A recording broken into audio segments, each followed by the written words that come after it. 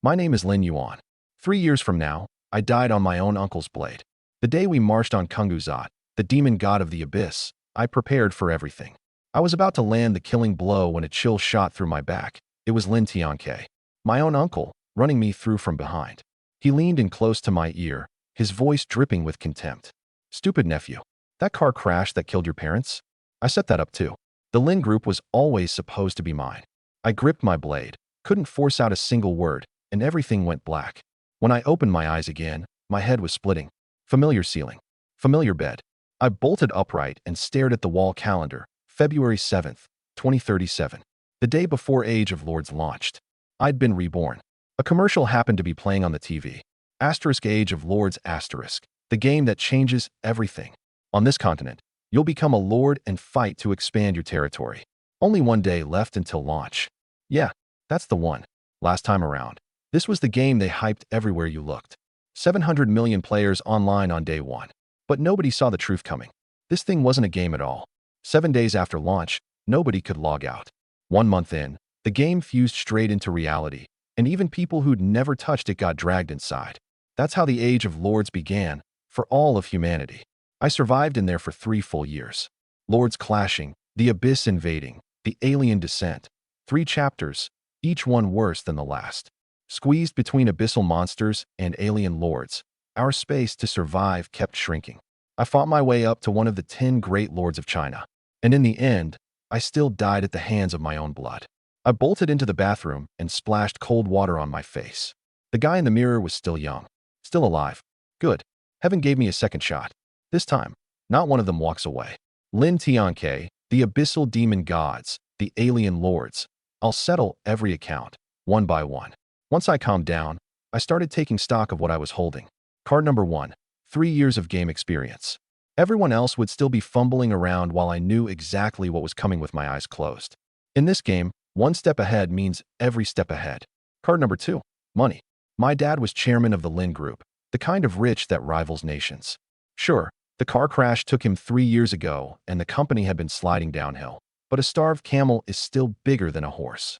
Cash out the shares I held, and I couldn't spend it in several lifetimes. That's when it hit me. I smacked my forehead. There was something way more important. Age of Lords let you top up early. After launch, they capped it at 1 million per person per day for fairness. But before launch, no limit at all. Last time I put in 10 million and used it to jump out ahead, snowballing all the way to the top 10 lords. So many nights I woke up kicking myself. What if I'd put in 100 million instead of 10? How far could I have gone? This time, I wouldn't hold back. I grabbed my phone and dialed. Master Lin Yuan, what can I do for you? Butler Lee's voice came through. Butler Lee, within 12 hours, liquidate every share I hold. What? The Lin Group shares, the stocks in my name, sell it all. Luxury cars, watches, antiques, anything sellable, sell it. I'll take a lowball price. Silence on the other end for a few seconds. Master, has something happened? Have you been kidnapped? I'm perfectly fine. I took a deep breath. If there are contracts to sign, bring them to the villa. You've got 12 hours. Move fast. All right, I'll get on it right away. Butler Lee had been with our family since my dad's time. He'd watched me grow up. His loyalty was beyond question. Right now, I only wanted to know one thing. In under a day, how much could I actually pull together? Noon the next day, I had my answer. Half a day was too short.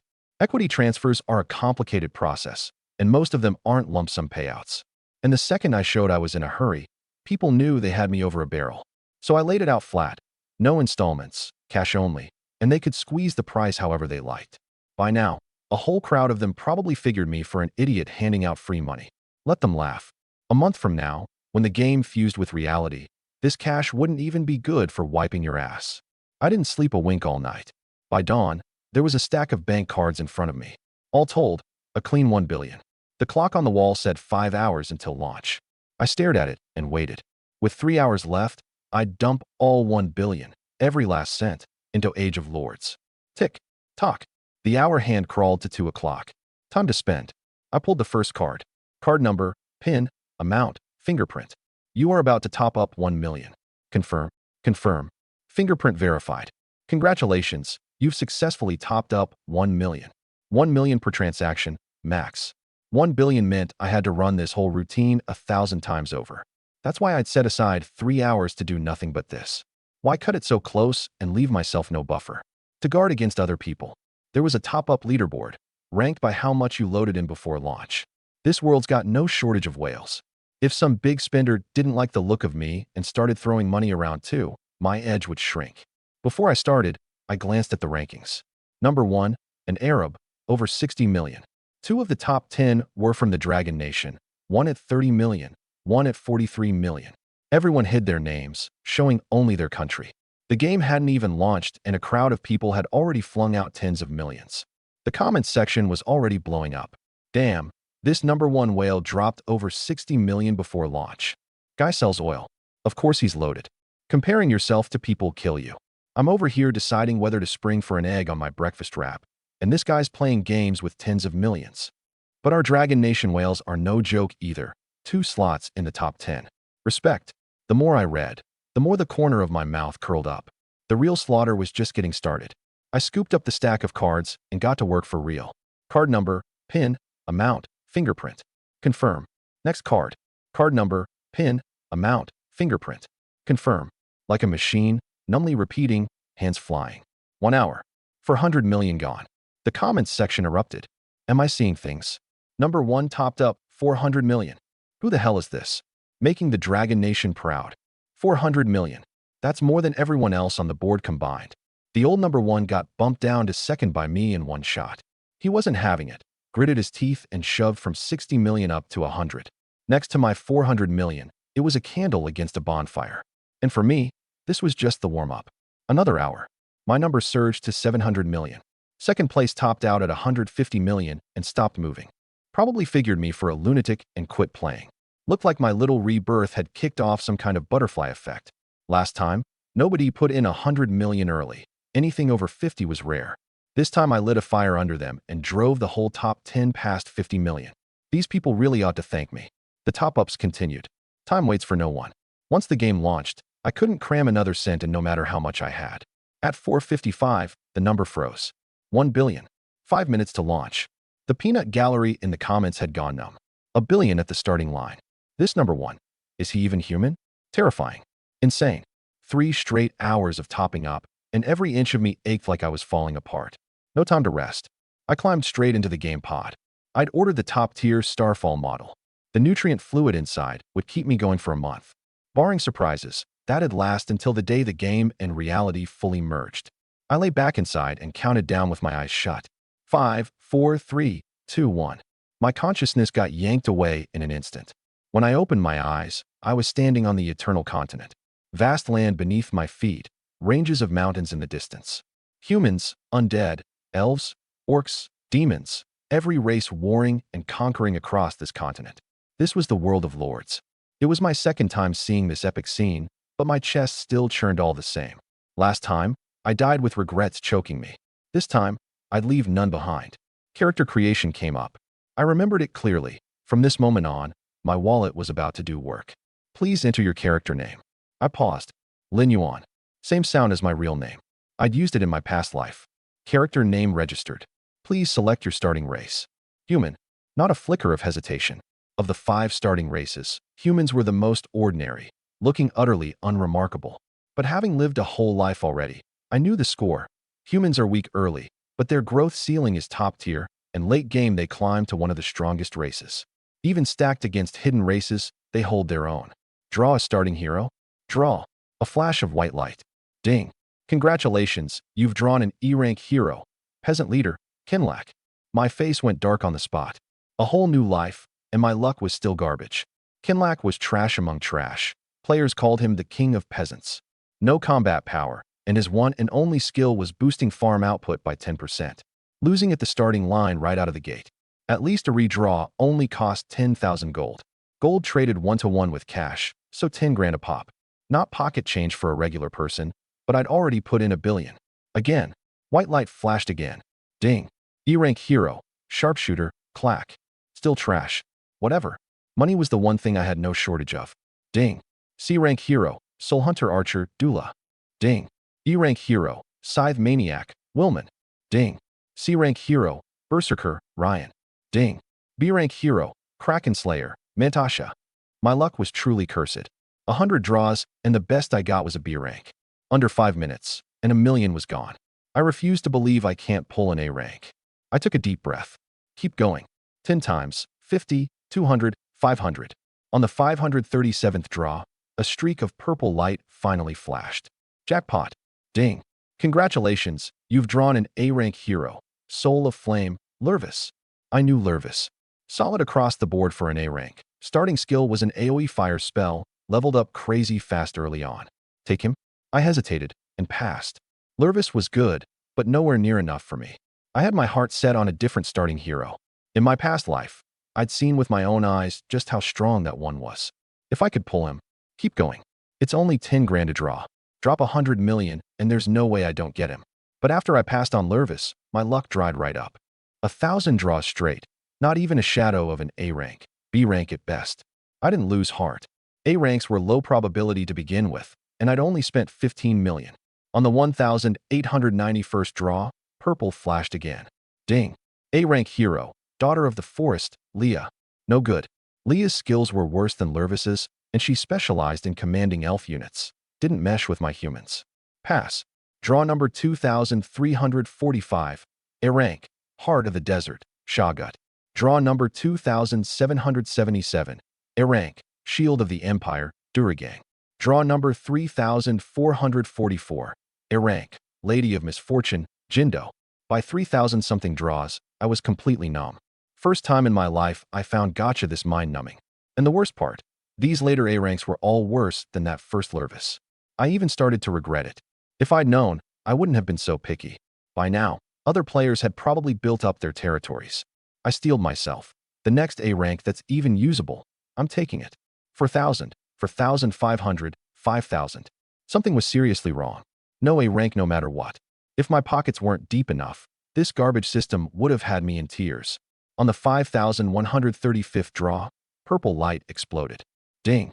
Congratulations, you've drawn an S-rank hero, Sword of Sealing, Altoria. I froze for a second, then flooded with pure joy. Over 5,000 resets, and I'd finally pulled her, Sword of Sealing, Altoria. To be precise, her title was the Sealed Sword of Victory. The divine weapon in her hand was still locked under a seal. Players had to clear an insanely difficult hidden quest to break it.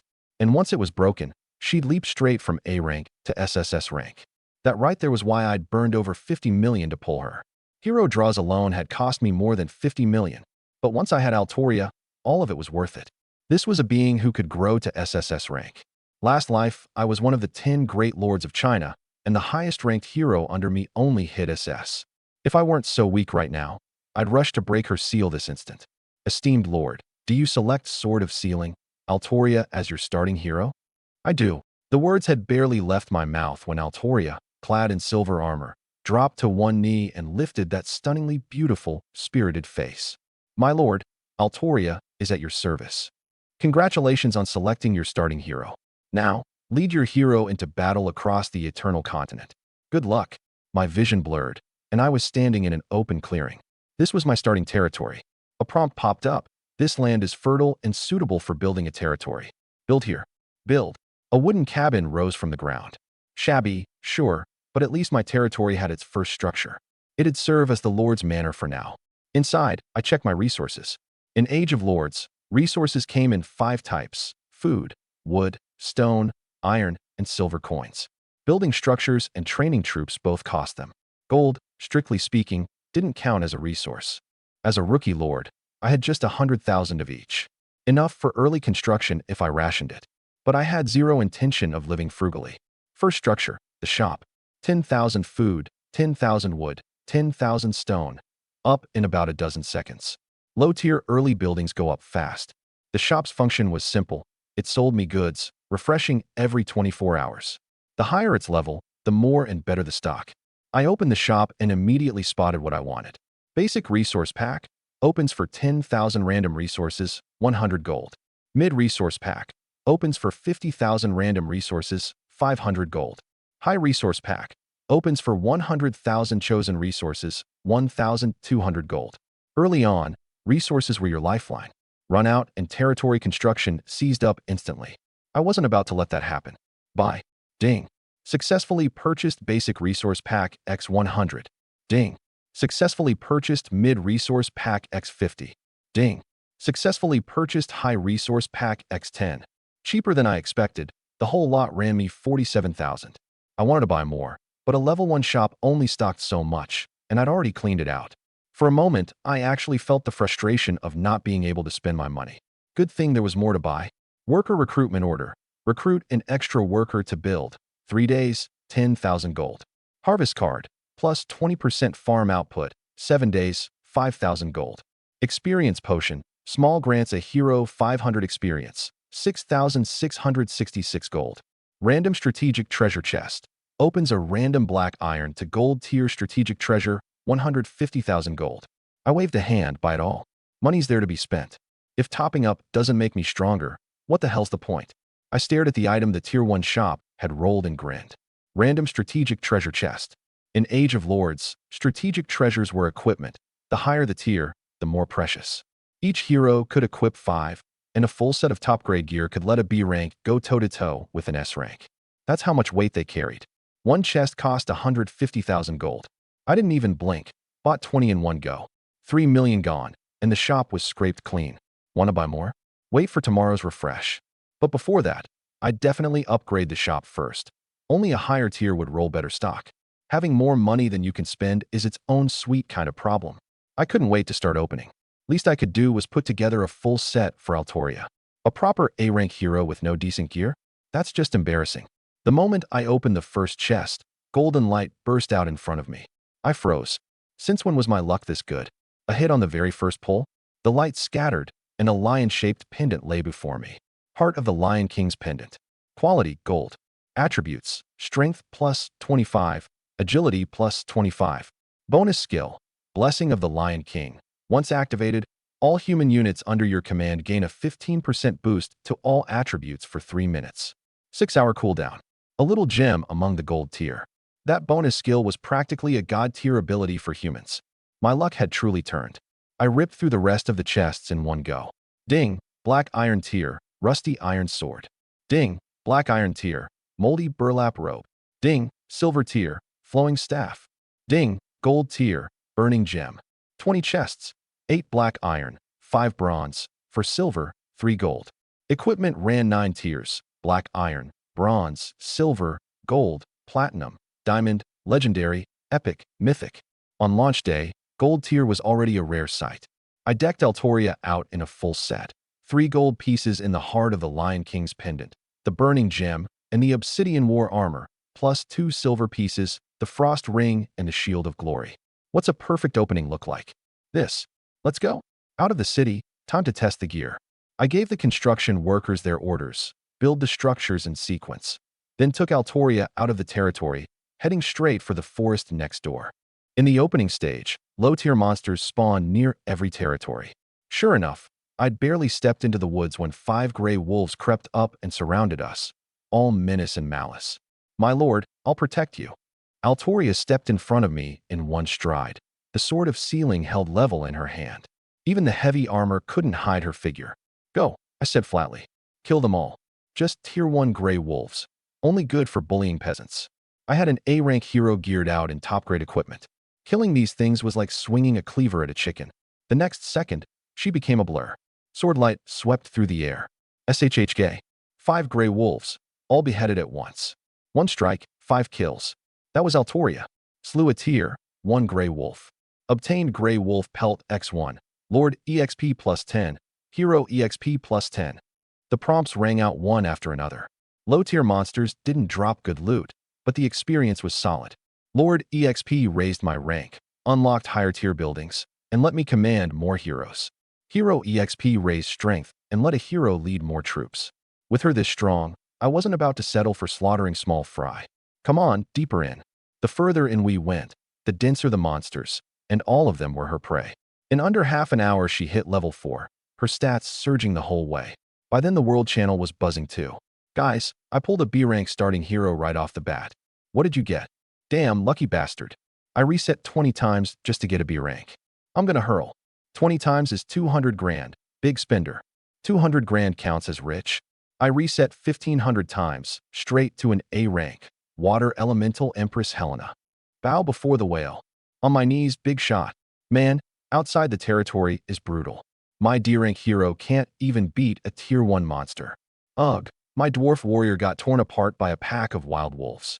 Heroes can revive, but loyalty tanks hard. Don't even. All tiers here. Us regular folks better build up more troops before heading out. I read through it all, and the corner of my mouth curled up on its own. Most people were still getting mauled to death by wild monsters, and my hero was almost level 5. This life, history would not repeat itself. My fate was mine to rewrite. Swish. Another gray wolf went down. White light flashed, and Altoria jumped straight to level 5. Leveled up again. I looked at her and smiled. How's it feel? Thank you for your concern, my lord. It feels wonderful. A flush of red rose to her cheeks. It's my honor to follow you. Hero Altoria's loyalty increased by 1. Currently, 81. Hero Altoria learned a skill, Holy Light Barrage. Loyalty was a matter of life and death in Age of Lords. If a hero fell, or if a lord did something against her will, loyalty dropped.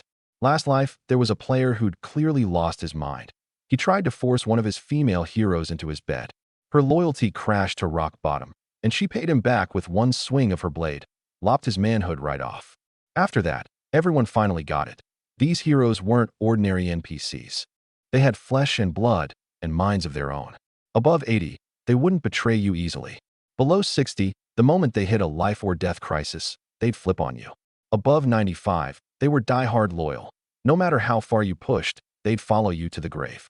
What caught me off guard was that Altoria learned her first skill at level 5. Fitting for an S rank, an A rank probably wouldn't get one until level 10. A thought crossed my mind, and I pulled up her panel. Hero, Altoria S rank. Title, Sword of Sealing. Level 5. HP, 1500/1500 MP. 350/350. Attack, 240 to 430 defense, 170. Strength, 160 agility, 155 intelligence, 135. Skill, Holy Light Barrage. Channels holy light into the blade. 3 consecutive strikes, each dealing 150% damage, double against dark creatures. I quietly marveled. An S rank could be this strong. My lord, a large pack of gray wolves has gathered up ahead, she said suddenly. I followed where she pointed. A dark, swarming mass, 100 at least. Gray wolves packed this tight meant one thing. A boss was nearby. My eyes locked onto the largest one. Twice the size of a normal gray wolf, its fur stiff as steel needles, its eyes a violent, bloody red. Mutant Gray Wolf King, Silver Tier Boss. Level 5. HP, 12,000. Attack, 120 to 150 defense, 70. Skills, unknown. A mutant strain among the wolf pack, with terrifying speed and strength. King of its kind. Not sure whether to call it good luck or bad, but I'd run straight into a level 5 silver boss. By experience, something like this needed 1,000 tier 1 troops swarming it to have a shot. But I didn't have a single soldier with me besides Altoria. Go back for troops? By the time I returned, it'd be long gone. I hesitated a couple of seconds, then turned to her. Can you handle it? She nodded firmly, her eyes full of confidence. I won't fail you. Then do it. I gave the order. Clear out the outer wolves first, then deal with the king. Altoria circled to the edge of the pack. The wolves quickly caught her scent and lunged, howling. But these ordinary ones were no match for her at all. As her blade rose and fell, they dropped before her one after another. Wave after wave of hit and run, and the pack thinned with every pass. She'd cut down around 20 when the mutant Gray Wolf King finally snapped. Ruhar. With one furious roar it charged straight at Altoria, and the outer wolves closed in and surrounded her. The fight was on. She wove through the wolf formation with her holy sword, nearly 1 kill per stroke. The Wolf King slammed a claw down. She dodged lightly aside. She whipped her blade back and drove it deep into the massive body. Minus 356. Blood-red damage numbers burst above the Wolf King's head. Fitting for an S rank, especially with a full set of strategic treasures on her. I watched Altoria dance through the pack. 1 strike per wolf, and the ones around her kept dwindling. The mutant Gray Wolf King's health bar dropped to 12,000, 9,000, 6,000, 3,000. She dodged the vast majority of its attacks, and even the hits that landed head-on couldn't dent her. No surprise, her gold-tier obsidian war armor had her defense maxed. The instant its health dropped below 3,000, the battlefield shifted. With a long howl, the Wolf King's eyes flooded with blood, its body swelling another size larger. It had gone berserk. Its claw came down at Altoria right then, far too fast for her to react. Luckily, the Shield of Glory triggered automatically. A phantom shield materialized in front of her, and when the claw smashed down, the shield shattered, taking the blow for her outright. Frost Prison. Without a moment's hesitation, she activated the Frost Ring S skill. Thick frost crystallized over the Wolf King's limbs, pinning it in place. Holy Light Barrage. Her blade blazed with blinding holy light, too fast for the eye to track. Minus 579. Minus 597. Minus 633. 3 strikes in a row, and the Wolf King's already thin health bar was slashed down by more than half. The rest was a foregone conclusion. Stroke after stroke, each one carrying off another chunk of health. In under a minute, that colossal body crashed to the ground. Slew Silver Tier Boss Mutant Grey Wolf King. Obtained Grey Wolf King's Heart X1, Wolf Fang Necklace X1, Grey Wolf Knight Summoning Scroll X1, Lord EXP plus 2000, Hero EXP plus 2000. Altoria shot straight up to level 7. Right after, a world announcement rang out. Dragon Nation player Lin Yuan is the first player to slay a Silver Tier boss. Rewards obtained: Random Gold Tier Strategic Chest X3, High Resource Pack X10, Equipment Enhancement Stone X100, Hero Recruitment Order X1. 1 stone, 1,000 ripples. The chat channel exploded instantly. Damn, for real? I haven't even touched a normal wild monster outside my city, and someone's already farming bosses. And there's a first kill reward. That's way too juicy. Comparing yourself to people really does kill you. Who the hell is Lin Yuan, this strong? Another Dragon Nation player, making us proud. Cute girl here, please take me in and spoil me. Big bro Lin Yuan. Boo-hoo-hoo. Knock it off, upstairs. Forget cute girl, whip it out, and it might be bigger than mine. Of course I knew how big a wave the first kill announcement would kick up, but I didn't care. Various factions wanted to target me? Go ahead. I was reborn, and I dumped $1 billion into this. I had that much backbone. I opened my inventory and looked through the rewards one by one. Wolf Fang Necklace, Silver Tier, Average. 3 random Gold Tier Strategic Chests. Nice, but useless to me. Altoria's full set of strategic treasures was long since assembled. High Resource Packs opened a pile of resources, but I wasn't short on those right now either. What really got me going were the Hero Recruitment Order and the Grey Wolf Knight Summoning Scroll. Hero Recruitment Order Special Item. Recruits a random hero of B rank or above. Collect 10, and there's a 50% chance to recruit an S-rank hero. Grey Wolf Knight Summoning Scroll Special Item. When used, summons 50 tier, 2 Grey Wolf Knights sworn to you. I wasn't in a rush to use the recruitment order. A single one had too low a chance of pulling something top grade, and besides, I already had Altoria. Recruiting a few B-rank scrubs was pointless. I used the summoning scroll right away. A flash of white light, and 50 tier, 2 Grey Wolf Knights appeared before me. I didn't have much of an impression of this unit, but tier 2 out of the gate meant their stats couldn't be bad. I turned to Altoria. Take them and keep hunting. Once you hit level 10, we head back to the territory. She dropped to one knee, sword planted in the ground. By your command. The words had barely left her when she led the 50 riders charging into the depths of the forest. Grey Wolf Knights were tier 2 after all, far stronger than tier 1 militia. 3 of them could take down a Grey Wolf without a scratch. 2 bad units didn't level up from killing wild monsters, but at least all the experience went to the hero. So she leveled fast, and with the 50 riders, she plowed the entire forest end to end. 3 hours later, Hero Altoria's level has risen to 10. Learned a skill, Chivalry. Chivalry active skill. When activated, all human units under your command gain a 50% morale bonus and a 30% boost to all attributes for 30 minutes. 12-hour cooldown. My eyes lit up. A god-tier skill. A genuine god-tier skill. Holy Light Barrage was strong, but it was single-target damage. Chivalry buffed the entire army, and humans were exactly what I'd picked. Morale mattered enormously in this game. Aside from the undead, almost every unit type ran on it. When morale broke, troops deserted. When morale soared, they landed combos and crits more easily. All right, back to the territory. I waved her over. There was plenty of time to grind hero levels. Early on, territory construction was the lifeline. Back at the territory, both builders were working at once, and several new structures had already gone up in the city. The farmhouse for recruiting peasants. The militia camp for recruiting militia. The tavern for recruiting heroes and taking quests. The spearman camp and archer camp were still under construction. Once done, I could recruit tier 2 spearmen and archers. Honestly, humans were the weakest race in the whole game early on. Peasants and militia were pure junk, and spearmen and archers were nothing special either. But weak was temporary. Once I could recruit Tier 7 griffins, humans started to hit their stride. Once I got Tier 9 archangels, they became the daddy of every race. Besides, weak early only applied to regular players. I was a whale who'd sunk $1 billion in. If I still stood at the same starting line as them, what was the point of paying? On top of that, the top-up system was now capped at $1 million a day, so nobody could outspend me on that front. Add in a full life's worth of experience, and I was leagues ahead of the average player. That's when my gaze fell on the tavern. If I remembered right, in the early game, an extremely special NPC would appear in the tavern. Handle it a certain way, and you could get a special treasure out of him. That quest wasn't something just anyone could complete. Back when I first heard how it was done, I was speechless for a good while. But I'd lived this whole thing before and knew the entire process cold. No reason to pass up this chance.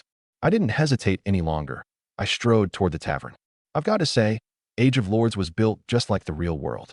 The moment I stepped in, the noise of the crowd and the clinking of glasses poured into my ears. The whole tavern was split into two parts. One was the notice board, which posted quests daily. Difficulty ran: easy, normal, hard, adventure, nightmare, hell, plus an extremely low chance of a hidden quest spawning. If nothing caught your eye, you could re-roll with a quest refresh order. I scanned it. More than half were gray, a few white mixed in, and just one purple. Gray, white, and purple meant easy, normal, and hard. One hard tier out of 20 quests. High-tier quests really were hard to roll. The other part was the counter, where you spent silver to recruit heroes. Below tier 3, the tavern only refreshed 5 per day, mostly below B rank. Getting an A rank meant your ancestors' graves were smoking with good fortune. But none of that mattered to me. I'd come for one thing only, that hidden quest. I swept the room and locked onto a man drinking alone with his head down. Brown, curly hair, a face so generic you'd lose it in any crowd. But those eyes carried an indescribable slyness. That was him. I walked over and sat down across from him. Bartender, 2 rums. On me for this gentleman. The man looked up, caught off guard. You're buying me a drink? What, not allowed? I smiled. Drinking alone, doesn't it get lonely? It does, he said, downing his glass in one gulp and smiling too. But just drinking is dull. How about we make a bet? There it was. The flow was exactly right. All I had to do was play along. Bet on what? The simplest kind. Flip a coin, call it. He smiled. You win, and I give you my family heirloom. Betting that big. I shot back. And if I lose? He narrowed his eyes, a sharp glint in them. Then you just owe me 1,000 gold. In this game, cash traded 1-to-1 with gold, so 1,000 gold was $1,000. Not a small sum for a regular person. But I didn't blink. I took it right away. After all, my biggest edge was having money. With money, you could do whatever you pleased. Ding! The brown-haired man flicked the coin into the air, and it spun back down onto the back of his hand. His other hand clapped over it, and he looked up at me. Heads or tails? Heads, I said offhandedly. 50-50 odds either way, so it didn't matter which I called. What a shame, tails. He shook his head, all mock regret. I didn't bother arguing, and just tossed a pouch of gold across. A full 1,000. Again. I said it flatly. This kind of money didn't even register with me. Honestly, my luck was genuinely terrible. Even odds, and I lost 5 in a row. At least on the 6th, I finally called it right. Looks like Lady Luck favors you after all. He sighed and pulled a pocket watch from his coat, handing it over with the expression of a man cutting off a piece of his own flesh. This is my family heirloom. Battered pocket watch special item. Description: filthy and old, looks like antique-grade junk. I nearly laughed out loud. This guy had a real knack for messing with your head. He had the nerve to call this piece of trash a family heirloom. Last life, I already knew this brown-haired man had swindled who knows how many players. Bet with him, and there was no way you came out ahead. Lose, and 1,000 gold was gone. Win, and all you could pry out of him was a pile of junk. The players he'd driven to breakdowns and cursing fits could line up from the tavern out into the street. But I knew this guy's value went far beyond scamming people for money. The betting continued. I called the coin purely on instinct. 100 rounds in, I'd won 37 and lost 63, which meant in under half an hour, I'd lost over 60,000, and everything I'd won was a pile of junk with no attributes. Any regular player would have been cursing up a storm. But me, I was steady as a rock, and I kept betting. Round 53, round 72, round 87, round 99. 99 wins in a row achieved. The price was nearly 200,000 gold. But as long as I got that hidden treasure, it was all worth it. Looks like you're a bona fide gambler too. He smiled. In that case, let's play something bigger. Still flip the coin, call it. But this time, we bet 1,000,000. You in. 1,000,000. Any regular player hearing that number would go weak in the knees. That wasn't small change, enough to buy an apartment in a second or third-tier city. The key thing was, everything this guy had handed over so far when he lost was garbage. Even if I won this time, what if it was garbage again? You couldn't exactly throw hands with an NPC. This was the second hurdle of the hidden storyline. The first hurdle went without saying. You had to win 99 times to reach the next stage, and the whole way through, what you lost was real money, and what you won was a pile of trash. Pure test of mental fortitude. But the real test started now. 1,000,000 around wasn't something just anyone could stomach. Ding! The coin landed back on his hand. Heads, I said. Shame, tails. He lifted his hand and smiled. A dozen seconds, and 1,000,000 was gone. For me, this was just the start. After that, Lady Luck seemed to block me outright. Round after round, I didn't win a single one. That coin in his hand toyed with me, landing opposite my call every single time. In under 10 minutes, I'd lost a full 10,000,000. I didn't so much as change expression. Still going, he smiled, that slyness surfacing in his eyes again. Of course, I reached out and snatched the coin straight from his hand. But from here on, I flip, you call. His smile froze on his face. Stage 3 begin. The horn of counterattack, blown by my own hand. Ding! The coin rose, spun countless times, and landed back on my hand. You know the term sunk cost. I said slowly. It's the kind of cost you've already poured in and can never get back. Why do people sink deeper and deeper? Because the sunk cost keeps growing. Like this bet with you. I keep putting more in, and all I get back is junk. But this cost is nothing to me. A measly 1,000,000, pocket change. If I lose this round, I'll just keep betting until I win. I kept the coin covered and looked at him with a smile. Now tell me, heads or tails? He was silent for a few seconds, then finally shook his head, resigned. I lose. Even if I don't lose this round, I'll definitely lose to you in the next. These 2 treasures are yours. He casually tossed over a mask and a ring. Deceiver's mask special item. Description: when worn, freely change your appearance and race, without a flaw. Gambler's ring special item. Description: the wearer gains luck +10. A relic of a gambler who never lost a bet, still stained with blood. Said to bring good fortune. Seeing the attributes, I couldn't hide the smile on my face. 10,000,000 plus for these 2, a steal. Only, very few players could hold out to the end. And the only way to beat this guy was to snatch that coin from his hand. The thing was enchanted, and as long as he did the flipping, he'd win no matter how many times. Last life, it was a Middle Eastern tycoon who dumped over 50,000,000 before figuring out the pattern. He rose to the top on those 2 treasures and became a world-famous top-tier lord. This time, I got there first. And a hidden storyline like this was one time only. From now on, this NPC would never appear in any player's tavern again. Looking forward to our next meeting. Before leaving, he clapped me on the shoulder, his smile heavy with meaning. Honestly, even in my past life, nobody ever figured out who he really was. Some said he was just a conman gambler, and the treasures were passed down through his family. Others said he was the incarnation of the god of deceit in the mortal world, which was why he had such precious things. Didn't matter. I'd accomplished what I came for. I stowed the treasures and walked out of the tavern. While I'd been holed up inside, both the spearman camp and archer camp had finished construction. Both were only level 1, though, 20 spearmen and 10 archers per week, and recruiting them 8 resources. 1 spearman, 500 food, 500 iron, 500 silver.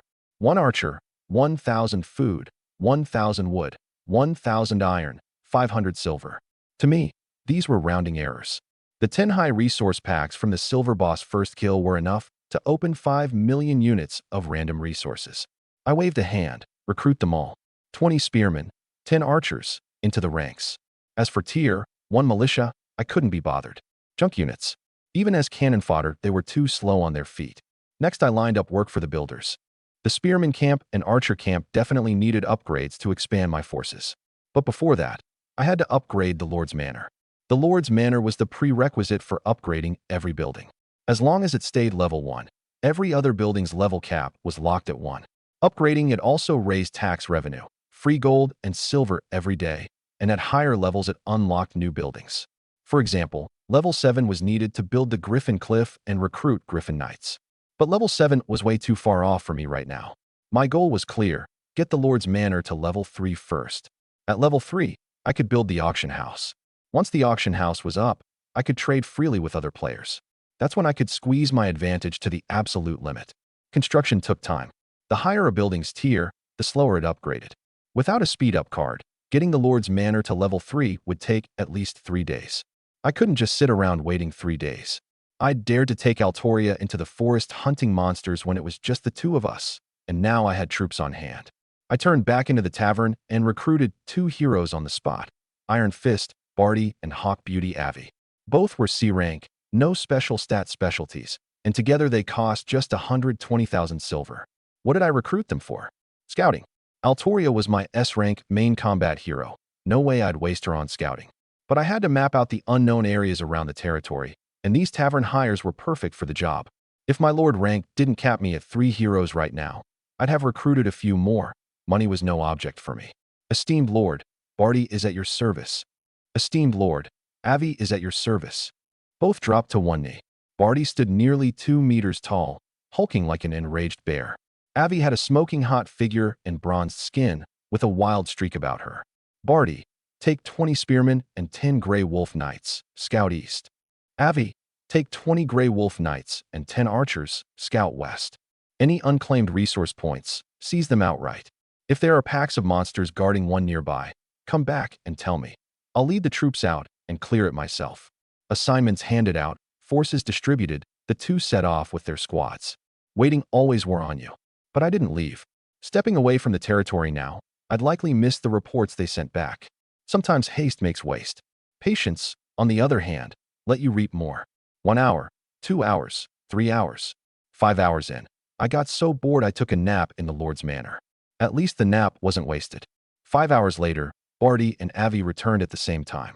Esteemed Lord, during our exploration, we seized a basic lumber mill, a basic farmland, and a basic iron mine. Barty dropped to one knee.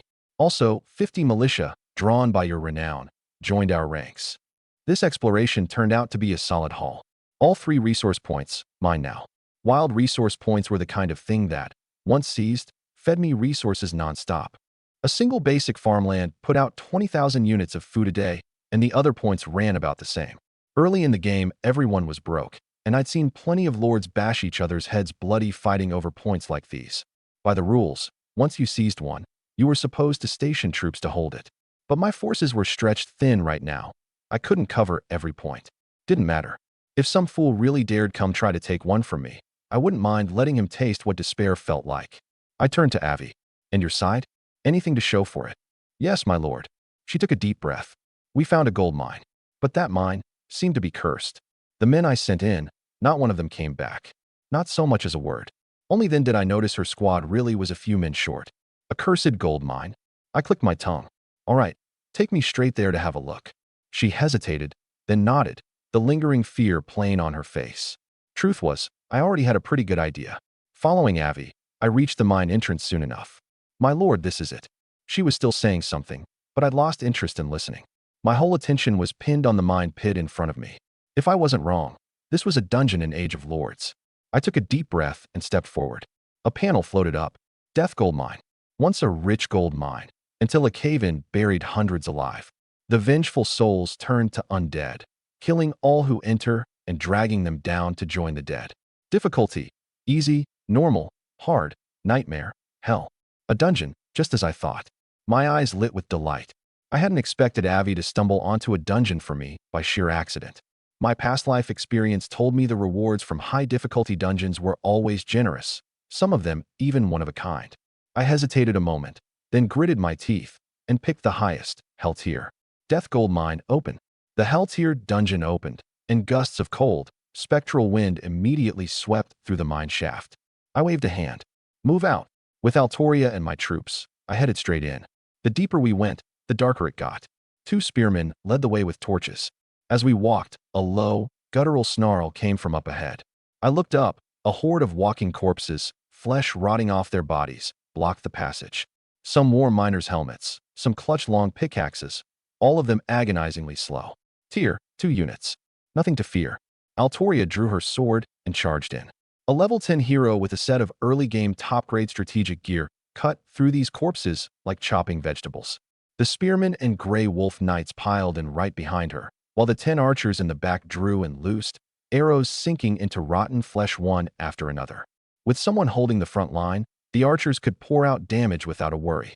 Iron Fist Barty and Hawk Beauty Avi joined in too. C-rank heroes, sure, but more than enough to handle tier 2 corpses. The corpse horde was ground to pieces in short order. Slew a tier 2 walking corpse. Obtained Rotten Heart X1, Lord EXP plus 30, Hero EXP plus 30. Slew a tier 2 walking corpse. Obtained Rotten Heart X1, Lord EXP plus 30, Hero EXP plus 30. Good spot for grinding levels. But I knew Hell tier wasn't this simple. The Death Gold Mine was a low-tier dungeon, true, but crank the difficulty up and clearing it was anything but easy. I kept pushing deeper. Around the halfway point, ghosts appeared among the blocking monsters. Tier 3 undead units, fast, hard-hitting, but thin on health. They surged up under cover of the corpses, and one swipe of a spectral claw tore a gray wolf knight clean in two. Still, their bodies were paper-thin, couldn't take more than 2 hits from a gray wolf knight. Casualties were unavoidable. I'm not the type to fret over troops. Troops were made to be sent to die, a worthwhile sacrifice traded for a bigger return. The kind of lord who wants to register every soldier's household ID is the real idiot. My lord, another batch is closing in. Altoria hadn't finished speaking before she'd already charged in. Sword up, sword down, another ghost dispersed. Honestly, without an S-rank hero like her, with the little bit of forces I had, I'd never have made it this far. This should be the last batch, I said, eyeing the fight and doing the math. For a low-tier dungeon like the Death Gold Mine, even on Hell, 5 waves of monsters was the ceiling. Next up would be the boss fight. I racked my brain for intel on this dungeon and came up blank. Being Reborn didn't make me all-knowing. I'd only run this dud of a dungeon a few times back at launch, and by the time I died the game was well into the mid to late stages. Who'd remember it? Through the narrow mine tunnel, the space suddenly opened up, a massive underground cavern. No, more like a great hall. Balance beams braced the walls all around, clearly man-made work. Most likely the miners had dug out the cavern and converted it into an underground chamber. My lord, shall I go in and scout? Altoria asked in a low voice. No rush. I shook my head and casually pointed at a gray wolf knight, sending him charging in with a torch held high. Scouting was a job I wasn't willing to send her on. The gray wolf knight took the order, raised his torch, and dashed into the hall.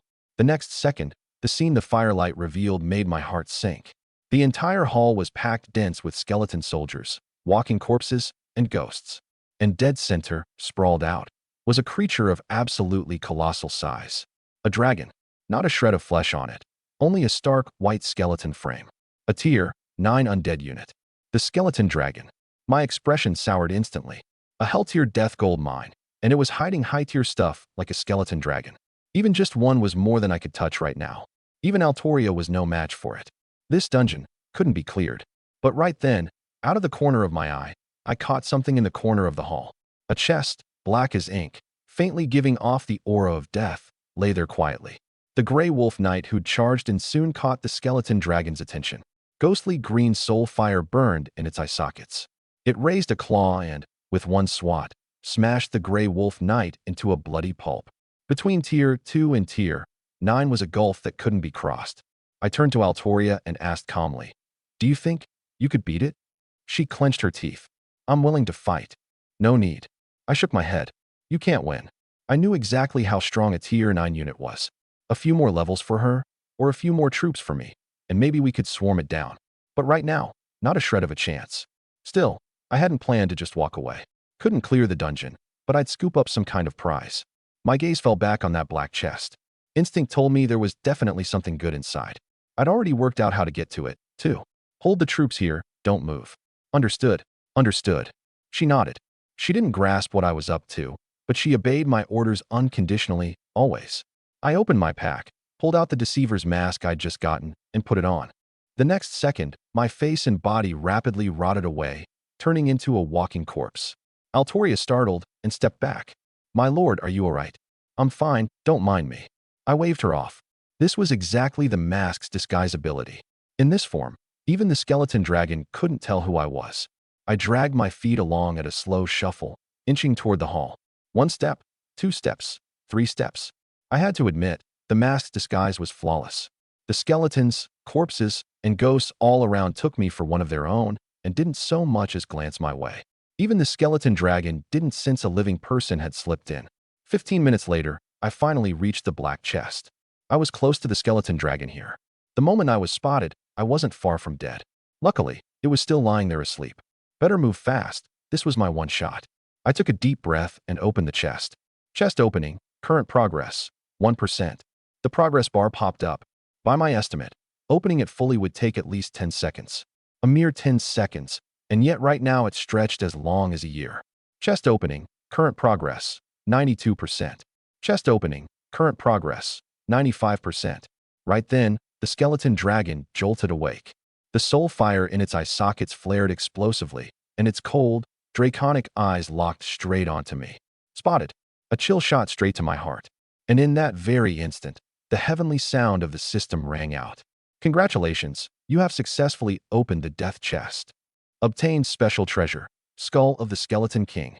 The same second the chest opened, the skeleton dragon's massive claw was already sweeping down at me with a rush of wind. I didn't even think. I just roared, "Exit dungeon." The next instant, my figure vanished from the spot and reappeared safely outside the death gold mine.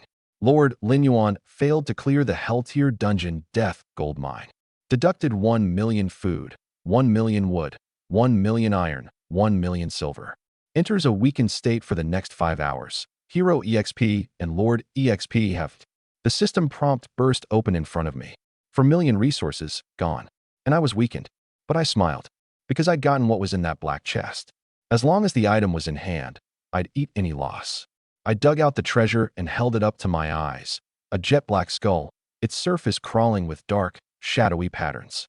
Skull of the Skeleton King, special treasure. When troops led by the wearer slay an enemy, 10% of the fallen are converted into tier 1 skeleton soldiers. Skeleton soldiers can be fused up through the tiers. Skeleton soldier, skeleton warrior, heavy skeleton warrior, skeleton knight, heavy skeleton knight, dark skeleton knight, skeleton king, hell skeleton king, skeleton emperor. All skeleton units under your command, plus 30% to all attributes. I stared at the description, and my heart lurched. I remembered now. Last life, this thing ended up in the hands of a North American undead lord named Blackhill, one of North America's 10 great lords, known as the Skeleton Emperor.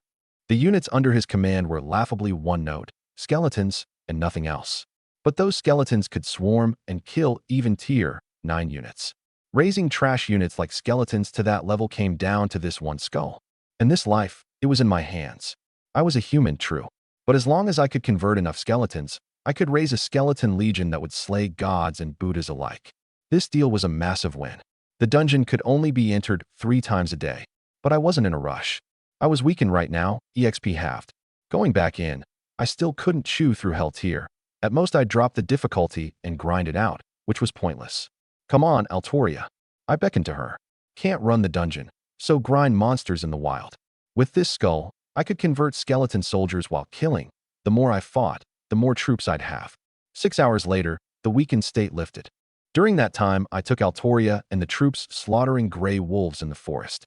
Even with EXP halved, Altoria still climbed all the way to level 12. More importantly, I'd converted 160 skeleton soldiers. Rows of skeletons stood before me. Junk of the lowest tier. A tier 2 spearmen could sweep away a whole swath of them with one swing. But that didn't matter, because I had the skull. I activated the treasure's ability outright. A black magic circle exploded before me, and 2 skeleton soldiers were drawn in. The next second, a tier 2 skeleton warrior clutching a rusty sword slowly rose out of the circle. My eyes gleamed. It worked. 2 fused into 1. I didn't stop, kept fusing. 160 tier 1 skeleton soldiers became 80 tier 2 skeleton warriors in the blink of an eye. The circle opened again, and the 80 warriors fused into 40 tier 3 heavy skeleton warriors. Besides the rusty swords, they now had heavy armor on their bodies, defense noticeably tougher. Tier 3 was good enough. I stopped. 40 tier 3 units in 6 hours. A fat harvest. The moment the weakness passed, I led the squad straight back to the Death Gold Mine's entrance. This time I picked hard tier. Couldn't beat hell tier, and I'd hold off on nightmare too, dropping straight to hard. The rarest item, the skull, was already in hand. Now running the dungeon was all about the experience. Hard tier, easy as expected. The first wave was all skeleton soldiers, barely a few tier 2 corpses. After tasting hell tier, coming back to this felt like the newbie village. Altoria led the squad in a straight steamroll. The heavy skeleton warriors showed their worth here. 2 strikes per tier, 2 corpse. The feeble attacks from skeleton soldiers and corpses landing on their heavy armor felt like a tickle. Only tier 3 ghosts could hurt them, but ghosts were rare on hard tier, and the few that popped up here and there got casually chopped down by Altoria. We steamrolled all the way to the boss stage. Guarding the hall was no longer the skeleton dragon, but a tier 5 dark priest, 10 ghosts, 20 corpses, plus a pile of skeleton soldiers. This lineup, I couldn't be bothered to give a second look. Heavy skeleton warriors, clear the way, I ordered flatly. I'd converted another dozen plus heavy skeleton warriors on the way in. My squad had grown instead of shrunk. 50-odd heavy skeleton warriors advanced with crushing force. The skeleton soldiers and corpses died under their blades before they could even fight back. The ghosts came surging in. 2 ghosts flitted like specters up to a heavy skeleton warrior, and 4 spectral claws tore straight through its armor, ripping it to pieces. Altoria wasn't about to let them run wild. With a low shout, she cut into the enemy ranks. Holy light wreathed her blade. Holy light barrage. Every stroke of sword light precisely snuffed out a ghost. The dark priest couldn't sit still. It stepped forward, raised its scepter high, and chanted, "God of the undead, rain down punishment upon these foolish mortals." As the incantation finished, the ground beneath us turned into a black mire. Dark swamp. Enemies who stepped in slowed down and had their attributes lowered. Altoria, kill him outright.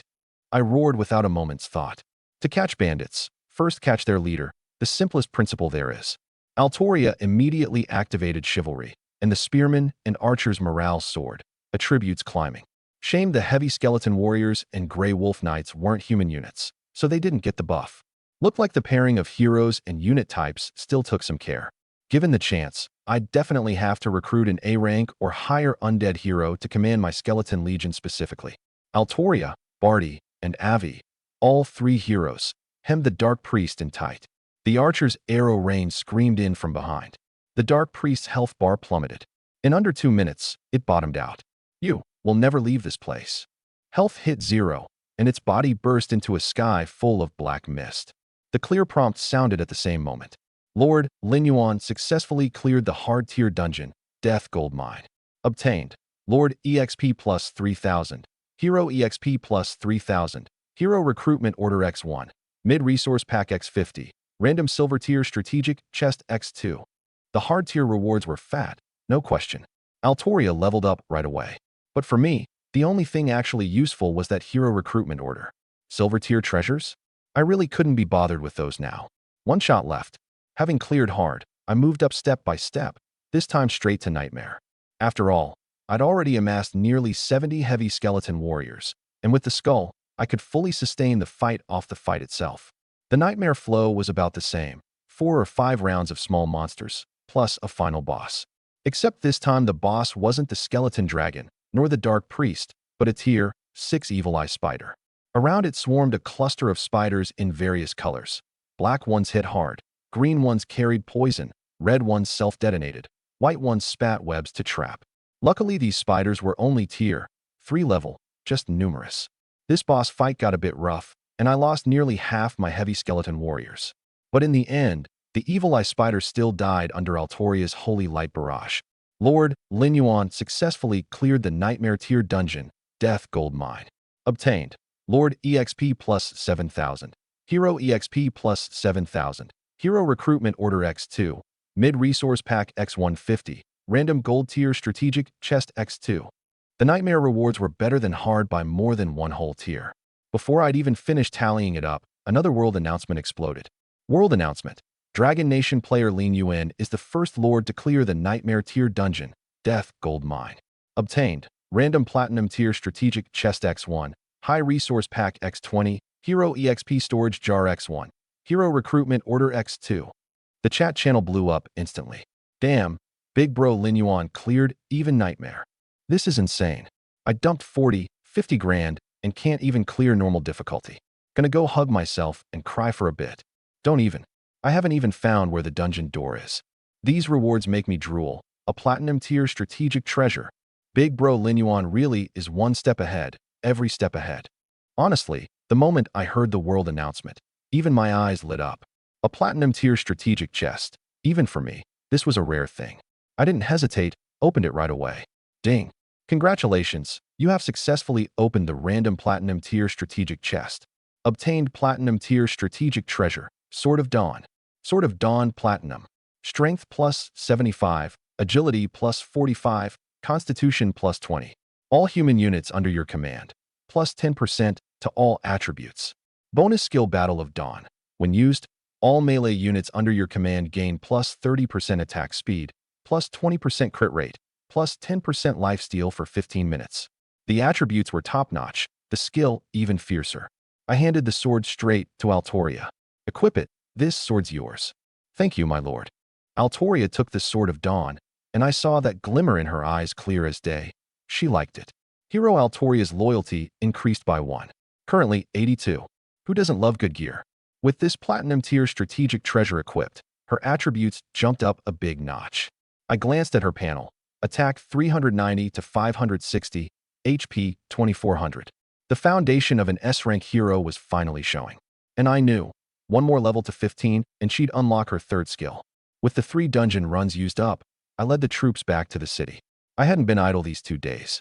The Lord's Manor hit level 2, bringing in 2,000 gold and 20,000 silver a day. The Spearman Camp and Archer Camp had both leveled up too, and my forces kept multiplying. But forces weren't the point for me at all right now. I wanted one thing only. Push the Lord's Manor to level 3 and get the auction house built. Only then could I really slam down my "I've got money" card. Too much money, no way to spend it. Can you believe that? Somehow that counts as a problem too. But I wasn't worried. On launch day, I was already way out ahead of everyone. Over the next 2 days, I ran 3 Nightmare Death gold mine trips daily with Altoria. Her level shot up like a rocket, hitting 20 in 2 days, unlocking 2 skills in one go, Glorious Holy Shield and Divine Seal. One absorbed 1,500 damage, cleared debuffs, and buffed the whole army's defense. The other locked an enemy down hard, up to 10 seconds, slashing all their attributes by 30%. At this point, her true strength was only just beginning to surface. Don't forget her title was Sword of Sealing. The current her was still locked away. A treasure buried underground. Only by breaking the seal do you learn how deep it runs. But that was still a ways off. It had only been 3 days since launch. And in those 3 days, the Lord's Manor finally reached level 3. Right after, the auction house I'd been longing for finished. The plan could start moving. The auction house had just been built, but I didn't rush over. First, I detoured into the tavern. I walked up to the owner, casually tossed out 10 gold, and asked with a smile, "Boss, has a strange acting alchemist come by lately? Remember him?" This NPC spawned randomly, and I didn't have time to sit and wait for a rabbit to run into a tree stump. Since I knew who to find, I'd just go dig up the intel directly. The owner scooped up the gold and said with a grin, "You're looking for Araki, huh? That guy's plenty weird. Every time he comes to drink, he adds all sorts of junk to his booze. Last time, he even tried to add a fire salamander's pancreas. Nearly blew my shop sky high. Araki, that was him. The one who issued the 100 quest chain." I pressed down the excitement in my chest. "So where is he?" The owner pulled out his ledger, flipped a few pages, and slapped it. "Starlight City, Silver District number 87. It's the address he left. Last time, he even had me ship 2 crates of rum there." "Thanks." I noted the address and turned to leave. I knew where Starlight City was. Besides running dungeons these past few days, I'd sent my other 2 heroes out to map the terrain. It was the nearest major city to my territory. At full speed, 3 hours to get there. No hesitation. Move out. 3 hours later. Starlight City, Silver District number 87. Honestly, this city was worlds more prosperous than my territory. Next to this place, my territory was basically a farmhouse. But that was fine. A territory started from nothing. One day, Linyuan City would be even livelier than this Starlight City. I raised a hand and knocked. The door opened, and a man with a messy head of hair poked out, his face full of confusion. "Who are you looking for?" "Mr. Araki, I've come specially to visit you." "Visit me?" He looked even more baffled. "You know me? I've long heard your name. A very talented master of alchemy." I smiled and eased into the pitch. "I heard you've been collecting special monster materials lately. Is that right?" Flattery gets you everywhere. When you're there to pick up a quest, keeping a low posture never hurts. "Master is a stretch," he said, scratching his head. "Alchemy is vast as the sea, and I've barely glimpsed its threshold. But I really am collecting materials. If you could help me get them, I'd be truly grateful." Accept quest. Araki's commission? Accept. The 100 quest chain in hand. My recent experiments need 50 gray wolf hearts, Araki said. Can you get them? Gray wolf hearts. I had plenty in stock. The gray wolves that had died by my hand these past days numbered in the thousands, if not tens of thousands. I turned them over on the spot. Lord Linyuan completed quest, Araki's commission. Reward.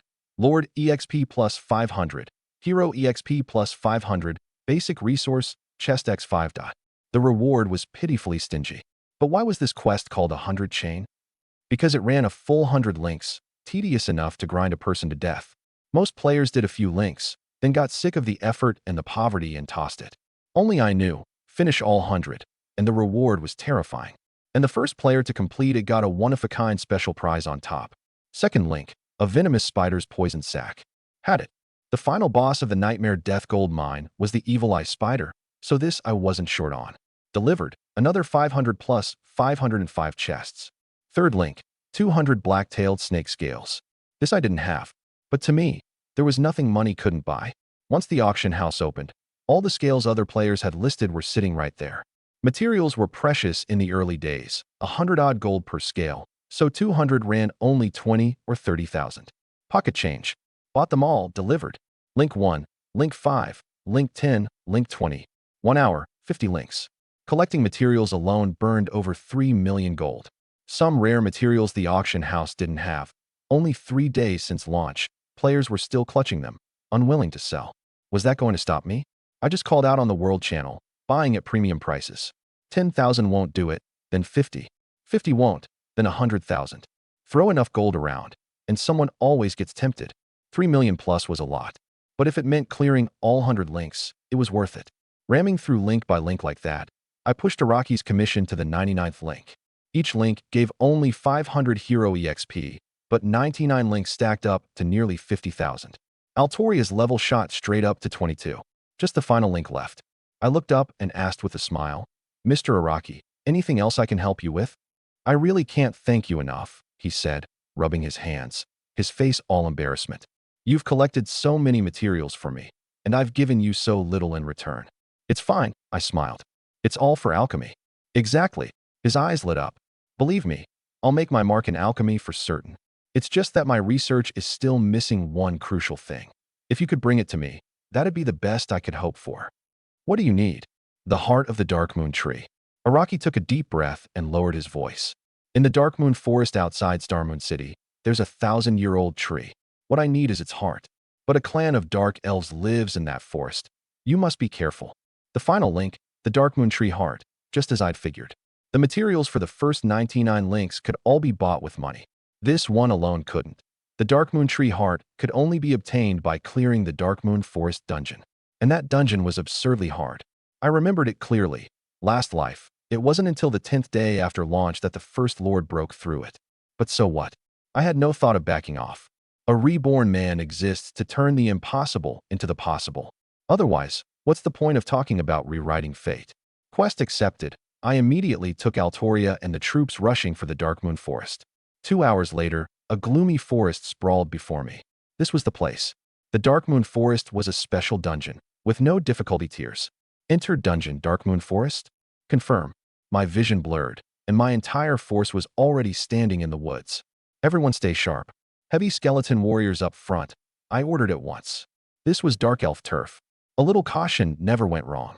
Turns out I wasn't overthinking it. We hadn't gone far. Flip, flip, flip. The sound of tearing air erupted, and a sky full of black arrows came raining down. Good thing the ones out front were the max defense heavy skeleton warriors. Even so, more than a dozen were shot through and dropped on the spot. Tier 3 units, gone just like that. The killing power of that arrow rain was frighteningly fierce. It's the Dark Elves. Altoria made a snap decision. Grey Wolf Knights, charge in. Suppress those Dark Elves' arrow rain for me. I didn't cut in. Her call was sound. In a situation like this, suppress the fire first. Heavy skeletons were too slow, no use here. The only ones who could do the job were the Grey Wolf Knights. Their tier wasn't high, but the beasts had first-rate mobility, running through the woods like it was open ground. The Grey Wolf Knights plunged in, and the arrow rain immediately thinned. Time bought. The skeleton legion surged into the tree shadows and began reaping. The screams of the dark elf archers slammed into my ears one after another, and then a corpse was flung to my feet. 30 archers, all cleared. Tier 3 units, high attack, long range, but absurdly fragile. Getting close, and they were fish on the chopping block. This fight went beautifully. Almost no casualties. The credit all Altorius. Nicely done. I smiled, and was about to convert this pile of corpses into skeleton soldiers. Before my hand even lifted, an ice-cold voice sounded right against my ear. Human, this is not a place you can set foot in. And these undead revolting. The words had barely fallen when 34 sword-wielding figures burst out from the tree shadows. Tier 3, Dark Elf Swordsman. High attack, high agility, and still fragile. I wasn't the least bit rattled. Heavy armored troops like the heavy skeletons were natural counters to light armored types like these. My eyes fixed on one wielding twin swords. His aura was clearly fiercer than the rest, the pair of blades in his hands covered in black runes. Dark Elf Sword Master, Silver Tier Boss, level 20, 36,000 health. His skill bar carried Dark Sword Dance and Dark Twin Sword Slash. A minor boss. Here it came. He cut a single step into my formation, twin swords whirling like butterflies, one skull off each heavy skeleton, not so much as blinking. Altoria wasn't about to let him hack away like that. Holy light burst on her blade. Holy light barrage. Minus 1,165.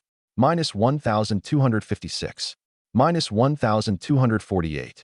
3 blood-red numbers popped above the Swordmaster's head, his health bar dropping a notch in an instant.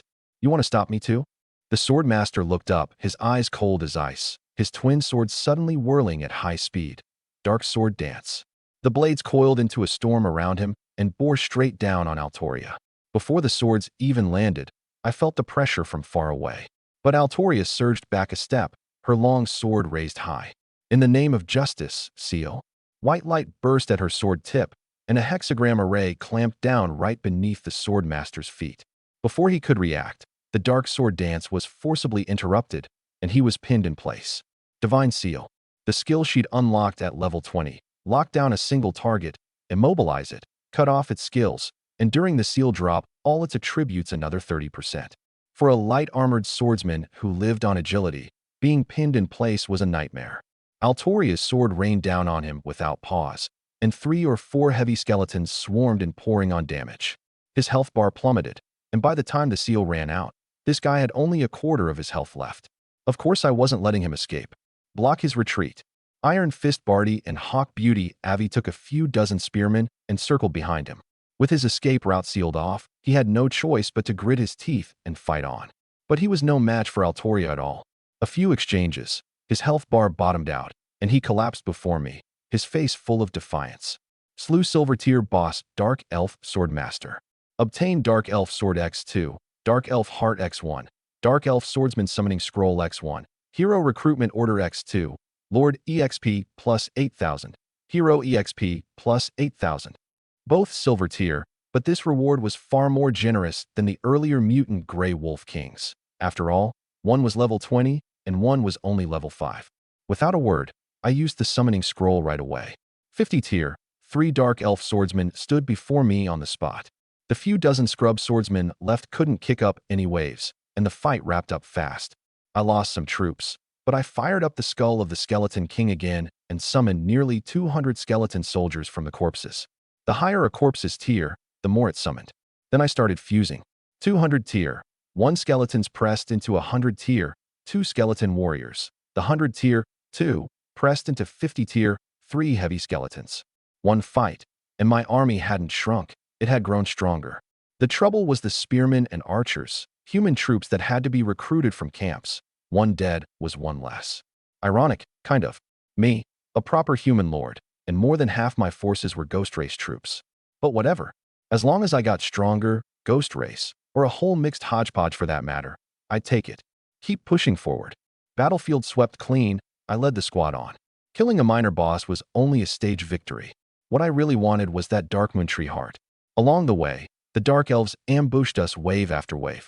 Swordsmen, archers, mages, assassins, all uniformly tier 3, 50 to 80 per round at minimum. Without a treasure like the skull of the Skeleton King, my meager forces would have been used up long ago.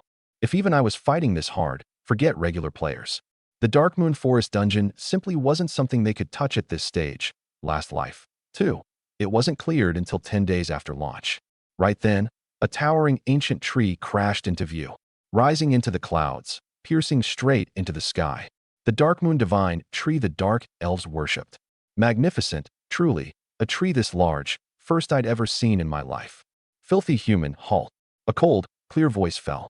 I traced it to find a tall dark elf queen in a black short formal dress standing before me, looking down at me from on high. Her grayish-black skin carried an exotic air, a black grimoire hovering at her side, dense dark magic swirling around her. Honestly, this queen was stunning. Shame she had no intention of letting me look longer. Kill him. She pointed a finger, and 4 dark shadows lunged at me. 4 twin-sword dark elf sword masters, obviously her personal guards. Protect the Lord. Altoria charged up, single-handedly blocking 2 sword masters. A large mass of heavy skeletons swarmed the other 2. Sword masters were strong, but they couldn't withstand a few dozen heavy skeletons ganging up. My skeleton C was already taking shape, a level 20 silver boss. In the face of a human wave, they still couldn't hold. Altoria pinned down 2 on her own, and the other 2's health bars dropped steadily in the skeleton pile. The situation was lopsided in my favor. But that queen still hadn't lifted a single finger. Protect Her Majesty the Queen. A shout rang out, and a large mass of dark elves poured out behind the queen. Swordsmen, archers, assassins, all slamming forward. My skeleton army collided head-on with the dark elf army. The final boss fight, a hard battle. I had to crush this wave first before I could formally cross swords with the queen. Fight for the Lord. Altoria raised the Sword of Dawn high and fired its bonus skill outright. Battle of Dawn. Holy Radiance burst on the blade. With this skill up, all melee gained 30% attack speed, 20% crit, and 10% lifesteal for 15 minutes. A platinum tier treasure was truly fierce. The whole force was instantly maxed out. System prompts slammed into my ears one after another. Slew silver tier boss Dark Elf Sword Master. 4 times in a row.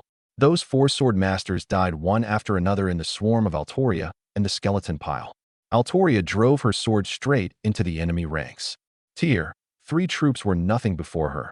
Under her sweeping, all-out sword momentum, they fell one after another. Watching her clansmen die in swaths before her, the queen furrowed her brow. Despicable human, you'll pay the price. She stepped forward, the grimoire flapping open, dark energy condensing into dozens of magic bolts that blasted straight at my troops. Boom, boom, boom.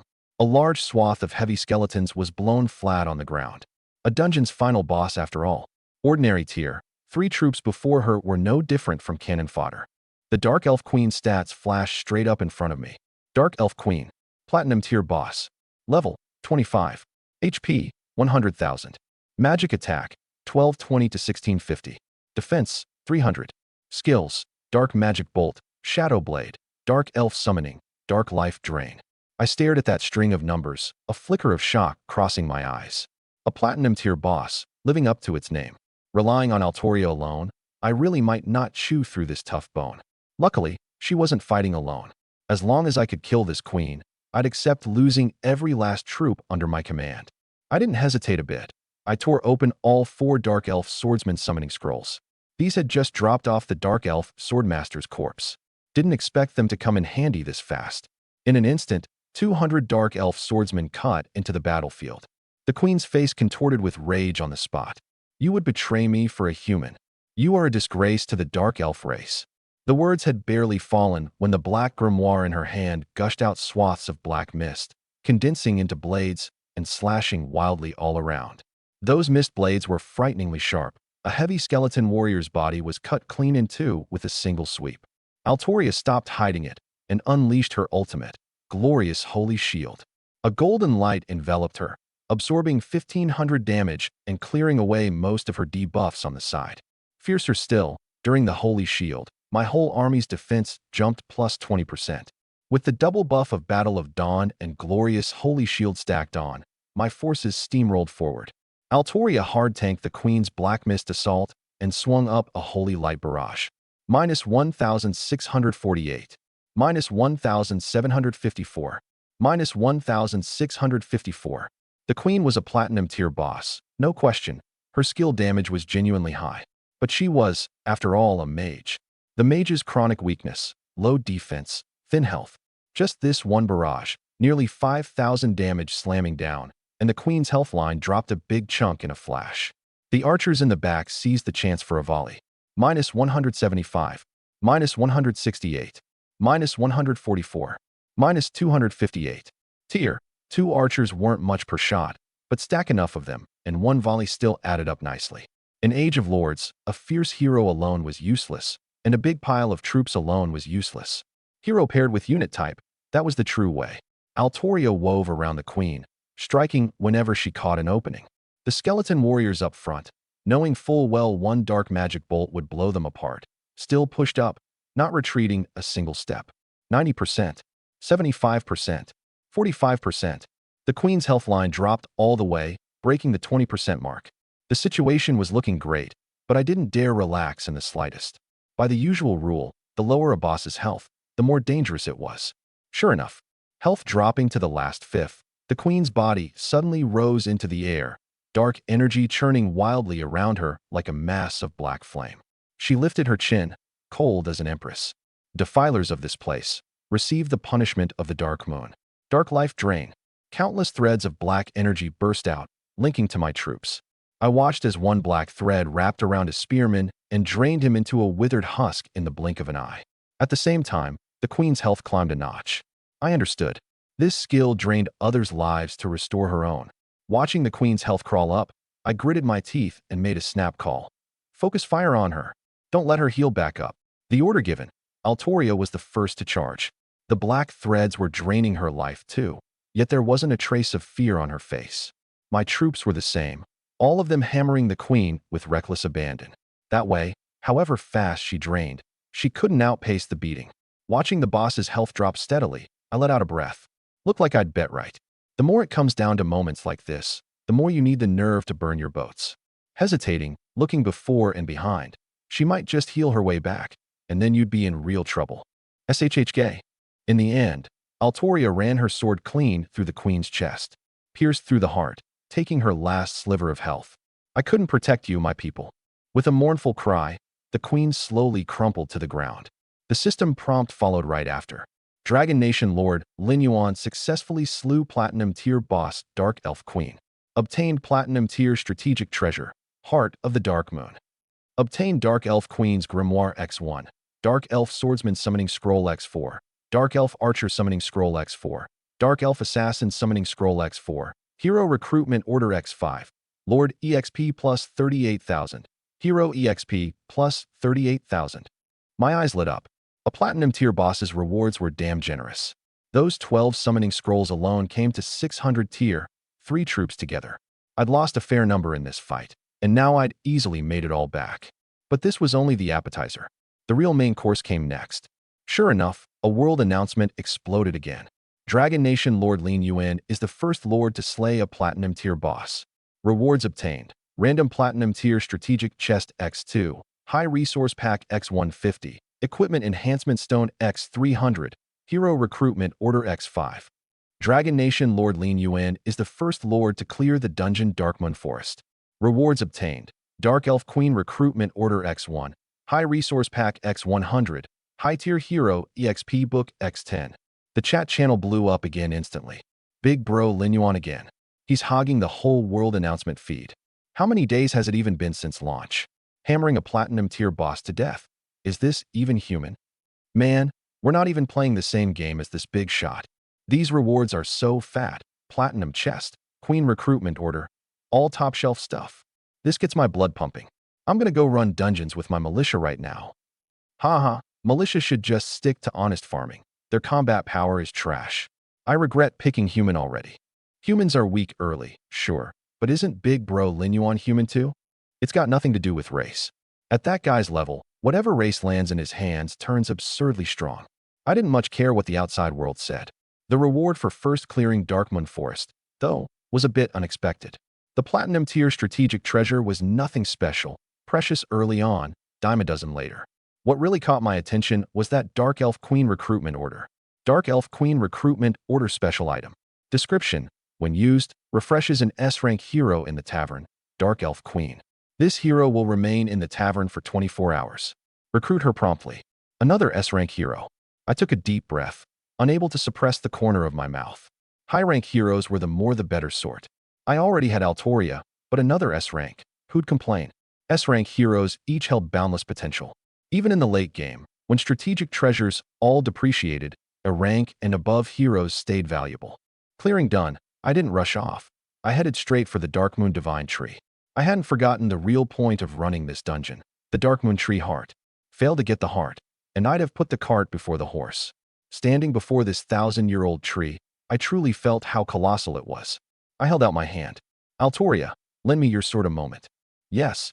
Without a word, she handed over her sword. She was called Sword of Sealing on the strength of this very blade. Sharp to the extreme. I gripped the hilt and cut into the trunk. Cutting all the way to the tree's core, I saw a fruit-like inner kernel, giving off a faint moonlight, quite beautiful. This was the Darkmoon Tree heart. Don't worry, taking one wouldn't kill the tree. There was more than one inside. I wasn't so greedy as to dig them all out either. Araki's 100-link quest needed just one. Item in hand, I immediately rushed for Starmoon City. I knew no one would beat me to turning in the quest, but I just wanted it turned in first thing. A little over an hour later, I returned to Starmoon City with the troops. I knocked on Araki's door and handed over the tree heart with a smile. Lord Araki, the Darkmoon Tree heart you wanted, I've brought it back for you. It really is the Darkmoon Tree heart. Araki took it, his eyes lighting up all at once. He clearly hadn't expected me to actually retrieve the tree heart in such a short time. The Dark Elves were hardly a good-tempered race. Prying a tree heart out of their hands was no easy thing. Thank you so much, he said, excited. Next, I'll go into seclusion to research. In 3 days, I'll definitely give you a reward you'll be satisfied with. Then I'll wait for your good news. He nodded heavily. Don't worry, this time I'll succeed for sure. The final reward of the 100-link quest would take 3 days. That reward was tied precisely to his alchemy experiment. I didn't linger and turned back for the territory. The moment I entered the territory, I made straight for the tavern. I couldn't wait to summon the Dark Elf Queen. Inside the tavern, I pulled out the recruitment order and used it. The Queen immediately appeared as a new entry on the recruitment list. Except, summoning her actually required 20 hero recruitment orders. This design was a real ripoff. Once you used the order, you had only 24 hours to recruit. Failed to gather 20, and the chance flew away. Luckily, I'd amassed plenty of recruitment orders since launch. Even if I came up a few short, I'd just buy them at premium from the auction house.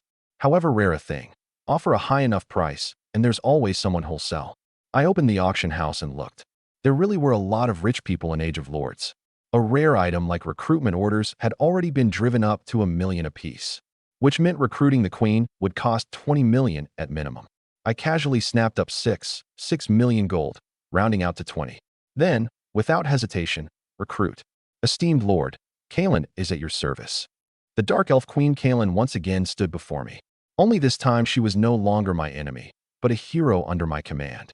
That proud, cold, beautiful face, and yet her voice carried a hint of ingratiating charm. Satisfying. The image of her stepping over my corpse last life was still fresh. In this life, it was her turn to bow her head to me. The one flaw was that, freshly recruited, she was only level 1. But no matter, I happened to be holding 10 high-tier hero EXP books, 20,000 EXP each, so 10 came to 200,000. I didn't blink, dumped them all straight onto Kalen. White light burst on her one after another, the system prompts ringing non-stop in my ears. Kalen's level raised to 12. Kalen loyalty +1, currently 81. Kalen learned skill, Dark Magic Bolt. Kalen learned skill, Summon Dark Elves. Check attributes. The panel floated up. Hero, Kalen S rank. Title, Dark Elf Queen.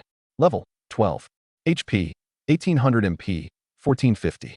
Magic attack, 540 to 730. Defense, 120 strength, 80 agility, 160 intelligence, 375. Skill, Dark Magic Bolt. Gathers multiple magic bolts to bombard enemies. Number growing with level. Each dealing 60% magic damage. Skill, Summon Dark Elves. Summons multiple Dark Elves to fight alongside. Tier and number growing with level. Fitting for an S rank.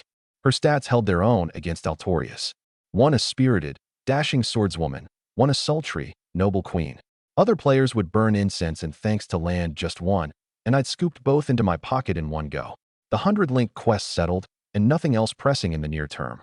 Over the next 3 days, I planned to develop steadily, build the city, train troops, map the terrain. Haste makes waste. I understood that principle. The consequences of chasing quick gains I'd tasted plenty of last life. Over the 3 days I did just 3 things. Upgrade Linyuan City, have Altoria and Kalen each lead troops grinding levels in the wild, and send my other 2 heroes out to scout the map. The results were solid.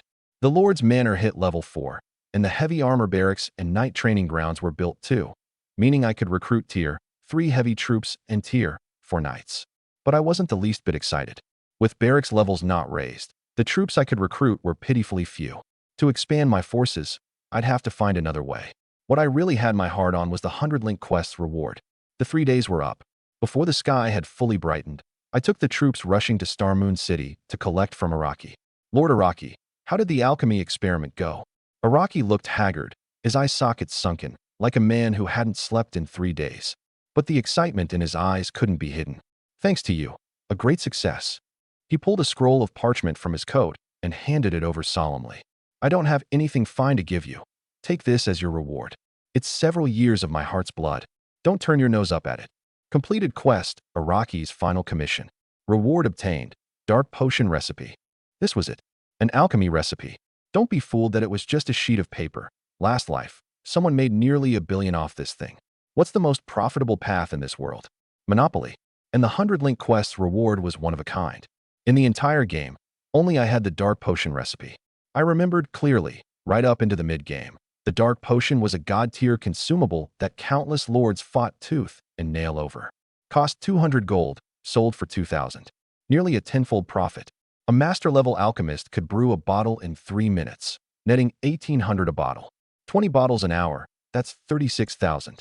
Even working just 8 hours a day, that's nearly 300,000. Over a year, this one recipe alone, 100 million. I didn't lack money, but who complains about too much? Living off your savings, the well runs dry someday. Only a steady, ceaseless stream of new income is inexhaustible. And with that came a problem. I couldn't waste my time brewing potions. I needed someone to brew for me, and it had to be someone I could trust. 100 million a year laid out in front of you, and few could resist the greed. The moment the other party got ideas, betrayal was what waited for me. 2 lifetimes lived, and I saw human nature all too clearly. Last life, it was precisely because I trusted others too much that I died, in the end, at the hands of an abyssal demon god. Recalling that bone-deep hatred, my fist clenched without my meaning it to. This life, I swore, I would never repeat the same mistake. I thought for a moment, then sent a comm straight to Butlerly. 7 days into Age of Lords, players who'd entered could no longer log out, not even by force. But people inside could still send comms to the outside world. It connected quickly. Master, is that you? It's me. I got straight to the point. Uncle Lee, have you gotten into Age of Lords?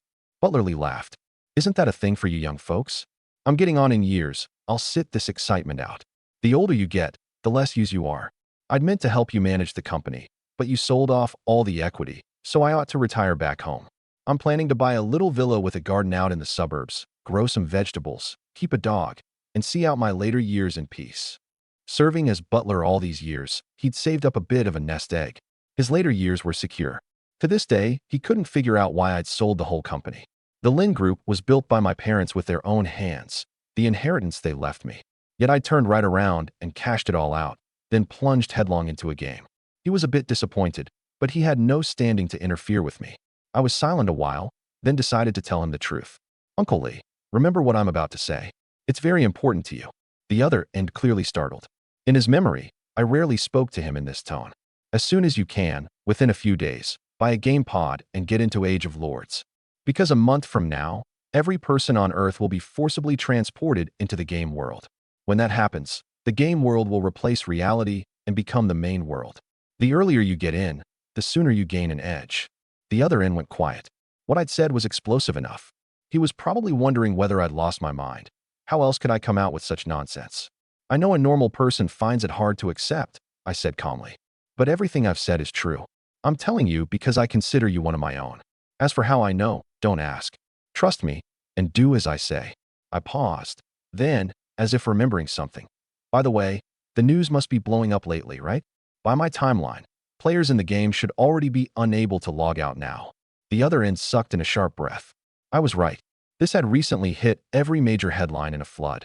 Players unable to exit the game was no small matter. Once a pod's nutrient fluid ran out, the person withered right along with it. Most people assumed the pods had malfunctioned and were planning to collectively call the game company to account. But as it looked now, this whole string of events didn't seem like an accident at all. If it really was as Master Lin Yuan said, that was too terrifying. The game world completely replacing reality?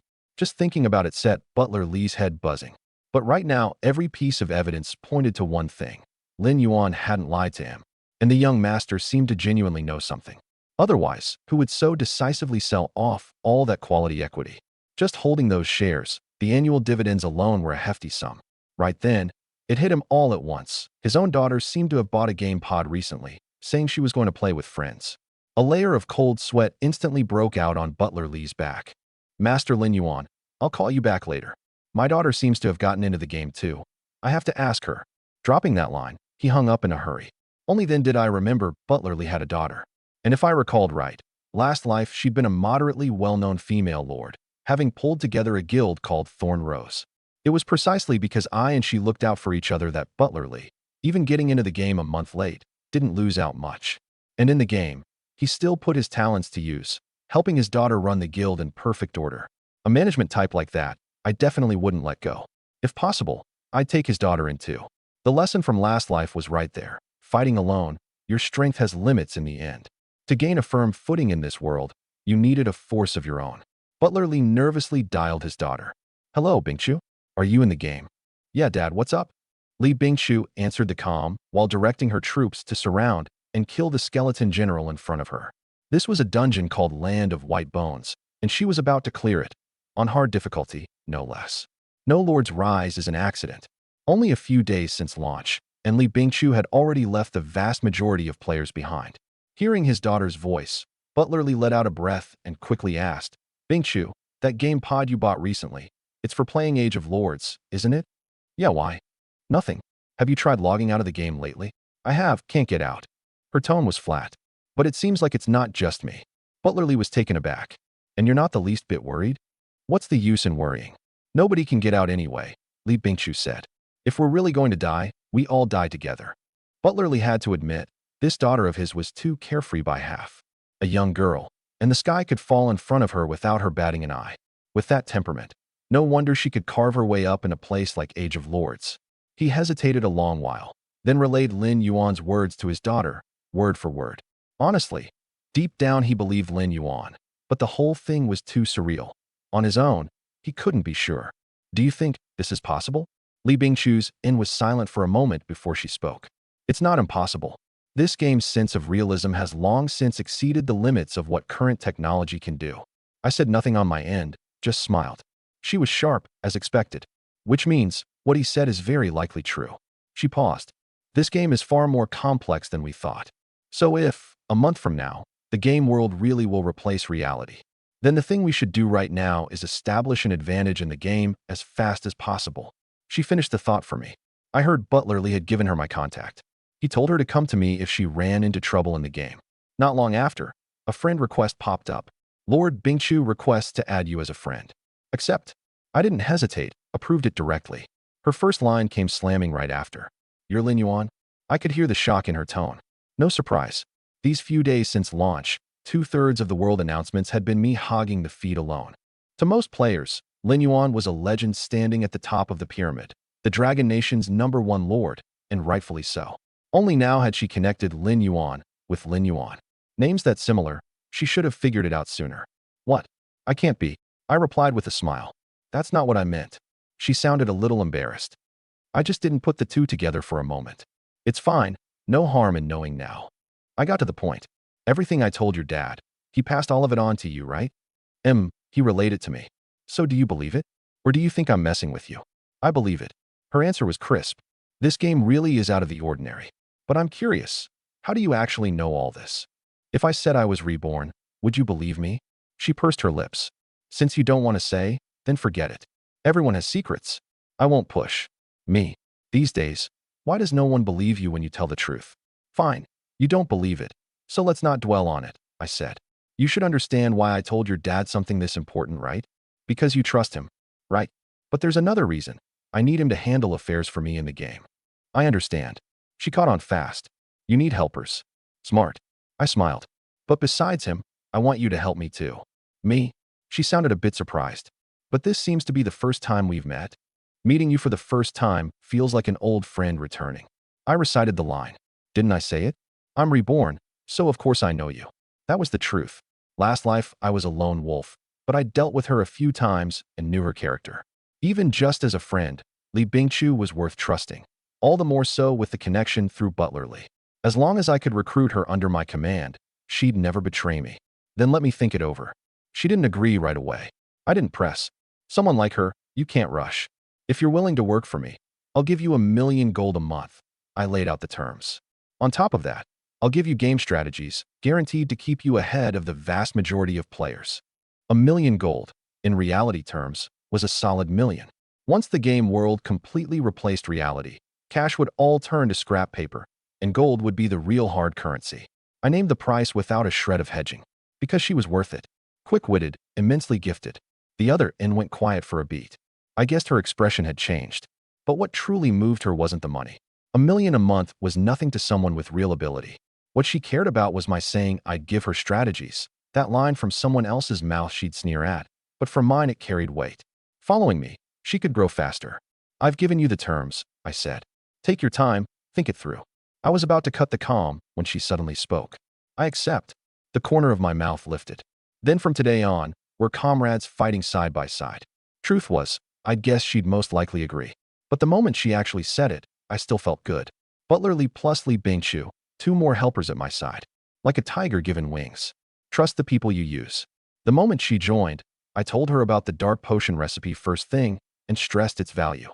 Steady as her temperament was, she was still shaken hearing it. 100 million in pure profit a year. Absolute monopoly, absolute windfall. So what do you need me to do? She asked directly. Simple, I said.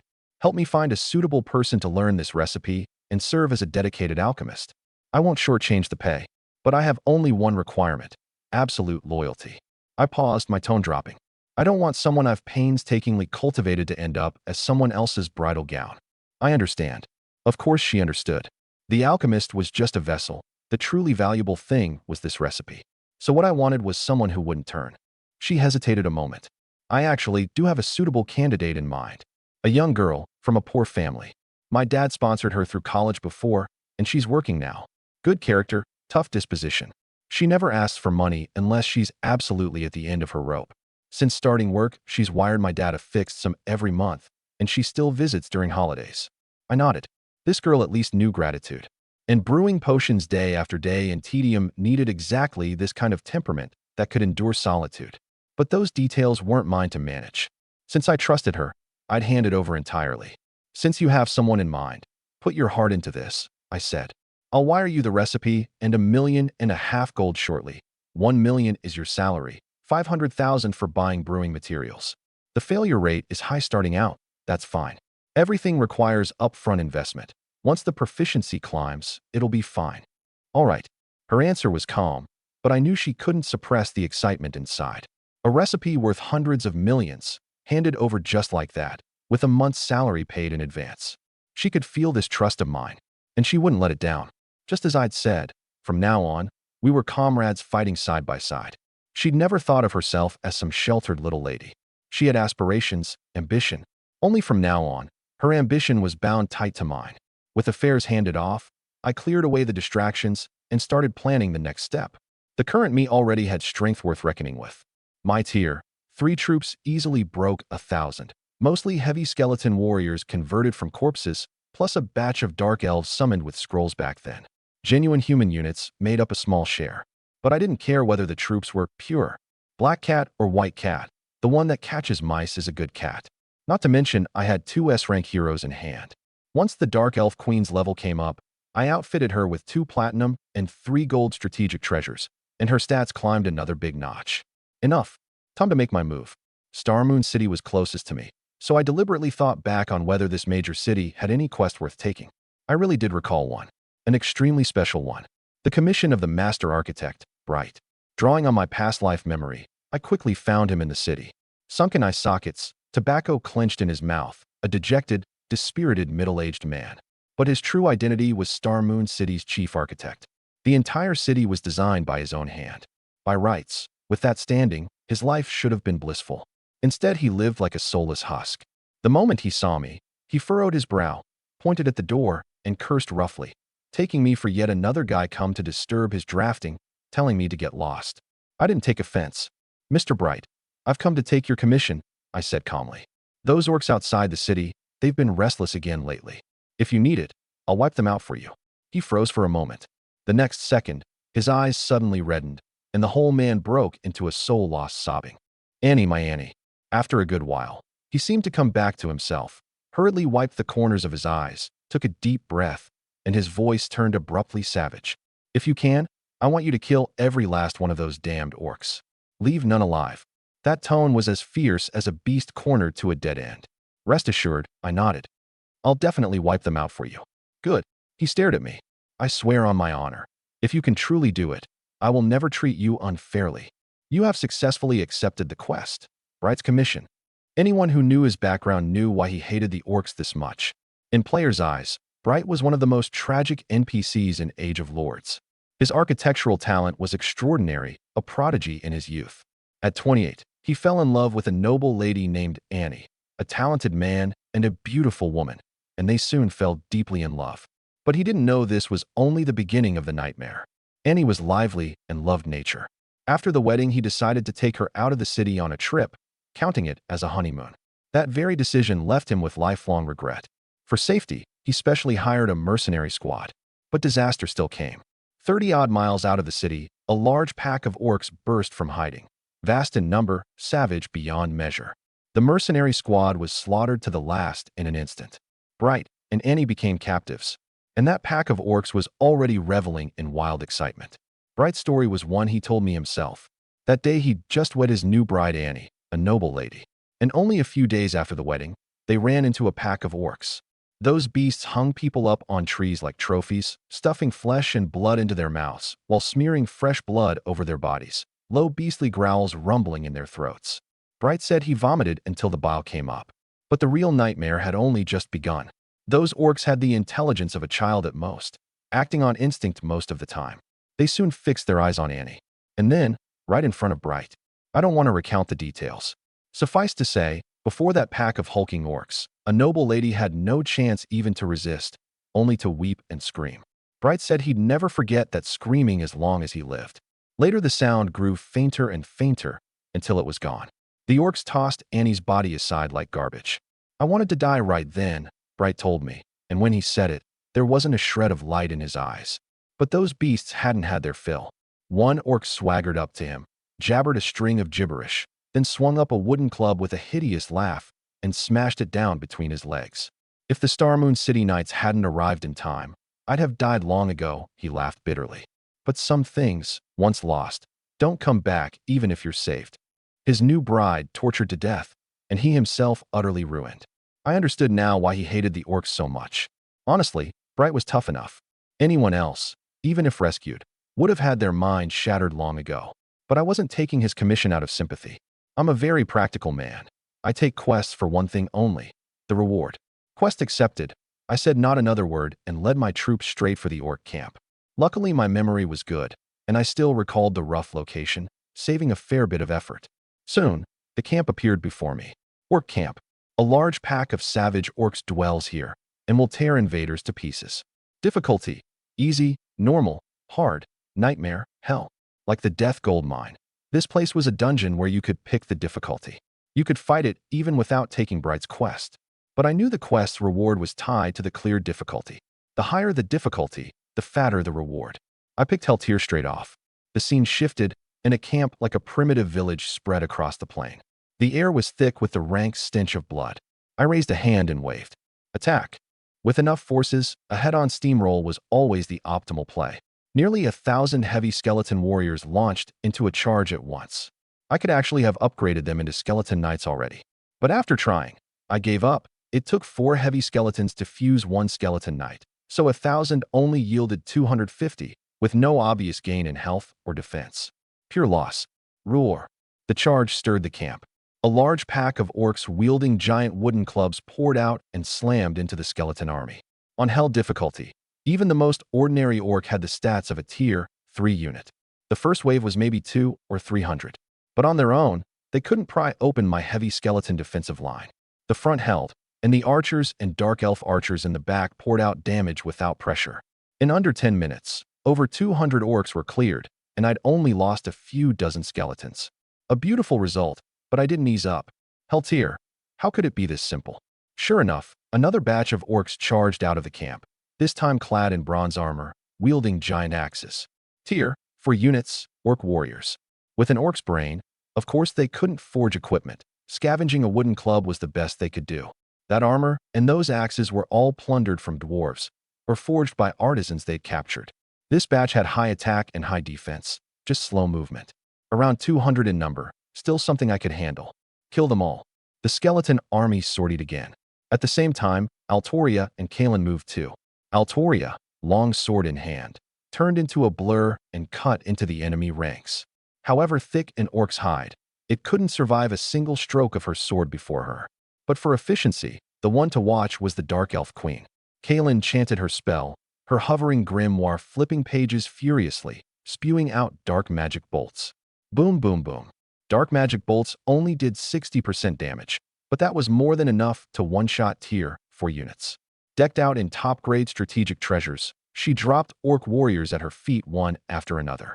With two S-rank heroes on the field, the situation tipped completely to my side. Right then, two towering shadows stepped out from the orc ranks. 3 meters tall, muscles knotted all over, better equipped, their giant axes even carved with demonic runes. Orc Centurion. Gold tier, boss level 25. HP 58,000, attack 720 to 950, defense 570. Skills: Berserk Force, Giant Axe Annihilation Slash. Roar. One Centurion stepped forward, its giant axe sweeping across. Crack. A burst of shattering bone, and 4 or 5 heavy skeletons were smashed to dust on the spot. If these two weren't controlled, my troops would take heavy losses. I don't fret over troops, but I don't throw them away for nothing either. Altoria, Kalen, stop them. Actually, there was no need for me to shout. The two had already moved to block. Holy light barrage. Altoria gave a low shout, her blade turning to a blur as it came down. Minus 3,056. Minus 2,896. Minus 2,784. She was level 27 now, buffed by a set of top-grade treasures. One Barav shaved off nearly 10,000 health. The Centurion had a grand total of 58,000, so this was no pressure at all. Soloing it was no problem. On the other side, Kalen met the second one. She'd been recruited late, only level 21. That Centurion sized her up and down, licked the corner of its mouth, its eyes full of bestial lust. Orcs had low intelligence, but they could still tell beautiful from ugly. The next second it roared, its eyes blood red, berserk force, all attributes surging. Kalen wasn't the least bit afraid. Her eyes were full of disgust. Filthy fool. She spat out the words coldly, and as her spell rose, a black magic circle formed before her. Nearly 50 dark elf swordsmen poured out and surrounded her protectively. This was her skill, summon dark elves. A fragile mage, guarding her body with summons. The berserk Centurion, before it could even react, was surrounded, and several dark bolts screamed in, slamming heavily into it. A few minutes later, both Centurions crashed to the ground, and the 200 orc warriors were cleared out clean. Barring surprises, the ultimate boss should be next. Boom, boom, boom. The earth quaked violently. A mountain-like shadow strode out from deep in the camp, standing before me with a terrifying pressure. Orc Chieftain. Platinum tier, boss level 30. HP 200,000, attack 1020 to 1550, defense 750. Skills: Beast Blood Boil, Giant Axe Wrath, Savage Charge. Nearly 4 meters tall, muscles exploding, its body covered in hideous scars, clearly a veteran of 100 battles. Coming out with it were 300 tier 4 orc warriors and 600 tier 3 ordinary orcs. This lineup gave even me a headache. But the real trouble wasn't this. My gaze went past the chieftain and landed behind it. 2 hunched, hideous orcs holding oaken scepters. Orc priests. Among orcs, priests were among the few intelligent beings, and like the Centurions, level 25 gold bosses. Underestimating them would cost you dearly. Last life, how many lords fell right here? The priest had only one skill, Beast God's Blessing, with 2 effects. Either grant plus 80% to all attributes to the orc warriors in an area, or grant the chieftain plus 30% to all attributes plus 50% damage immunity. Nearly every lord fighting this dungeon for the first time got wrecked by this move. The Orc Chieftain was already a level 30 platinum boss, strong enough. Layer on another beast god's blessing, and it truly slew gods and Buddhas alike. Relying on Altorio alone, there was absolutely no stopping it. Worse still, the priest could even buff ordinary orc warriors. So these two orc priests were exactly the targets I should kill first. I made the call in an instant. All ranged, focus fire the priests. I ward. Heavy skeletons up front, clear a path for the assassins. The order out, my force moved like a clockwork machine wound tight. Arrow rain screamed forth, blanketing the priest's side. The heavy skeletons crashed forward fearless of death, hard holding the orc warriors' charge. The dark elf assassins lowered their presence, weaving through the gaps in the battlefield, closing in on the priests bit by bit. Those two priests had to die, no matter what. Altoria understood my meaning and burst forward at her fastest speed to charge them. But right then, the orc chieftain's mountain-like body blocked her path. Its rune-covered giant axe came down overhead. Human die. It forced out a few dull syllables from its throat. Altoria didn't dare hesitate. She activated Glorious Holy Shield outright. A phantom shield blocked before her, hard parrying this axe. Minus 944. Damn. One axe, and the shield was covered in cracks. Bear in mind Altoria was level 27, and her health was only 4,000 odd. In other words, without a shield to guard her, she couldn't take more than a few blows from this thing. Right then, one priest raised its scepter high, muttering under its breath. My expression darkened. I knew what came next. Sure enough, Beast God's blessing was cast onto the chieftain. I feel it, power. A blood-red radiance enveloped it, its body swelling another notch, veins bulging one after another. Plus 30% to all attributes, 50% damage reduction. This blessing was just that disgusting. Die. Another axe. The glorious holy shield shattered with a crash, and Altoria was sent flying, losing over 700 health. A buffed chieftain was just that terrifying. Having taken a hit, Altoria immediately changed her approach. She'd stopped trading blows head-on with this thing. What she needed to do now was tie it up, freeing others to deal with the priests. Divine Seal activated. Holy radiance bursting from her sword and locking straight onto the chieftain. She had no idea how long she could seal it, but she had to try. Right after, she raised her sword again and fired the Sword of Dawn's bonus skill. Battle of Dawn. All melee gain 30% attack speed, 20% crit, 10% lifesteal for 15 minutes. My melee instantly stepped up a level, and the situation immediately changed. But how could the priest just watch it happen? The other priest sneered coldly and chanted low. As the syllables fell, all the orc warriors in the area before it were wrapped in Beast God's blessing, their attributes jumping 80% outright. Orc warriors were already tier 4 units, and with this buff their stats caught right up to tier 5. These things went charging like maddened wild bulls, and quickly tore a gap open in my formation. If I didn't kill a priest soon, even if I won in the end, it'd be a Pyrrhic victory. That result I couldn't accept. Luckily, I kept a card in reserve. Up to now, Kaelin hadn't moved. The black grimoire at her side flipped its pages with a rustle, and dark magic bolts condensed around her one after another. She walked toward the priest step by step, orc warriors lunging in to surround and kill her from all sides, the dark elf warriors guarding her with their lives. Under their cover, Kaelin quickly came to stand before one priest. Feeling the pressure radiating off her, a flicker of terror crossed that priest's eyes. But now, no one could save it. Light of the dark moon. A dark moon hung in the heavens, and a beam of light suddenly fell, enveloping the priest's whole body. Minus 345. Minus 377. Minus 455. The priest was suppressed, blood-red numbers bursting out above its head one after another. What the Dark Elf Queen dropped fit Kaelin perfectly. The effect was crude and direct. Suppressed the enemy, draining their health while it pinned them. The priest pinned firmly in place. Kaelin struck next. The dark magic bolts around her shot out like mad. Minus 1,126.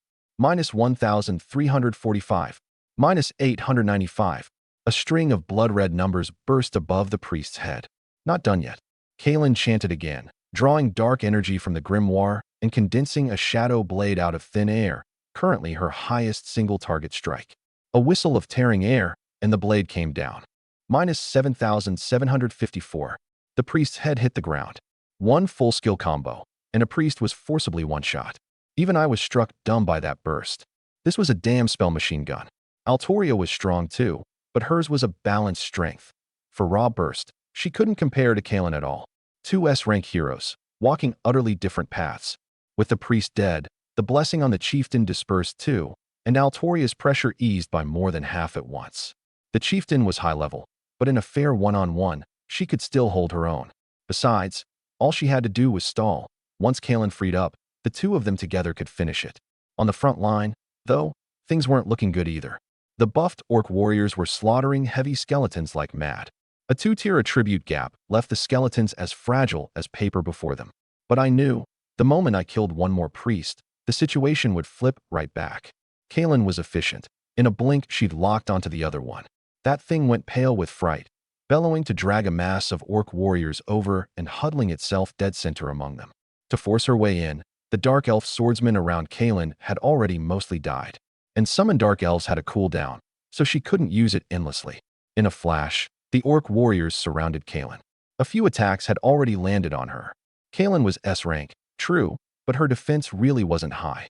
Buffed orc warriors could gnaw off a sizable chunk of her health all the same. Under the siege, her health line dropped notch by notch. That priest watched, splitting into a grin, dancing with excitement, its face full of mockery. In its eyes, Kalen couldn't get across and couldn't threaten it anymore. But right then, a brilliant smile bloomed at the corner of Kalen's mouth. Honestly, looked down on by a swarm of filthy ants. The next second, dark energy surged out of the grimoire, forming threads that connected to the orc warriors all around. I'd experienced this move before, Dark Life Drain. In this moment, Kalen truly revealed her aura as the Dark Elf Queen.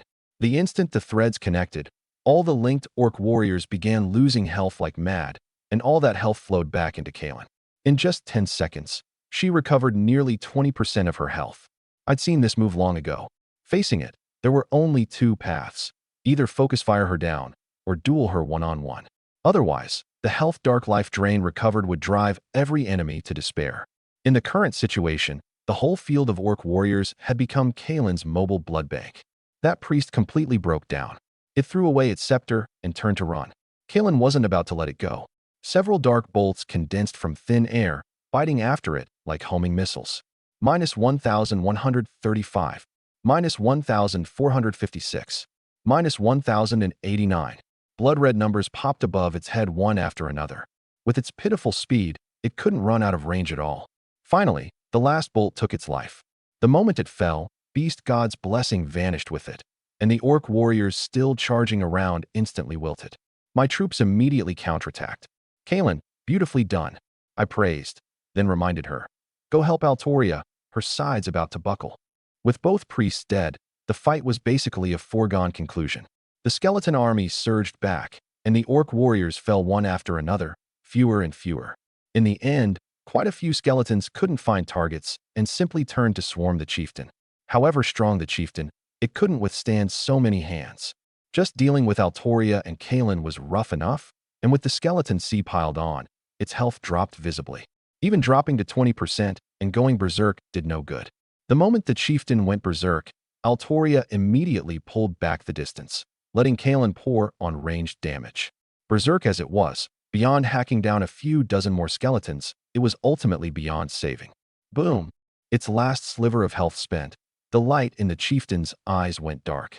Its mountain-like body crashed to the ground, dust flying everywhere. The system prompt rang in my ears.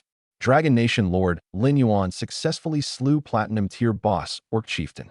Obtained Platinum Tier Strategic Treasure, Shadow War Axe.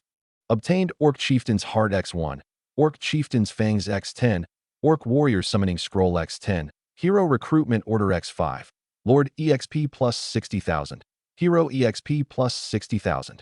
World Announcement. Dragon Nation Lord Lin Yuan is the first Lord to clear the Hell Tier Dungeon Orc Camp. Rewards obtained.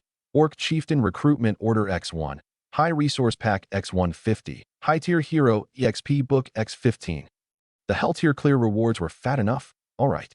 The first clear especially came with an extra first clear bonus. It reminded me of Last Life. There really was a batch of lords who called themselves dungeon hunters, whose favorite thing was scouting the map and pioneering dungeons no one had touched. All for the first clear rewards. After all, no matter the dungeon's tier, first clear loot was never bad. Like this time, first clearing the Hell Tier Orc camp got me the Orc Chieftain recruitment order outright. Only this time, I didn't plan to recruit. The Orc Chieftain was an S-rank hero, but it specialized in leading troops into brawls, nothing to do with my style. Orc units had no real character to them either, low potential, only suited to reckless brutes who loved mindless slugging. Cultivating a hero costs resources, and heroes are prized for quality, not quantity. So this Orc Chieftain recruitment order, I gave up outright without a second glance. Giving up didn't mean I looked down on it. This many days into launch, in others' eyes, even A-rank heroes were rare as anything, and S-rank was something you could only chance upon. Who could afford to be as picky as me? If I hung this thing on the auction house, 10 million was the starting bid, and it'd absolutely fetch a sky-high price.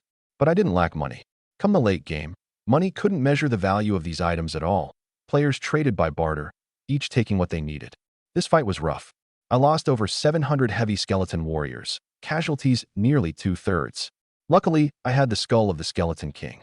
I piled the orc corpses all over the ground into a mountain of bodies, took out the skull, and activated its ability. A gust of ghostly wind blows through. You have successfully used the skull of the Skeleton King, converting 6,248 tier 1 skeleton soldiers. 6,000 plus skeleton soldiers, enough to fuse me another 1,500 plus heavy skeleton warriors. I fought a brutal battle, and my army grew instead of shrank. This was the power of a treasure. I sliced off the Orc Chieftain's head and stuffed it into my pack, then turned and hurried to Starmoon City to turn in the quest. Starmoon City. I walked up to Bright, and, right in front of him, hoisted out the Orc Chieftain's head. This quest's reward was graded by dungeon difficulty. I'd cleared the Hell Tier Orc camp, so the reward was bound to be maxed. The moment Bright saw that head, his eyes reddened instantly, hot tears streaming down. Annie, I've finally avenged you. There wasn't a trace of the thrill of revenge in his eyes, only mourning for his dead wife. Having let it out, he stepped forward and gripped my hand. Thank you, valiant adventurer. Please accept my gift. Lord Linyuan successfully completed the quest, Bright's commission. Quest completion 100%. Rewards obtained. 24-hour construction speed-up scroll x5, 12-hour construction speed-up scroll x10, 1-hour construction speed-up scroll x120. My eyes lit up. My memory hadn't failed me. Bright's commission dropped a whole pile of construction speed-up scrolls, more given the higher the completion, and these things couldn't be traded either. By my rough calculation, this batch of scrolls could save me nearly 15 days of build time, which meant, in territory development, I could leave other players far, far behind. This was the advantage of being reborn. At every point in time, I knew exactly what I should be doing. Back at the territory, I got to work at once. Lord's Manor, upgrade. Spearman Camp, upgrade. Archer Camp, upgrade. Knight Training Grounds, upgrade. Blacksmith, build. Magic Tower, build. With a pile of speed-up scrolls in hand, I felt like I was playing on a private server. Upgrade without a word, then toss out a scroll and slash the build time to the minimum. Getting the Lord's Manor to level 5 would have taken 7 days, and I slapped down 7 24-hour scrolls, instantly in place. Right after, a world announcement sounded. World announcement. Lord Linyuan is the first player to raise the Lord's Manor to level 5. Rewards obtained. High-tier Lord EXP Book X10, High-tier Hero EXP Book X10, Tier 5 unit upgrade scroll. I was momentarily stunned, then recalled. Being first to raise the Lord's Manor to level 5 came with an extra reward. The chat channel had already blown up. What the hell? Big bro Linyuan got the Lord's Manor to level 5. This is way too fake, right? Didn't we all enter the game at the same time? My Lord's Manor is only level 3. I suspect Linyuan is the game company's inside shill. This Dragon Nation guy is definitely hacking. It's not fair. I want to file a complaint. I want to report him. Report? You can't even log out of the game right now. What are you going to report with your head? Man, I'm getting a little scared. We're not going to be stuck in here forever, are we? Can't get out? Even better. This game's so fun, I'd gladly stay a lifetime. Yeah, the pod's nutrient fluid lasts a month at most. Still can't get out in a month, and you can just wait to turn into a mummy. Damn, it's that scary? Should have never played, just my luck. I skimmed a couple lines, couldn't be bothered to read more. At first they were marveling at how fast I leveled. Then in a blink the topic veered off. Now the whole world couldn't log out of the game, and panic was spreading. I closed the channel and tallied the rewards. Lord EXP Books, Hero EXP Books, nothing to say about those. What truly caught my attention was that Tier 5 Unit Upgrade Scroll. Tier 5 Unit Upgrade Scroll Special Item. Description: when used, upgrades any Tier 5 unit, turning it into an advanced hidden unit. A hidden unit. Seeing that line, a flicker of excitement crossed my eyes. After the upgrade, every unit I recruited would be an upgraded hidden unit. Last life, I never got my hands on a hidden unit, but I'd seen how terrifying one could be. You don't have to have eaten pork to have seen a pig run. Last life, there was an orc lord named Andre who lucked into a Tier 9 hidden unit, the Golden Behemoth. This guy was a nobody, but after getting the Golden Behemoth, in 1 month he forced his way into the top 10 of the North American lord rankings. The Golden Behemoths under his command could tear apart Tier 9 angels with their bare hands. How fierce hidden units were, you can imagine. A Tier 5 hidden unit could go toe-to-toe with a Tier 6 unit on base stats alone. Not to mention its fiercest point wasn't the stats at all, but its unit trait. I didn't hesitate. I immediately started building the Mage Association. Humans Tier 5 unit was the Mage, and only with the association built could I recruit them. The Mage Association cost 3.5 million food, 3.5 million wood, 1 million silver, plus 3 days of build time. Resources were a small matter, time was the key. Luckily, I still had scrolls left. I slapped down 3 24-hour scrolls, and the mage camp popped out instantly. Next, I took out the Tier 5 unit upgrade scroll and used it straight away. You have successfully used the Tier 5 unit upgrade scroll. Please select the unit you wish to upgrade. There was only one option before me, mage, because the only Tier 5 unit I could recruit right now was it. After picking mage, 3 more options popped up. Please select an upgrade path. Frost Mage, Blazing Mage, Wind Spirit Mage. I paused. A hidden unit could actually choose its own evolution path? I hesitated a moment, then finally picked Blazing Mage. 3 directions, likely corresponding to 3 traits. Frost leaned toward control, Wind Spirit toward support, Blazing toward damage. Control and support both mattered little to me. What I wanted was the ultimate in damage. Evolution complete. I maxed the mage camp and recruited a batch of Blazing Mages. I'd long wanted to see just how fierce a hidden unit could be. After sinking plenty of resources, 60 Blazing Mages appeared before me. Everyone stood tall and straight, in crimson robes, like walking flames. I had 10 Blazing Mages stand in a row, then had Altoria activate Glorious Holy Shield. Full power attack. Let me see what you're made of. The 10 Blazing Mages chanted in unison. An ordinary mage needed 4 or 5 seconds of chanting to condense a single magic bolt. A Blazing Mage channeled for 1 or 2 seconds, and several bursting fireballs took shape, blasting straight at Altoria. Boom, boom, boom, boom, boom. The fireballs all slammed into the Glorious Holy Shield. A shield that could take 1,500 damage burst apart in 1 second. Shock flashed across my eyes. I'd chosen right. This damage was insane. Even a Tier 6 unit might not put it out. I was 10,000% satisfied. Beep, beep, beep. A comm rang. It was Li Bingqiu. I answered. What's up, boss? I found you the person. And she's already made the first batch of dark potions following the recipe. I was taken aback. That fast. I hadn't expected her to be so efficient, done in a blink. This first batch of potions, how do you plan to handle it? Li Bingqiu asked. Sell or keep them? 50 portions total. I thought about it. Send them all to me first. Not selling for now. All right, I'll have her ship them over right away. Of course I meant to use the dark potions to make money, just not now. Only a few days into launch, the vast majority of players were still pioneering, and few could grasp the dark potion's value. However valuable a thing, you have to sell at the right time to maximize the gain. So I wasn't in a rush. Besides, the brewing efficiency was too low right now, and I couldn't stockpile much in the short term anyway. Right, one more thing to ask of you. What is it?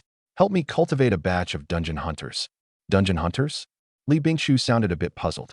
What do you mean? An exploration squad dedicated to finding dungeons for me? I said. First clear rewards are enormous. I need a team to scout the map and find dungeons. No other requirements, but they have to be professional enough, ideally with a few heroes who have exploration specialties. I understand. Li Bingqiu nodded, clearly grasping my meaning. Honestly, this whole strategy of mine was probably something she'd never even thought of. By the way, she suddenly recalled something. I found a dungeon recently. I can't clear it on my own. Interested in teaming up? What dungeon? The Green Dragon Lair. The moment those words came out, I paused. I had an impression of this dungeon. In Age of Lords, dragons stood at the top of the food chain. Forget true dragons. Any monster with dragon in its name started at tier 6 minimum. And this was a special dungeon, one of a kind. Once someone cleared it, it vanished for good. Li Bingchu's luck really was something, finding the entrance this early. The problem was, guarding the green dragon's treasure were 20 tier 9 green dragons. What does tier 9 mean? When I fought the Hell tier death gold mine earlier, a single tier 9 skeleton dragon forced me to abandon the clear. Tier 9 units, world-shattering. But the me now was long since not the me of back then. The green dragon lair. I wouldn't mind paying it a visit. Sure. When do we move?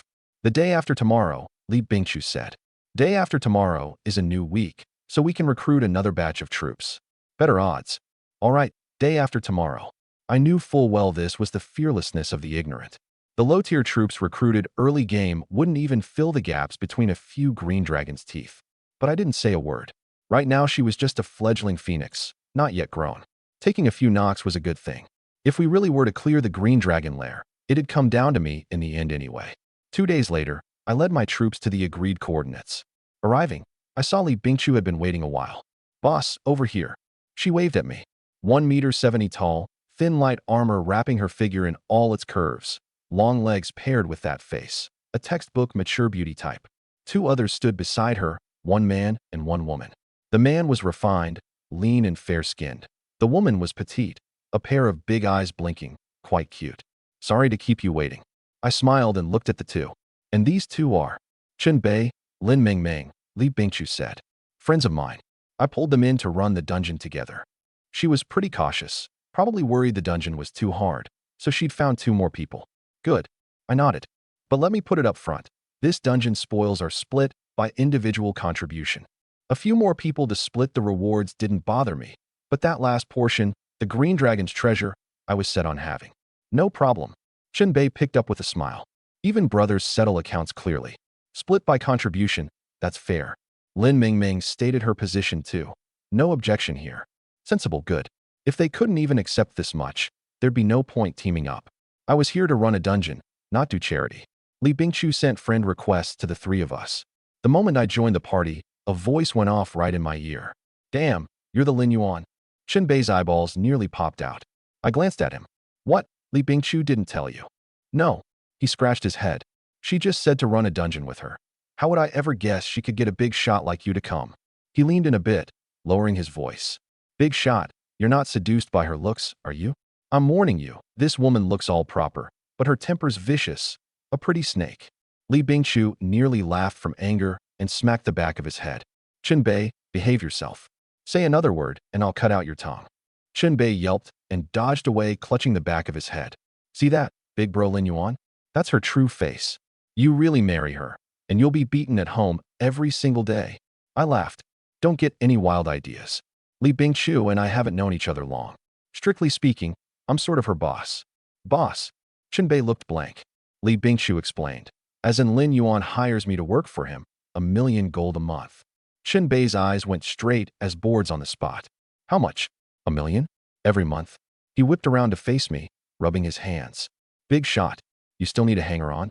I'm plenty capable too. Everything Li Bingchu can do I can do. My figure's not as good as hers, but I'm obedient. And I'm cheap. 500,000 a month is fine. I didn't know whether to laugh or cry. This guy was even into rat race underbidding.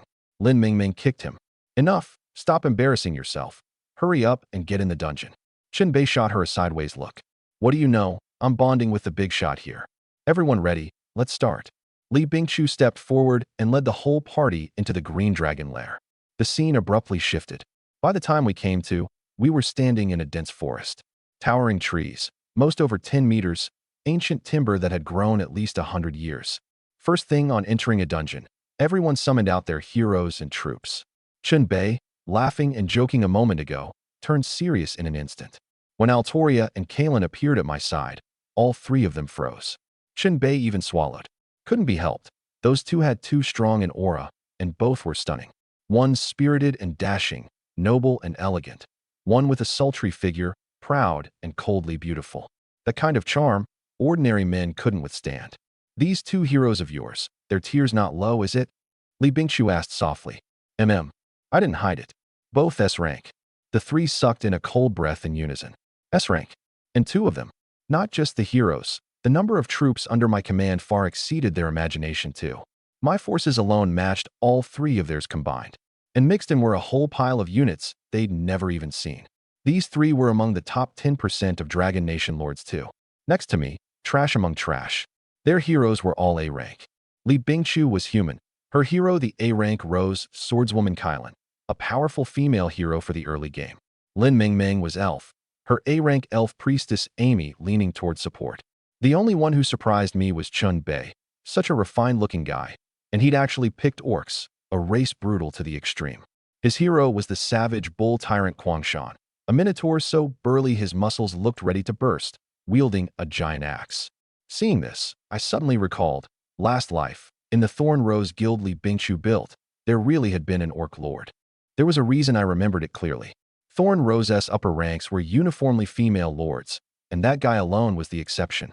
Rumor had it his strength was absurdly high, earning him the nickname Orc Tyrant. His orc legion was brutal to the extreme, sweeping all before it no matter who he fought. Looking at it now, that person was most likely this Chun Bei before me. Interesting. This guy had real potential. If necessary, I could invest in him, bring him under my command. Only, in his current state, I really had trouble connecting him with that fearsome orc tyrant. Everyone stay careful. This dungeon isn't as simple as you think. Before we set out to explore, I made a point of mentioning it. Understood. The three nodded. Since I'd said as much, staying cautious was surely right. The words had barely fallen when a rustling came from the jungle ahead. Everyone snapped to alert. Right after, pairs of dark golden eyes lit up deep in the woods, full of ferocity and cruelty. Whoever came bore ill intent. Screech, a shrill cry, and dozens of dark shadows lunged out of the jungle. I recognized them at a glance. Green-scaled dragon lizards. Tier 6 units. Anything with dragon in its name started at Tier 6 minimum. This was exactly that. Historically, dragons would mate with other creatures too, producing hybrids of impure bloodline. These things lacked pure dragon blood, but their strength was not to be underestimated all the same. This batch before us was the crossbred product of green dragons and giant lizards. A pack of things covered in green scales, each the size of a Tibetan mastiff, collided with our troops in a blink. Before long, Chun Bei's face went green. These lizards are way too fierce. My Tier 4 orc berserkers got bitten to death in 2 chomps. They're Tier 6 units, I said gravely. High attack is normal. Damn, Tier 6. Chun Bei's mouth twitched. No wonder they're this fierce. But this difficulty's absurd. Tier 6 right at the door, what happens later? Dungeons only get harder the deeper you go. Chun Bei was already starting to doubt whether they could clear it at all. Each of you take 20, I said. Just stall them, keep casualties low. Leave the rest to me. The three paused. The green-scaled dragon lizards before us numbered 120 or 30 at least. With one word, I'd taken on half. But no one doubted my call. I genuinely had the ability. Nearly 2,000 heavy skeleton warriors pressed forward at once, surrounding the green-scaled dragon lizards tight. The heavy skeletons were only Tier 3, but they crushed by numbers. Besides, they weren't the main damage anyway. Their job was to hold the very front and eat the hits. The real damage was the blazing mages in the back. As the spells rose, clusters of bursting fireballs took shape and hurled at the green-scaled dragon lizards. Boom, boom, boom, boom, boom. A string of blood-red damage numbers burst above the lizard pack. The blazing mages were a hidden unit, base stats holding their own against Tier 6 without flinching. So these fireballs slamming down dealt staggering damage, one shot shaving off nearly a third of a green-scaled dragon lizard's health. The whole field was dumbstruck. A human unit, this fierce? Lin Mingming murmured. This mage damage is absurdly high. Chun Bei swallowed. If I'd known humans were this strong, I'd have picked human too. Li Bingqiu shook her head. No, base mage units don't look like this at all. These must be a hidden unit. Hidden unit? Chun Bei's voice cracked, his eyes full of envy. I understood that look. Hidden units were rarer than high-rank heroes. No wonder these crimson-robed mages of mine could deal this kind of damage. Everyone stopped standing around. Lin Mingming decided. Lin Yuan's this fierce, we can't drag him down. At her order, the elf priestess put a blessing on everyone. A forest green light descended, covering every force present. Forest goddess's blessing, attack speed plus 10%, movement speed plus 10%, damage immunity plus 10%. With the buff, everyone's troops fought harder. My blazing mages bombarded from the back, and the green-scaled dragon lizards fell one after another. The lizard's counterattack was fierce too. But sadly, my heavy skeleton warriors had them surrounded tight.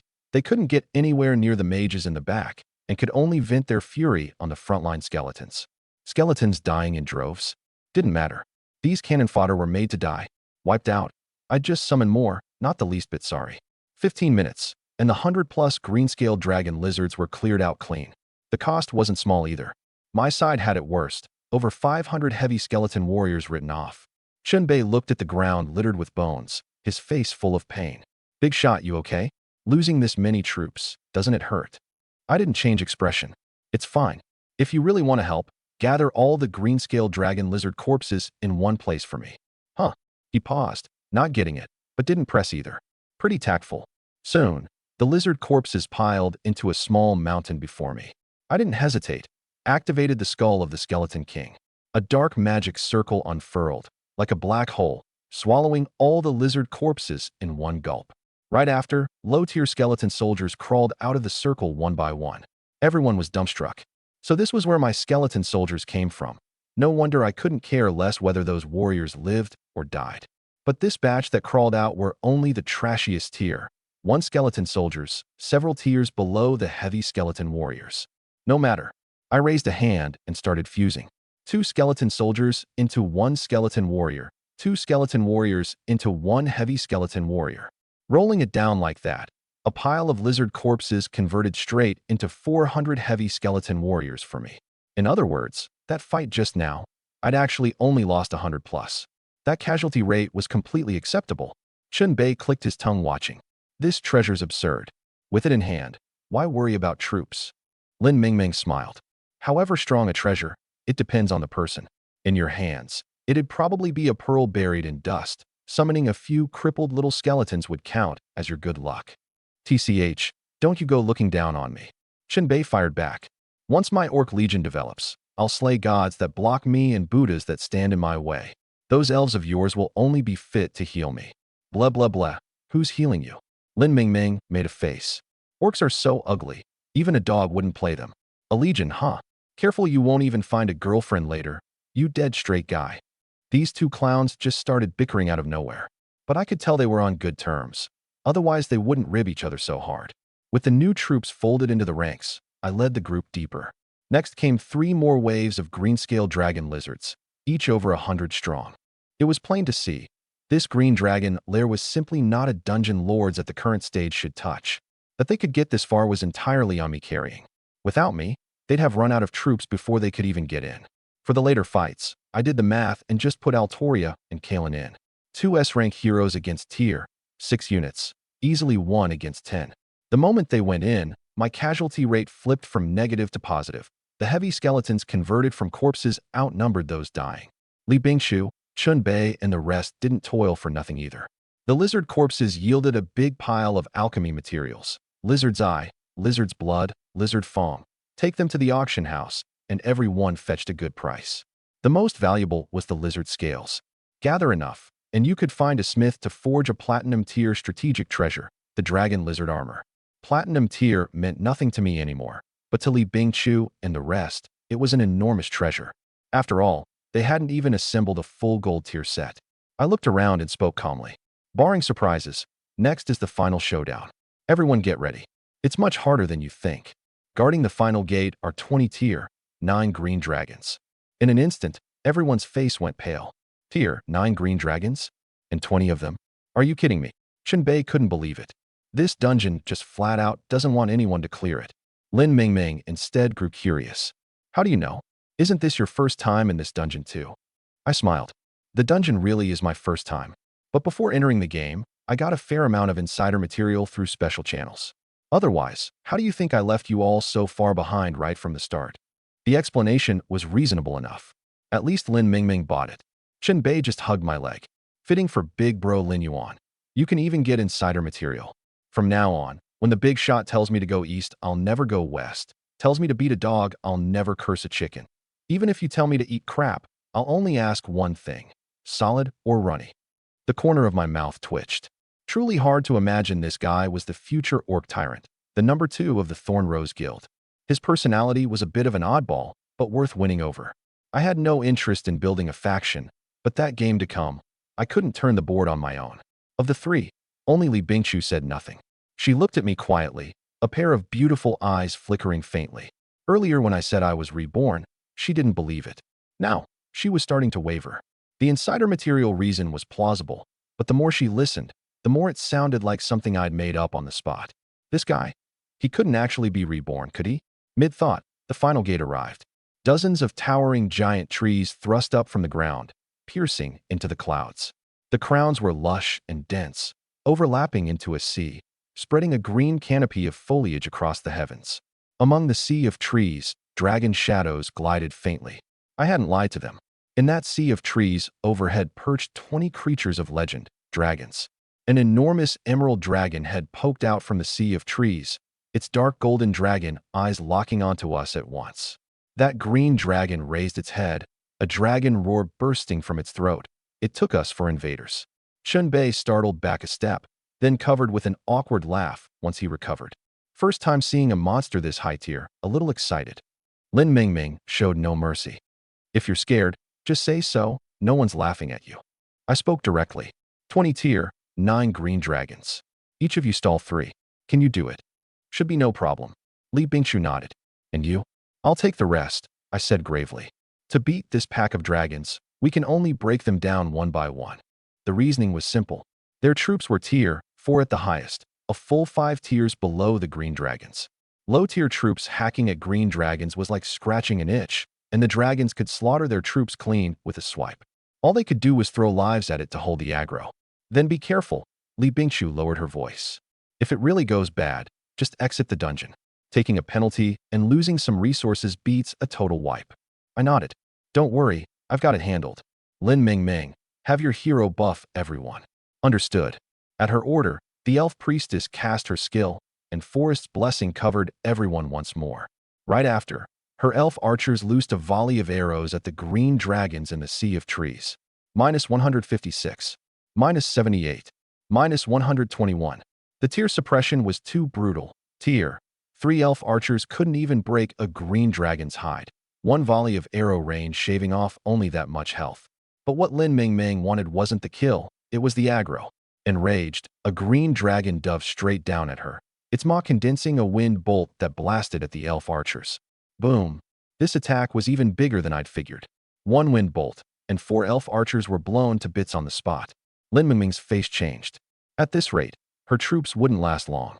We have to race the clock. I took a deep breath and ordered the blazing mages to hit another green dragon. A string of bursting fireballs slammed into the dragon's body. -345. -296. -256. I furrowed my brow. Something was off. Tier 3 elf archers could deal over 100, and my hidden unit's damage shouldn't be this low. The next second it clicked. This green dragon had magic immunity, slashing all magic damage by 70% outright. Damn, forgot about that. I cursed inwardly, but didn't stop. We lured the green dragons down from the sea of trees one at a time. Li Bingqiu, Qinbei, and Lin Mingming each dragged off 3. But even so, the pressure on me was frighteningly heavy. The remaining 11 tier, 9 green dragons, all pressing down on me alone. Each dragon's stats matched a level 30 gold tier boss. In other words, I was soloing 11 gold tier bosses at once. Luckily, I quickly figured out their patterns. Green dragons had just 2 moves. Dragon Claw Rend, single target. Roaring Wind Bolt, area. 1 wind bolt spat out could take out a swath of heavy skeleton warriors. My troops were melting fast. Anyone else would have panicked long ago. I didn't. But I knew clearly, if I couldn't think of a way to break the deadlock, my troops would die out before the green dragons were cleared. I stared at that pack of green dragons on the battlefield, my mind racing a full circle, and the idea came. I pulled out the skull of the Skeleton King straight away and hit those heavy skeleton warriors below with a wave of forced fusion. A few seconds. Over 2,000 heavy skeleton warriors, forcibly converted by me into over 1,000 tier 4 skeleton knights. Numbers halved, but mobility maxed, and the formation instantly spread thin. This was exactly what I wanted. Green Dragon's AoE attacks feared a scattered formation most. I wanted to make that face-smashing playstyle of theirs completely useless, then wear them down with the knight's speed. Li Bingqiu, watching from the side the whole time, saw through my intent instantly. "Spread your troops out," she shouted to the other 2. You can tank the wind bolt's AoE, hold out longer. Chunbei and Lin Mingming did it at once. With the formations scattered, the power of the Green Dragon's wind bolt volley did indeed shrink by a big margin. On my side, without a word from me, Altoria and Kalen had already locked onto the same target in perfect sync. Altoria raised her sword and flung out a holy light barrage. 3 sword arcs tore the air and slashed hard into the Green Dragon. Kalen didn't hold back either, her spell gathering as several pitch-black magic bolts condensed and shot whistling at the Green Dragon. This Green Dragon's base stats were, at most, equivalent to a level 30 gold boss, so for Altoria the pressure wasn't much. Kalen, though, was throttled by the magic immunity and couldn't deal high damage. But even so, with 2 S-rank heroes plus a pile of ranged units all hammering it, the Green Dragon's health bar still dropped fast. 2 minutes. A shrill mournful cry, and the colossal thing crashed down from midair. The system prompt rang in my ear at the same time. Slew tier 9 Green Dragon. Obtained Green Dragon Scale X10. Lord EXP plus 19,500. Hero EXP plus 19,500. I looked at the fallen Green Dragon, unable to suppress the excitement in my eyes. Done.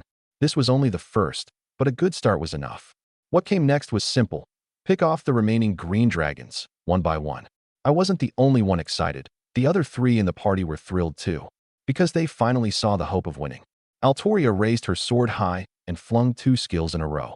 My troops were instantly buffed by a wide margin, and the Green Dragon's health dropped a notch faster. One, then another. Green Dragons tumbled from the sky one after another. The troops took heavy casualties, but victory was right before us, and this much loss was nothing at all. When the Green Dragons dropped below 10, a large mass of green-scaled dragon lizards suddenly surged out all around, closing in on us. I furrowed my brow and made the call at once. Ignore the lizards, keep hitting the Green Dragons. These things were obviously here to disrupt our rhythm. Anyone who split their focus to clear the lizards would be playing right into it. That kind of stupid thing I wouldn't do. Thud, another Green Dragon dropped, health drained. Push harder, almost done. I ward. Understood. The response came in unison, not the least hesitation.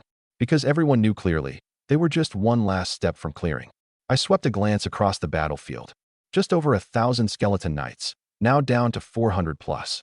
However strong the mobility, it couldn't withstand a Green Dragon's raw smashing. But this much loss I could completely accept. As long as I could clear the Green Dragon lair and get the Green Dragon's treasure, I'd accept even losing every last knight.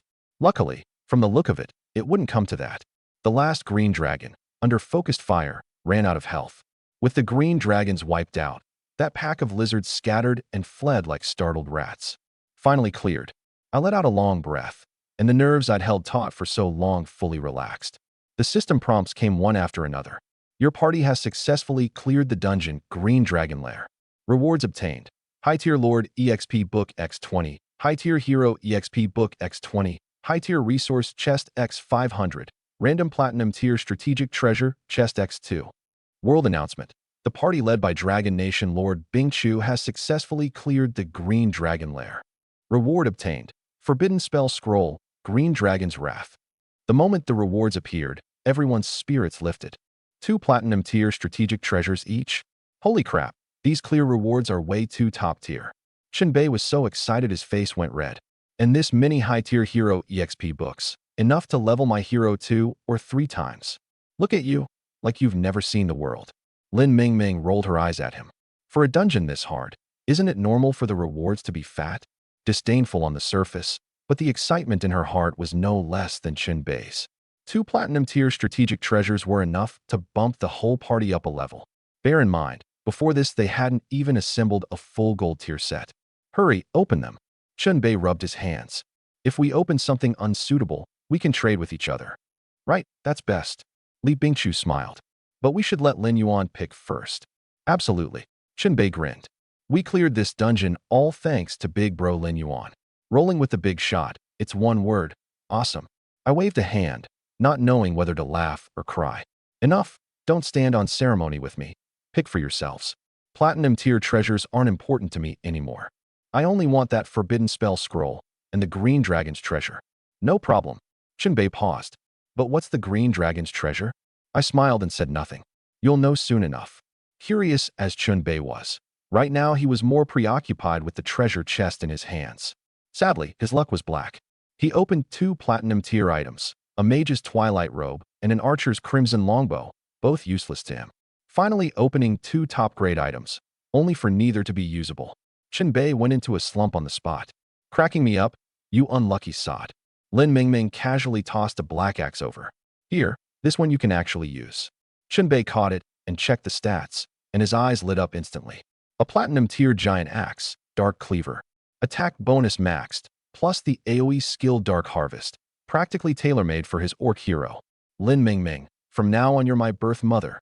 Lin Mingming rolled her eyes. Cut it out. This axe isn't free either. Hand over that twilight robe in exchange. It suits my hero perfectly. No problem. Qianbei handed over the robe readily. Keeping it was useless anyway. Soon, everyone had an item they were happy with. My two didn't quite fit, so I traded from Li Bingqiu for a pair of flowing cloud boots, just right to put on Altoria. All right, spoils divided. I spoke up. Next, let's go get the green dragon's treasure. Where is it? Qianbei looked around. I raised a hand and pointed at the sea of trees overhead. Up there. To get the treasure, I said not a word and climbed straight up the ancient tree. Li Bingqiu and the others could only follow. This is way too damn high. Halfway up, Qianbei glanced down, his 2 legs trembling. Dozens of meters up in the air, a fall would flatten you into a pancake. You're a grown man, and this timid? Lin Mingming was full of disdain. It's just a game. So what if you fall, die, and you can respawn? Yeah, Li Bingqiu laughed too. Look, even Lin Mingming, a girl, is steadier than you. Blame the game for being made this real. Can't I be afraid of heights? Qianbei muttered under his breath. Actually, dying now really did mean respawning. The penalty, just some docked resources and EXP. But a month from now, it'd be different. By then, everyone in reality would be dragged into the game, and the death rules would change too. Each person would have only 3 chances, and once used up, dead for real. By then, no one would dare gamble with their life again. Before long, we climbed to the top of the sea of trees. The branches and leaves were so dense they were like a layer of green earth spread out. There's a chest over there. The sharp-eyed Qianbei suddenly pointed ahead. Following his gaze, 3 emerald chests stood there quietly. The green dragon's treasure, no doubt about it. The dungeon was already cleared, the whole way unobstructed. We charged straight over. Open them, open them. Qianbei rubbed his hands as he reached them, his face full of anticipation. Wonder what good stuff's inside. Honestly, I was looking forward to it too, because even I didn't know what could come out. The person who found this treasure last life only announced the location, not the contents. That guy reaching this spot was pure luck. Who else would idly wander a dungeon after clearing it, let alone climb an ancient tree this high? If not for my past life memory, I might not have found this spot either. Taking a deep breath, I opened the chests. Click. You have successfully opened the green dragon's treasure. Obtained. Green dragon crystal. You have successfully opened the green dragon's treasure. Obtained. Diamond tier treasure. Green dragon armor. You have successfully opened the green dragon's treasure. Obtained. Green dragon summoning scroll. 3 chests, 1 item each. I called up the descriptions one by one. Green dragon crystal special item. Set into armor. Provides 30% magic immunity. Green dragon armor. Quality, diamond. Attributes, strength plus 230, constitution plus 350, agility plus 170, defense plus 500, magic immunity plus 20%. Bonus skill, green dragon's roar. When activated, a roar transmits in all directions. All enemies who hear it are pressed by the dragon's might. All attributes dropping 10% to 35%. Damage taken increasing 20%. The weakening value depends on the enemy's strength. Lasts 5 minutes. Cooldown 120 minutes. Green Dragon Summoning Scroll Special Item. When used, summons 10 green dragons, folded into your troops. Reading it through, even I couldn't help being shaken. All 3 were priceless things. The green dragon armor went without saying, likely the world's first diamond tier strategic treasure. High base stats, and the bonus skill was even more absurd. Green Dragon's roar could suppress an entire swath of enemy troops at once. That kind of area suppression, put on the battlefield, was the key to turning the tables. The Green Dragon Crystal had just 1 attribute, 30% magic immunity, but that 1 line alone was enough to be priceless. And it paired perfectly with the Green Dragon armor. The armor came with 20% magic immunity built in, and set with the crystal, that was a full 50%. How useful magic immunity was, I just experienced firsthand on those green dragons. The green dragon's health bars were absurdly tough. Over 100 blazing mages focus firing together, my strongest hidden unit, still couldn't scrape off much of its health.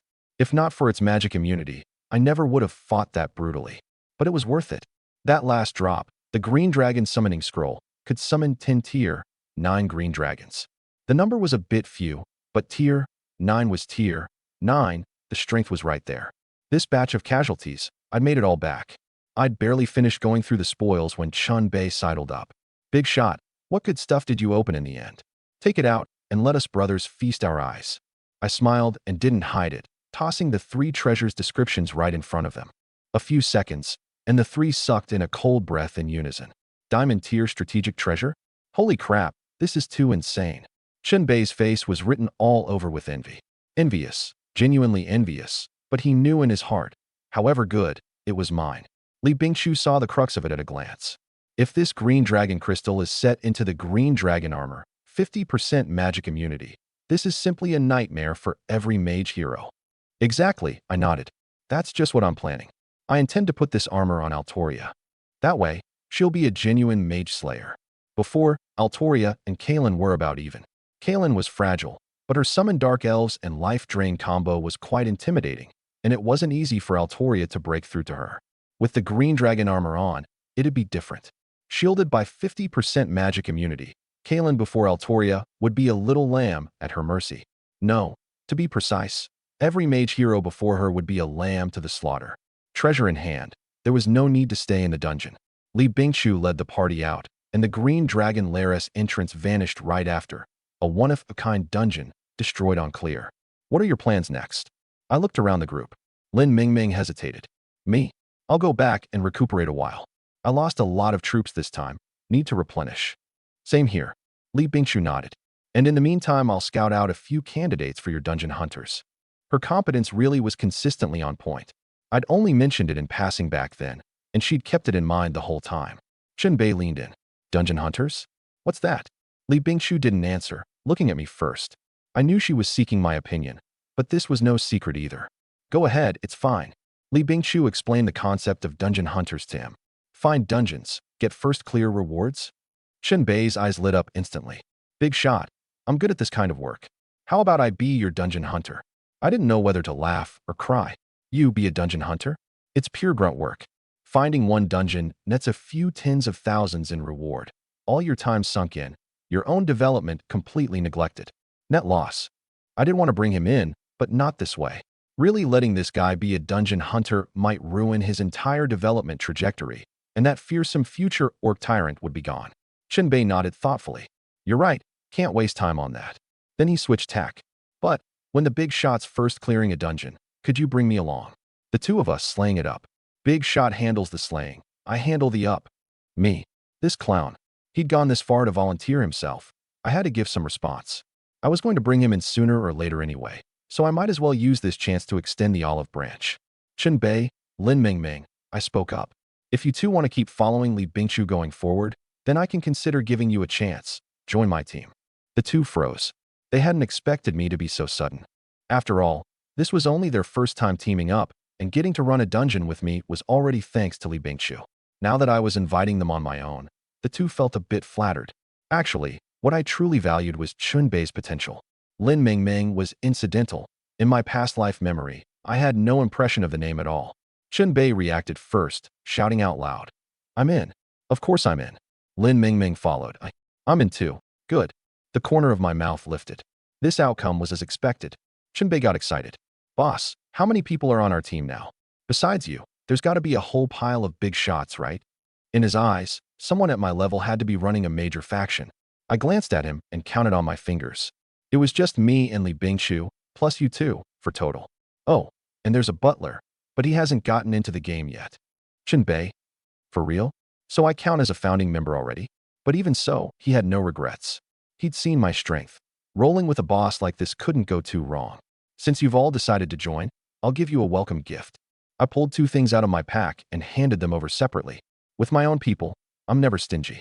For Lin Mingming, a platinum tier mage staff, dream of pure white, just right for an elf mage. For Chun-Bei, that token I'd gotten earlier. Thank you, boss. Lin Mingming was well-mannered, thanking me as she took it. Chen Bei, meanwhile, immediately checked the token's description. A few seconds later, his eyes went wide as saucers. This is an S-rank hero's recruitment order. That shout pulled Lin Mingming's and Li Bingchu's gazes right over. They hadn't expected me to be this generous either, giving away an S-rank recruitment order just like that. I got it from first clearing the Hell-tier orc camp earlier, I explained calmly. It can recruit the S-rank hero orc chieftain. Honestly, this hero has mediocre potential among S-ranks and doesn't suit me well. It suits you nicely though, so consider it a welcome gift. Chen Bei was practically dizzy with joy. What an S-rank hero meant, he knew all too well. Out on the market, tens of millions at least, and priceless besides. Not to mention it fit his race perfectly. In this moment, only one thought remained in his heart. This boss, I chose right. From now on, through fire and water, no complaints. Boss, I'll skip the polite talk. Chen Bei spoke solemnly. From now on, whatever you tell me to do, I won't say a second word. His character I wasn't worried about. An S-rank hero was valuable, sure, but if it could buy Chen Bei's loyalty, this deal was more than worth it. Money was the one thing I least lacked. Right then, Chen Bei seemed to suddenly remember something, digging a scroll of parchment out of his pack and handing it over. What's this? I took it. A map was drawn on it. I don't know either. Looks like a treasure map. Chen Bei scratched his head. I got this thing off a goblin merchant. I ran into it while grinding monsters with my hero. I'm pretty interested in these wild NPCs. Figured I might pick up a hidden quest, so I went up to chat. Turns out this goblin merchant was super greedy, insisted on trading with me. I traded several times and spent a fair bit of silver, and everything it gave me was trash. I got so mad I had my orc underlings beat it up. Didn't expect it to be such a pushover. Beaten half to death, it immediately begged for mercy and pulled out this parchment map to trade for its life. To this day, I don't know what it's for, just looks like a treasure map. At this point, he got a little embarrassed. Boss, you're so generous with me. I can't be stingy either. This map's the only thing on me that looks worth anything, so I'll give it to you as a welcome gift. Loyal to a fault. Nothing good on him, and he still dug out this map he'd come by chance. And hearing him out, I froze. Because last life, I seem to have actually heard of this goblin merchant's hidden storyline. If I recalled right, last life there'd been a lord whose experience was identical to Chen Bei's. Ran into a goblin merchant in the forest, got swindled out of a pile of silver, flew into a rage, and wanted to kill it. The only difference was, what that lord got from the goblin merchant wasn't a parchment map, but a top-grade platinum-tier treasure. I strained to recall, and quickly pieced together the gist. After being swindled out of his silver, that lord beat the goblin merchant half to death outright. The goblin merchant offered a parchment map begging for mercy, but that lord thought it was still trying to fool him and didn't stop.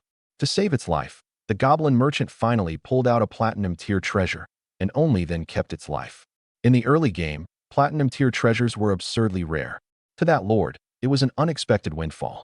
But the further along he got, the more he regretted it.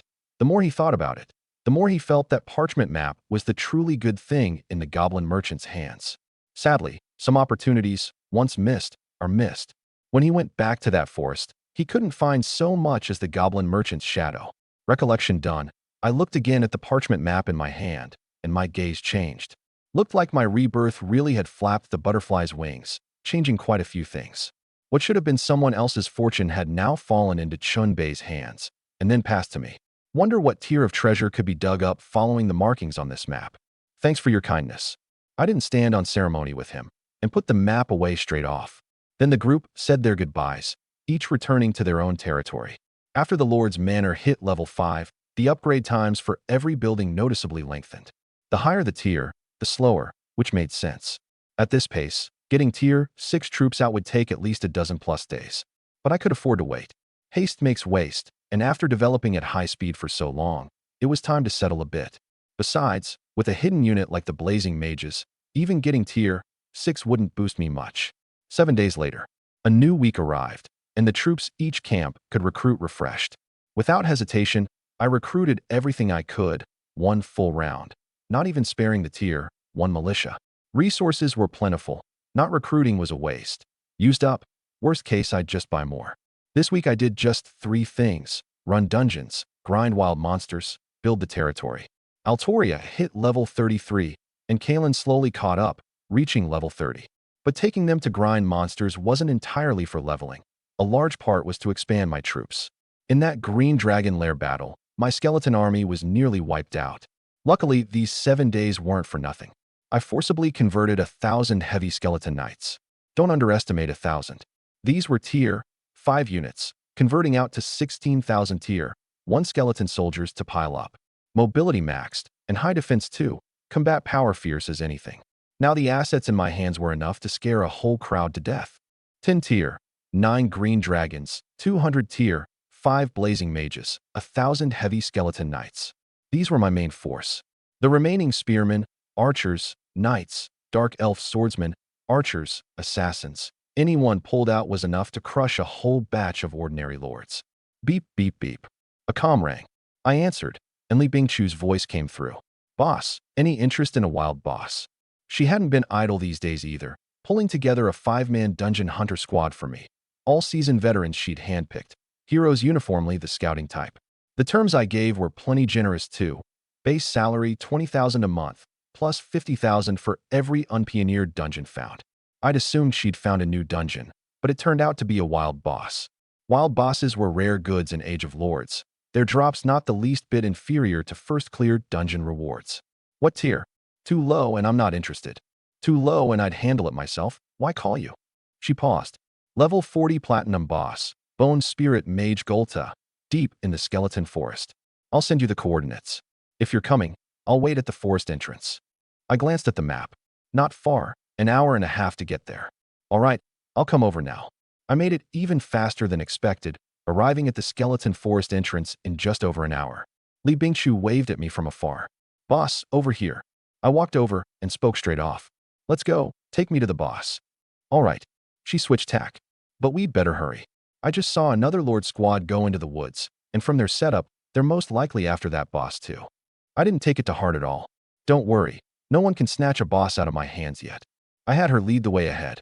She'd clearly done her homework, knowing these woods well, and in under half an hour she'd led me deep inside. The monsters along the way weren't worth mentioning. The skeleton forest was mostly tier 3 skeleton demon wolves, with the occasional tier 4 skeleton demon bear popping out. Things like these didn't even need Altoria and Kalen to lift a finger. One volley of bursting fireballs from 200 blazing mages, and they all turned to bone dust. We're here. Li Bingchu stopped and pointed ahead with a raised hand. In that direction stood a tall skeleton, holding a scepter, draped in a stark white mage's robe, the very picture of a mage. Rumor had it this guy was once obsessed with necromancy, and finally converted even himself into a skeleton, was struck from the Mage Association's rolls, and was wanted by every major city for experimenting on living people. Even so, he didn't turn back, plunging headlong into these woods to keep up his research, converting most of the monsters into skeletal creatures. A perfectly good forest, forcibly turned by him into a forbidden zone. I gave it a glance and spoke calmly. Found it, so let's move. Altoria, drag that thing over. Just as I was about to give the order, a string of voices drifted over from the side. You sure that boss is here? Definitely nearby. Ran into it grinding levels this morning, notified you first thing. All right, well done. This goes smoothly. I'll mark it as a merit for you when we get back. Haha, thanks boss. But that's a level 40 platinum boss. Can we really chew through it? What's there to fear? Our force of 1,000 or 2, with 200 or 300 tier 4 troops. Throw lives at it, and we'll pile it to death. Won't the casualties be too heavy? Hurting our foundation, we'd need a week or 2 to recover. The one leading got impatient. Can you fix that habit of dithering back and forth? A few platinum treasures really drop. Would the boss shortchange you? I furrowed my brow and looked toward the voices. A squad of 7 or 8 lords was walking this way, obviously here for the bone spirit mage too. This was who Li Bingchu meant. That group spotted me too. A crew-cut youth paused, lowering his voice. Boss Wang Hu, looks like someone beat us to it. Wang Hu was a burly, scar-faced fellow. He sized up me and Li Bingchu a few times, then sneered. So what if they got here first? Just the 2 of them, and they're going to take down this boss. The crew-cut caught his meaning. So boss, you mean? Need you ask? Wang Hu waved a hand. If they actually dare to move, we just watch from the side. Once they've ground the boss's health down a chunk, we take over. Fitting for the boss. Crew-cut gave a thumbs up. Wang Hu folded his arms across his chest and sneered. If there's a sucker willing to hold the front, then let them hold it. Over on the other side, Li Bingchu watched Wang Hu's crew come to a stop and furrowed her brow too. Lin Yuan, looks like they've got no intention of teaming up with us. Team up? They don't have the qualification. I said coldly. From the look of them, they want to sit and reap the fisherman's profit. Her expression wasn't good. Then what do we do? Want me to go negotiate? Negotiate? No need.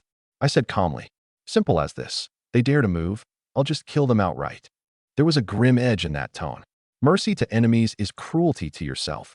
That truth I'd fully grasped last life. Li Bingchu's heart shivered. She knew I wasn't joking. This long into the game, this was the first time she'd seen me clash with another lord. She'd fought plenty of battles, but coming to blows with a lord was a first. All right, keep a close eye on them for me. I said flatly. I'll go solo the boss first. The moment they make a move, don't hesitate. Strike right away. Got it. A flicker of wariness crossed her eyes as she immediately shifted troops to guard my back. Actually, I didn't have this crowd in my sights at all. If they hadn't held off on moving, I'd have cleared them long ago. As for that level 40 Bone Spirit Mage, I didn't need Li Bingchu's help. Soloing it myself was enough. Altoria raised her holy sword high, activated Glorious Holy Shield, and charged straight at the Bone Spirit Mage. She was fast as a beam of light, flashing before the Bone Spirit Mage in a blink, and struck out with a Holy Light Barrage. Minus 2,134. Minus 2,014. Minus 2,256. 3 blood-red damage numbers popped above its head. At the same time, the stat panel unfolded before my eyes. Bone Spirit Mage. Platinum Tier Boss. Level 40. HP 220,000. Magic Attack 1560 to 2580. Defense 550. Skills: Summon Bone Wolf, Thousand Soul Annihilation, Skeletal Arrow Rain, Skeletal Magic Shield. A necromancer fallen to the evil path, wielding the terrifying magic of manipulating bones. Defense wasn't high. One barrage combo from Altoria, and over 6,000 health was gone. Just as she was about to press again, the Bone Spirit Mage began chanting. A stark white skeletal magic shield materialized from thin air, forcibly blocking her strike. Clack, clack. It kept chanting, and one skeletal demon wolf after another was summoned, lunging at Altoria. Tier. For monsters, they really did have some killing power. Fitting for a platinum boss, in a dozen-odd seconds it summoned over 100 skeletal demon wolves. Its methods were tricky enough, but there wasn't a shred of fear on my face. Heavy skeleton knights. Charge. Grind them to dust. At my command, the skeleton knights surged forward like a tide. Tier. 5 units, with attack, defense, and mobility all above the standard line. Before them, those skeletal demon wolves were no different from paper, and the knights outnumbered them several times over besides. Watching this scene, Wang Hu's whole crew went wide-eyed. Holy crap, this guy's way too fierce. He's soloing the Bone Spirit Mage. He picked the Ghost Race? I've never seen the Ghost Race with mounted skeleton troops. Those are Tier 4 skeletal demon wolves, and he's just skewering them like it's nothing. His hero's brutal too, chopping off a good chunk of the boss's health every time. Listening to all this amazement, Wang Hu's face couldn't quite hold. He furrowed his brow and said coldly, "What's there to fuss about? If he can do it this easily, it just means the boss is too weak. Put us on it. Might be even smoother." Crew Cut quickly chimed in. "Boss is right. Had we known this boss was such trash, we should have moved long ago." Wang Hu's gaze flickered, and he sneered. "It's fine. Moving a bit later isn't too late. Once he's ground the boss below 20%, we snatch it straight from him. And with his hero dealing this much damage, he's most likely carrying top-grade strategic treasures. Kill him, and maybe we drop 1 or 2. That was just how Age of Lords worked. When one lord was killed by another, they were guaranteed to drop 1 or 2 strategic treasures. Once the game world formally replaced reality, and a lord used up all 3 revives and truly died, all the strategic treasures on them would drop. Crew Cut's eyes lit up, and he licked the corner of his mouth. Boss is right. Since when do bosses have first-come dibs? Whoever snatches it owns it. I was busy directing the heavy skeleton knights to surround and kill the Bone Spirit Mage, with no time to bother with that crowd beside me. In my eyes, they were no different from ants. To wrap up faster, I pulled Kalen into the battle too. Against a boss like the Bone Spirit Mage with no magic immunity, Kalen's damage was a big cut above Altoria's. With a safe position, she was a spell machine gun, just pouring firepower to death. A platinum tier boss others found unreachable, in my hands, was a punching bag at my mercy. When its health dropped to 20%, it finally got desperate. Revive, skeletal wraiths of the underground. The words had barely fallen when a blood-red skeletal hand reached up from the ground. Then a second, a third, 200 or 300 blood-colored skeletons burst from the earth, holding rusted swords, radiating evil. One of them swung a sword down at my heavy skeleton knight. Clang! That knight's armor split open outright, half its health gone in an instant. This attack power, brutal enough. I swept a glance over it. Hard clearing these 200 or 300 would cost me a fair number of troops too. There was only one most efficient way. Focus fire the bone spirit mage to death directly. The moment it died, these skeletons would naturally vanish into smoke. Right then, Li Bingchu's voice came over. Lin Yuan, careful, those people are about to make a move on you. I didn't turn around. That fellow named Wang who had been staring at me from start to finish, and I'd long seen through his intent. What are you all standing around for? Move already. Wang, whose face darkened.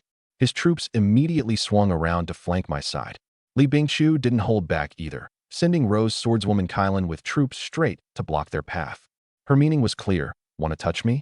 Get past her first. But the other side had numbers. Alone, she couldn't hold out long.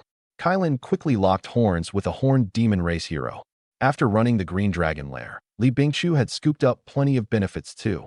Kylan was already sporting 2 platinum-tier strategic treasures, and under her full-force pressure, that horned demon couldn't hold. Wang, who furrowed his brow. An S-rank hero? That horned demon was an A-rank he'd spent several 100,000 to roll, Azazel. Early on he'd strutted around relying on it, and now it was being ground into the dirt. No, an S-rank wouldn't only press it down to this degree. His eyes rolled. It's a treasure. That hero definitely has a top-grade strategic treasure on her. He hadn't figured that. Besides me soloing the boss, Li Bingchu was carrying goods too. Little lady, I'll give you a chance, he shouted. Hand over 2 platinum-tier treasures, and I'll let you off. Otherwise, I'll wipe your troops to 0 and make you start from scratch. Honestly, if she'd been willing to hand them over, it really would have been free profit for him. But Li Bingchu wasn't buying it at all. She raised her head, her eyes ice cold. You dreaming? Someone as shameless as you shouldn't have been born. Since you're courting death, then don't blame me. Wang, who snorted coldly. Wipe her troops to 0 for me. To 0? Big talk. I slowly walked out from behind Li Bingchu. Wiping out my people. Did you ask me first? Wang, whose whole crew went wide-eyed, like they'd seen a ghost. Because the boss had still had 20% health a minute ago. How long had it been? Half a minute? Only one question remained in their heads. This guy one-shot a low-health boss. Before they could figure it out, I'd already moved. Swarms of heavy skeleton knights charged at them. Damn it, block these skeleton troops. Wang, whose face went pale. He'd witnessed these knights' strength. Their side's highest was only tier 4 units, and tier 4 couldn't stop the knight's charge either. SHFF. A tier 4 hellhound was skewered on the spot by a spear, tossed into the air, and several spears ran it through at once, taking its life outright. Don't panic, we've still got a chance. Wang, who clenched his fists. We've got more men, more troops. We'll wear him to death by attrition. Boss is right. Troops can be rebuilt when they die. Kill those too, and the treasures are ours. The crew-cut youth, hurt as he was over the losses, still steeled himself and charged. Right? Wear them down. Don't fear death. All of you charge. Whoever kills the most, the treasures are theirs. He hasn't picked up the boss drops yet. Kill him quick. A crowd came howling forward, whether to psych themselves up or because they really took me for meat to be freely butchered.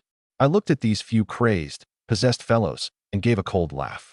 You ever heard the saying, an ant trying to shake a tree, overrating itself? Since you think numbers are your capital, then let me show you. Before absolute strength, quantity is worth jack. The words had barely fallen when the 200 blazing mages behind me chanted in unison. Scalding, bursting fireballs condensed around them one after another. What this crew represented was damage taken to the extreme. That I could kill the bone spirit mage in tens of seconds was all thanks to them. Take a good look at what real damage means. My tone was as flat as making small talk. Hundreds of bursting fireballs hurled at Wang, whose camp. A shower of meteoric fire. Boom, boom, boom, boom, boom. The fireballs slammed down, firelight exploding. The blazing mage's damage was no joke. The fragile tier 4 and below, one shot to kill. Light armor, heavy armor, they took maybe 2. And behind me stood a full 200 blazing mages. One volley, 200 fireballs. When the firelight faded, corpses littered the ground before us.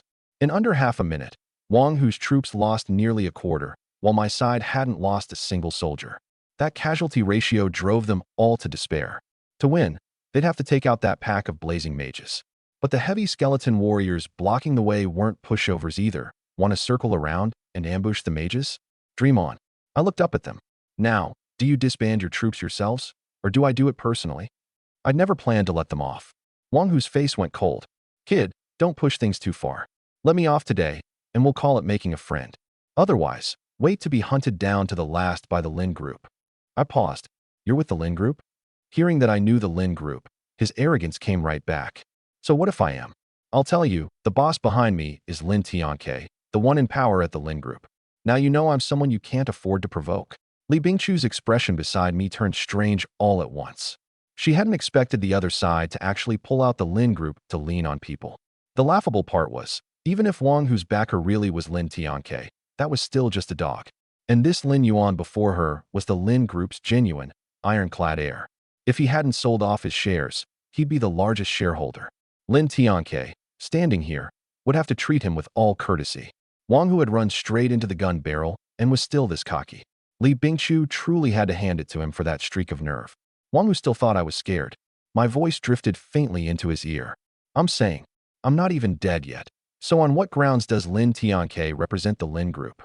Wang Hu froze, and once it clicked, a flash of dread crossed his eyes. He didn't know who I was, but that I could say something like that meant only one thing. He'd kicked an iron plate. I swept my hand wide. Kill them all. Over 1,000 heavy skeleton knights charged again, and the blazing mages in the back condensed hundreds more fireballs. With that pittance of troops, they couldn't hold. Tens of seconds, total wipe. A crushing rout. The casualties on my side were nearly negligible. With the troops cleared out, I could attack the lords. Altoria turned into a blur and flashed before Wang Hu, one sword slicing off his head. The few lords following him were run through, one, by Kalen's dark magic bolts. These people stared wide-eyed even at death's door, faces full of unwillingness. Most likely their first taste of death in the game. After they died, each dropped 1 or 2 strategic treasures. I picked them up for a look, all silver and gold tier, not a single platinum. To me, it was a pile of junk. I'd toss it in the auction house later and see if it'd fetch a few coins. These people really had it coming. Li Bingchu felt not a shred of sympathy. Snatching the boss aside, they even wanted to finish us off too. She paused. Right, the bone spirit mage's drops. You haven't gotten them yet. Only then did I remember, striding to the bone spirit mage's corpse to gather the treasures it dropped. The drops from a wild boss really were valuable. Platinum tier strategic treasures alone came to 2. 1 white bone war hammer, for melee heroes. 1 bone spirit robe, mage exclusive. The hammer was useless to me. Altoria used a sword, so lugging this thing didn't fit. The robe, though, was just right for Kalen, and once equipped, her stats climbed another notch. Besides these 2, the Bone Spirit Mage also dropped a hero recruitment order, able to recruit the A-rank hero Skeleton Knight Green. I had an impression of this hero, decent stats, handy for a Ghost Race Lord. Sadly, A-rank heroes I really couldn't be bothered with now. Occupying a hero slot for nothing, a waste. I casually tossed the recruitment order, along with the few dozen useless strategic treasures, all to Li Bingchu. You handle these, market price is fine. I paused. But I don't lack money, so if you can, help me trade for some special items in return. Understood. Li Bingchu nodded. She knew money meant nothing to me. Those special items might come in handy. All right, boss is dead, people are killed, let's head back. I turned and walked off. Li Bingchu caught up. Right, those people just now, they were your Uncle Lin Tiang's men, weren't they? This whole thing, it won't drag you into trouble. You're worried my uncle will retaliate against me? Better to guard against people, even your uncle. Best not to be without caution. She hesitated, but spoke anyway. I heard from my dad that your uncle's very calculating. I'm afraid he'll hold this against you. I laughed. What are you laughing at? Laughing that you don't understand my uncle. I said calmly. Trash like Wang Hu. In his eyes are a few dogs at most. He wouldn't bother to move on me over a trifle like this. Quite the opposite, he'd greet me with a smiling face and apologize to me on his own initiative. That man, either he doesn't act, or he does it to the extreme. Even if he's going to kill you the next second, this second, he can still crack jokes with you smiling. I looked at her. But there's one thing you got right. He does want to kill me. Because with me dead, he can take over the Lin group in name and reason. Why did I see through Lin Tianke so completely? Because last life, I died to his scheming. My parents, too, died at his hands. A blood debt deep as the sea. The me back then was laughably naive. With my parents dead, Lin Tianke became one of my few elder relatives, and I trusted him, respected him all along. This old fox disguised himself too well, and I sensed nothing. Until the moment I learned the truth. Pain, regret, hatred, despair all blazed into one fire, and it burned in my heart to this day. Heaven opened its eyes and gave me the chance to live again. This fire has never gone out. The reason I wasn't in a rush to act was that I was building up strength. Lin Tianke had ability, I grant him that. Last life, leaning on the Lin Group's influence, he quickly built his own faction in Age of Lords and became a regional overlord of Dragon Nation. To uproot him wasn't easy. I could take on 10 at once, but not necessarily 1,000. So I needed to build my own faction. One person's strength is limited in the end. By the way, Li Bingchu spoke up again. My dad said, "Didn't you already sell off all your Lin Group equity? So why is he still targeting you?"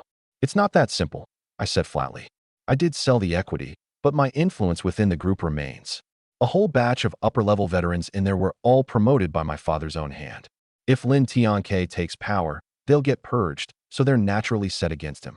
Put plainly, these people count as my faction. They want to prop me up and fight my uncle. For Lin Tianke to deal with them, he either removes me or turns me into a puppet, holding the emperor to command the lords. By selling the equity, quite a few of them are probably completely disappointed in me now." I paused, but I don't regret it. A mere Lin Group isn't worth my attachment. This world beneath our feet now is the real future. The tone was very flat, but the words left people dazed. Li Bingchu was taken aback. Only then did she realize that the maturity, vision, and boldness on this young man before her far exceeded his peers. Like some ancient warlord hero, eyes fixed on the future, hands already arranging the pieces on the board. Looked like she hadn't chosen the wrong boss. In Li Bingchu's heart, another measure of certainty settled in. Wang Hu walked out of the respawn point with a dark face. This trip was a net loss. A pile of resources sunk in, his troops wiped to the last, and he dropped 2 gold-tier treasures. And those 2 treasures weren't even his own hard-won loot. He'd bought them off someone for 100-something thousand. 100-something thousand was no small sum to him either. Just like that, it went down the drain. How could his heart not ache? A comm rang. "Feng Chang, what is it?" The crew-cut youth's wailing came from the other end. "Boss, we lost big this time.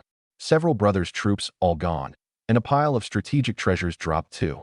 Had we known, we'd never have provoked that bastard." Wang Hu got more irritated. "Cut the crap. You lost, and I didn't? Enough, stop wailing. Troops can be rebuilt when they die. I'll compensate you.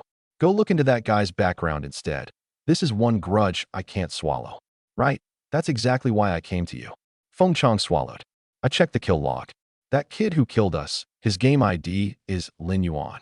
That's the Lin Yuan who hogs the world announcements every single day. That guy is Lin Yuan." Wang Hu froze. The ID Lin Yuan was too famous, topping the world announcement charts outright, known to 8 out of 10 players. He hadn't figured this time he'd offended a heavyweight of that caliber. Feng Chang looked despondent. "Boss, this time we really kicked an iron plate." "No, forget iron plate. This is a titanium alloy plate. No wonder he could solo a level 40 platinum boss. Turns out he's Lin Yuan. Had I known, 10 borrowed guts wouldn't have made me dare provoke him." Feng Chang muttered on without end. And the more Wang Hu listened, the angrier he got, until he finally couldn't help chewing him out head to foot, cursing him for being spineless, gutless, a grown man scared witless like a rat. So what if he's Lin Yuan? Offend me, and I'll still make him pay the price. Feng Chang was helpless. "Boss, I get that you can't swallow this. But the key thing is, there's really nothing we can do to him. That many people, picked off by him one at a time, were not even in the same league. Those troops under him, too monstrous." That was heartfelt, honest truth. Heavy skeleton knights, high attack, high defense, high mobility, balanced stats, and tier 5 units besides, numbering over 1,000. Blazing mages, absurd burst, 1 volley of bursting fireballs, and the field was cleared. Not to mention 10 enormous green dragons still circling behind Lin Yuan. What tier those 10 green dragons were, Feng Chang didn't even dare guess. It was that very scene that made Feng Chang fully recognize they and Lin Yuan simply weren't on the same level. "With just us few, of course we can't deal with him," Wang Hu said viciously. "But we can't handle him. Someone can. Don't worry. Boss Lin will definitely stand up for us." Hanging up on Feng Chang, Wang Hu dialed another number. A cool, clear voice sounded. "Wang Hu, what is it?" Wang Hu instantly grew nervous, took a deep breath, and switched to a fawning tone. "Boss Lin, hope you've been well." He knew Lin Tianke didn't like listening to nonsense, so he got straight to the point. "It's like this. We were pioneering in the skeleton forest today, and happened to run into a level 40 platinum boss. What? You can't handle it. Lin Tiang's tone was flat. Send me the coordinates. I'll go deal with it. Each of you go collect 200,000 from finance. One boss's coordinates, and out of his mouth it was 200,000 each, over $1 million for the several of them combined. But compared to a platinum boss's drop rate, this bit of money was nothing. Wang Hu, though, got awkward. Boss Lin, it's not that. I meant to send you the coordinates, but something unexpected came up along the way. Lin Tianke sneered inwardly, tone still flat. Go on. By his understanding of Wang Hu, this guy was purely profit-driven. Coming to his door meant one of two things. The boss couldn't be beaten, or something else went sideways. Wang Hu gritted his teeth. Boss Lin, you have to back us up on this. That boss was ours to discover first, and then two people popped up and snatched the boss right from us. To get Lin Tianke to step in, Wang Hu turned black to white on the spot, pinning the blame on the other side first. Lin Tiang's brow lifted. Two people snatched the boss from your hands. How many of you? 8 of us. Heh. A trace of amusement surfaced at the corner of Lin Tiang's mouth. 8 of you, and you couldn't handle 2 people? He understood why Wang Hu came knocking. He'd run into trouble. Wang Hu's little crew weren't top-tier lords, but they'd taken plenty of benefits from him and counted as upper middle. And they'd been wiped out by 2 people. One could imagine how strong the other side was. What Lin Tianke didn't know was that 2 people was Wang Hu gilding his own face. The real situation was that Li Bingqiu hadn't lifted a finger. Lin Yuan alone, in under 10 minutes start to finish, had swept them all away. Wang Hu ground his teeth. If it were just snatching the boss, I wouldn't be this furious. Outmatched in skill, I'd accept it. But the key thing is, I invoked the Lin Group's name, said I was your man, and that kid actually spoke insolently about you right then, saying the Lin Group's power was in no way your turn to hold. Lin Tianke furrowed his brow slightly. He was already displeased that Wang Hu had gone out leaning on his name to push people around. But he was more curious. Who exactly was the other party, and on what grounds did he dare say such a thing? This guy's identity, did you find it out? Not yet. Only know his game ID is Lin Yuan. Wang Hu sensed something off in Lin Tiang's tone and hurried to ingratiate himself. Boss Lin, if you're concerned, I'll arrange people to look into it right away. In the whole Lin Group, who doesn't know you're the one in charge? This kid's so arrogant, he ought to be taught a lesson. The more Wang Hu talked, the more worked up he got. I say just wipe him to 0 and be done. With your strength, dealing with a punk who doesn't know the heights of heaven, isn't it just a flick of the hand? His calculation was simple. Stir up Lin Tiang's hostility toward Lin Yuan, so he could borrow the man's blade down the line. But Lin Tianke, of all things, laughed. You're quite considerate of me. Absolutely. Your business is my business. Then do you know who this Lin Yuan is? Wang Hu's heart lurched. Who is he? My nephew, Lin Yuan. The moment those words came out, Wang Hu's scalp exploded. The one he provoked was actually Boss Lin's own nephew? Lin Yuan. Lin Yuan. The names were so alike, he should have caught on long ago. He wanted nothing more than to slap himself twice. You're lying to me. Lin Tiang's voice abruptly pressed close to his ear. Wang Hu shuddered all over and hurried to force a smile. Boss Lin, I'm just a dog you keep. How would I dare lie to you? Wang Hu.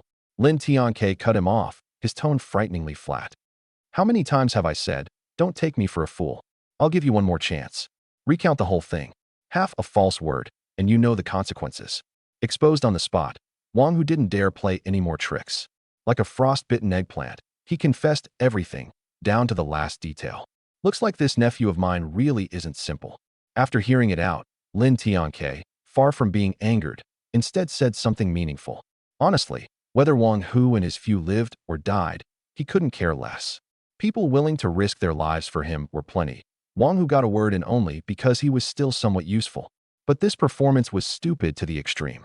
A waste like this could be discarded, and it'd be no loss. What Lin Tianke truly had on his mind was only Lin Yuan. To fully swallow the Lin Group, Lin Yuan was the biggest stumbling block. If Lin Yuan were just a good-for-nothing second-generation heir, he could toss him a few $100 million to go carouse. But Lin Yuan's move of selling off his equity, plus the hand he'd shown in the game, both made Lin Tianke catch the scent of danger. He was playing this game himself too. With his business instincts, he'd long seen it.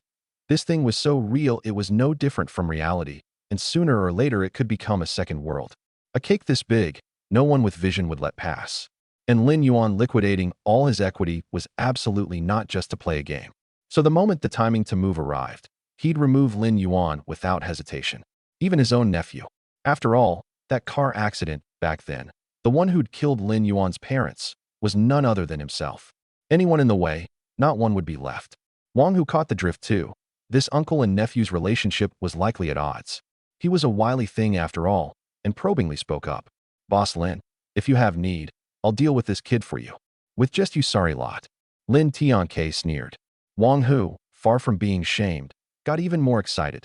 This made it plain. Lin Tianke wanted to move on Lin Yuan too. He lowered his voice. Of course, just as few won't get it done. But if Boss Lin's willing to back us from behind, then that's another story. You think I'd help you deal with my own nephew? It all comes down to Boss Lin's wishes. For old time's sake, I'll have finance transfer you 50 million. Lin Tianke said unhurriedly. But once the money lands, you and I have nothing more to do with each other. Your grudge with Lin Yuan, I don't get involved. He is my nephew, after all. Wang Hu was first stunned, then joy climbed onto his brow. Of course he understood. Lin Tianke wanted him to be that blade, while keeping his own hands clean.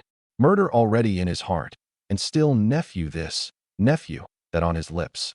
Hypocrisy, taken to just about this level. Two paths lay before Wang Hu. Take the money and do the job, go all out against Lin Yuan.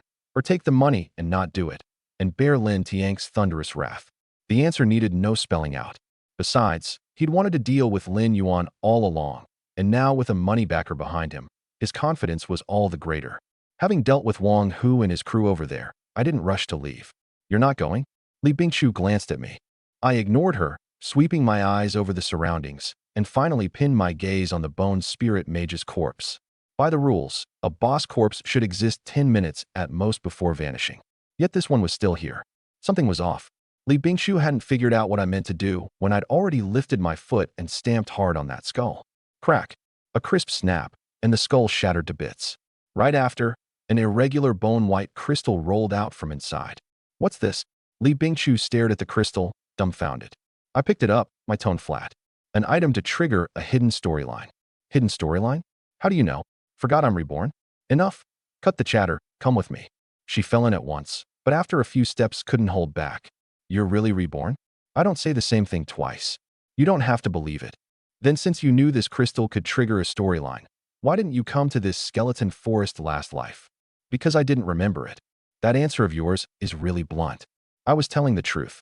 Reborn or not, I wasn't omniscient. The trifling stuff of the early game I'd mostly forgotten. This time it was only seeing the bone spirit mage's corpse not vanish that made me recall the skeleton forest hid this little segment. Since you're reborn, then how'd I do last life? Surely not bad, right? She was like a curious little thing. Miserable. Got wiped to zero a bunch of times, and in the end came crying and begging me to take you in.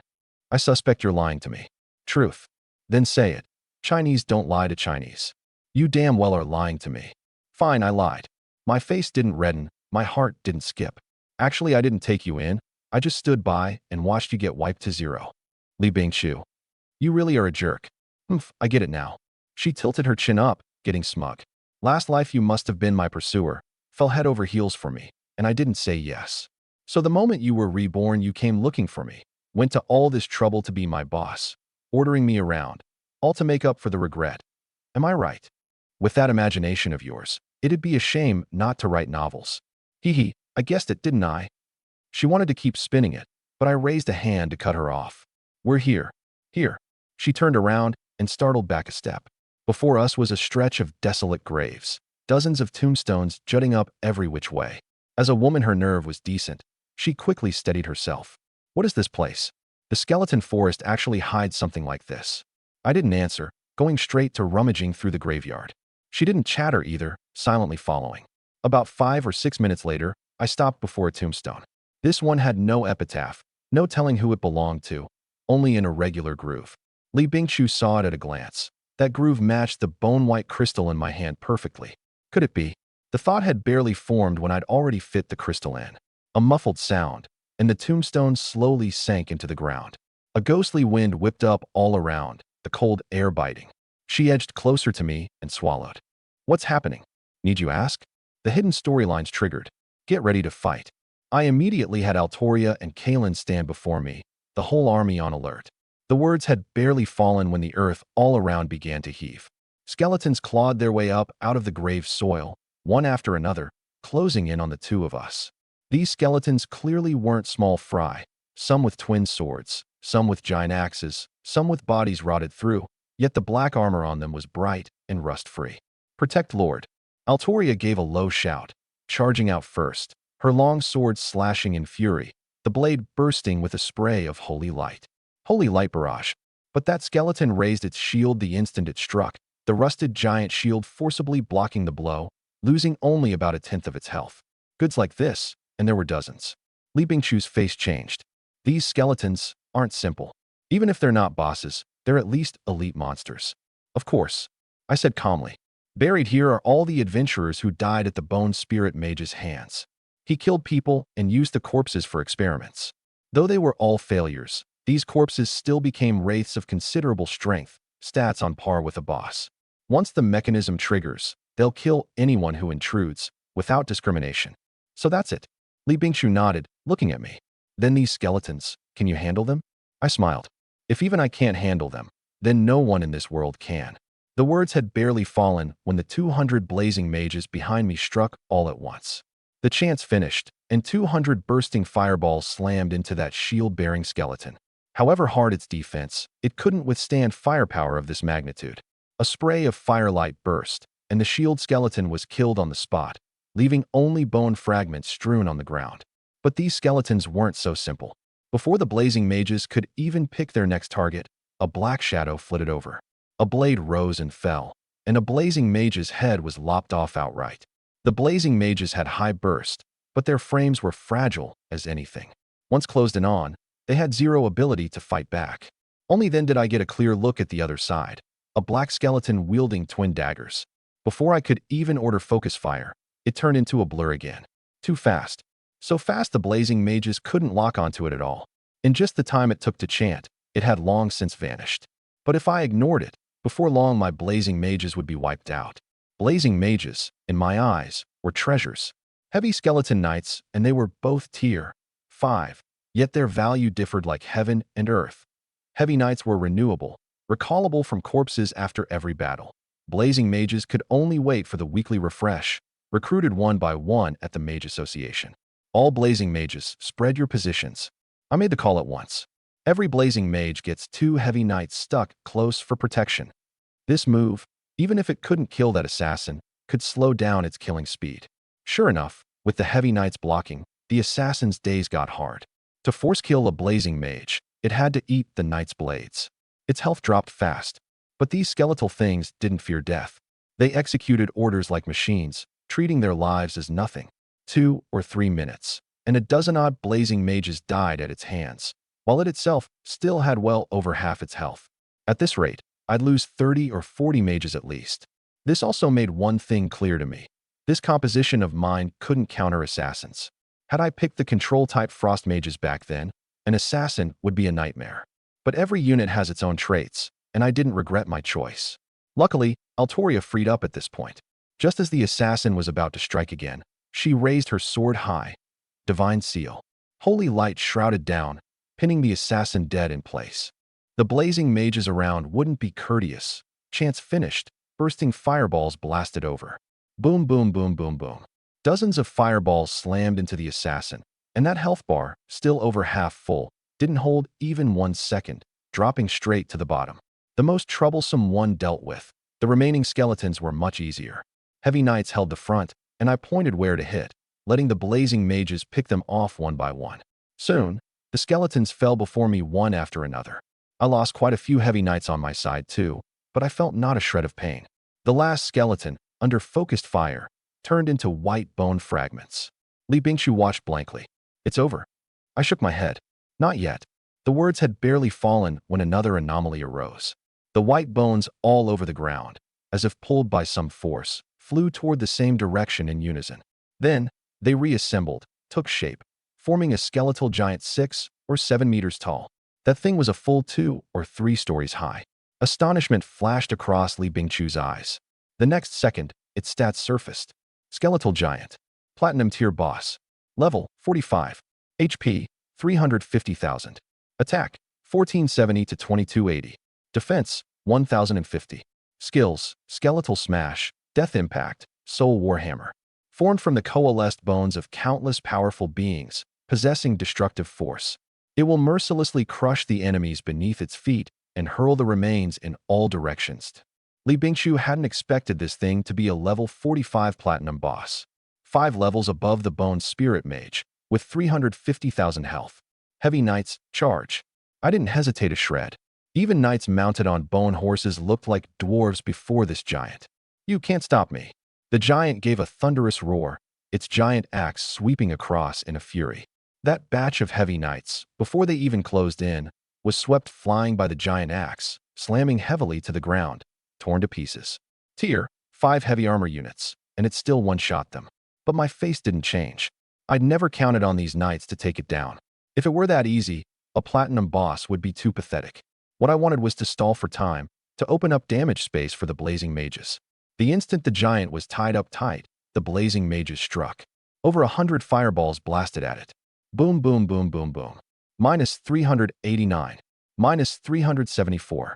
Minus 286. A string of blood-red damage numbers popped above the giant's head. The blazing mage's damage really was fierce. One round of focused fire shaved off over 40,000 health outright. The giant's health bar dropped visibly. Damn, humans. The giant snapped its head up, the soul fire in its eye sockets burning fiercer. A phantom green war hammer condensed from thin air in midair, and before I could react, it smashed down at the void. Boom, a muffled sound, and my entire force was instantly plunged into a stun. Soul Warhammer. No damage, but it forcibly stunned all enemy troops involved in the attack, a full 10 seconds. All of you to hell. The giant axe swept across again, sending another swath of heavy knights flying. 10 seconds was enough for it to break through to the blazing mages. But right then, a group of tier 4 knights charged up, blocking before it in time. It was Li Bingqiu. With my troops stunned, she led her own troops up front, just to buy me time. Didn't expect you to be pretty useful. I glanced at her and gave a light laugh. Of course. She lifted her head proudly.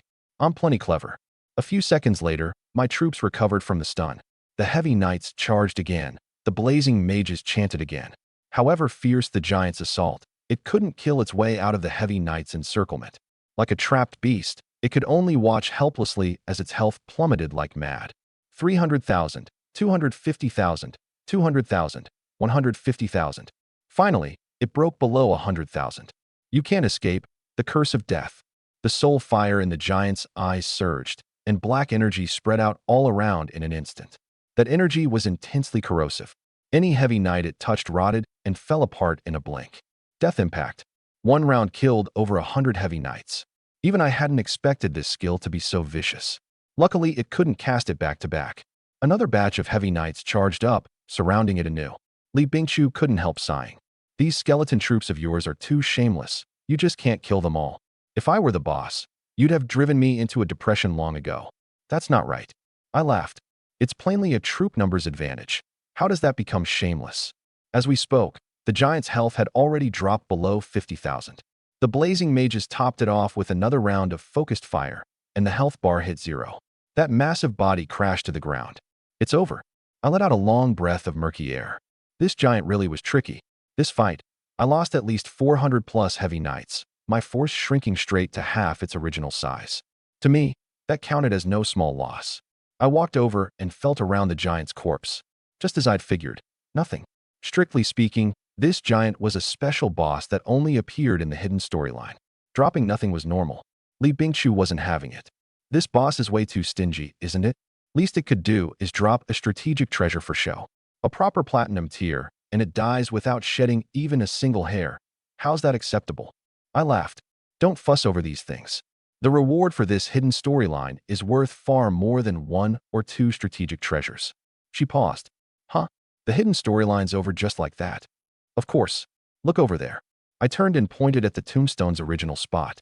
An old manhwaedit coffin was slowly pushing up through the soil layer, appearing before us.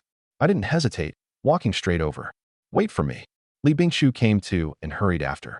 Soon, we stood before the coffin. Her eyes were full of curiosity. What's inside this thing? Open it and see, won't you know? I reached out to open the coffin. Creak. A faint sound, and the coffin opened. In that moment, Li Bingqiu held her breath. The scene inside the coffin was revealed, a skeleton. But this skeleton's white bones were as pristine as jade, without the slightest flaw. If skeletons could be graded by looks, this one absolutely counted as extraordinarily handsome. Besides the skeleton, all that remained in the coffin was a tattered parchment scroll. I picked up the scroll without ceremony and scanned it over. Li Bingshu leaned in. What's written on it? See for yourself. Having read the parchment scroll, I casually tossed it to Li Bingshu. Actually, without reading it, I could guess what was written. This was that bone spirit mage's confession. After hiding in the skeleton forest, he devoted himself wholeheartedly to studying skeletal magic. The adventurers who hunted him all died at his hands and became his experimental material besides. What he wanted was a perfect skeletal creature. Strength alone wasn't enough. It also had to have human intelligence. Otherwise, however strong, it was nothing but a beast. He was obsessed with this one thing his whole life. He had to prove he hadn't taken the wrong path. Genius and madman are separated by a hairline in the first place. He failed countless times. The things he made from the bones of the powerful were all mindless monsters, knowing nothing but killing the moment they went out of control. He even pieced together the bones of several powerful beings, making a terrifying skeletal giant. But the most crucial problem was never solved: how to make bones possess intelligence. Until one day, he picked up the corpse of a top-tier powerhouse. He treasured it like a windfall, exhausting all he'd learned in his life to refine this corpse into a skeleton, naming it Ugsar, the name of the god of death from ancient myth. The result was that this skeleton he'd pinned such hope on stubbornly grew no consciousness. An empty shell. Then a bold idea occurred to him. Since it was an empty shell, if he stuffed a living person's consciousness inside, wouldn't it have intelligence? Whose consciousness to stuff in? He thought of himself. He was an aberration to begin with. The failed experiment had turned him into a skeletal being, his consciousness all stored in the soul crystal within his skull. As long as he moved the crystal into this skeleton, he could be reborn in a different way. The plan was perfect, but he didn't dare gamble. Should it fail, everything before would be finished.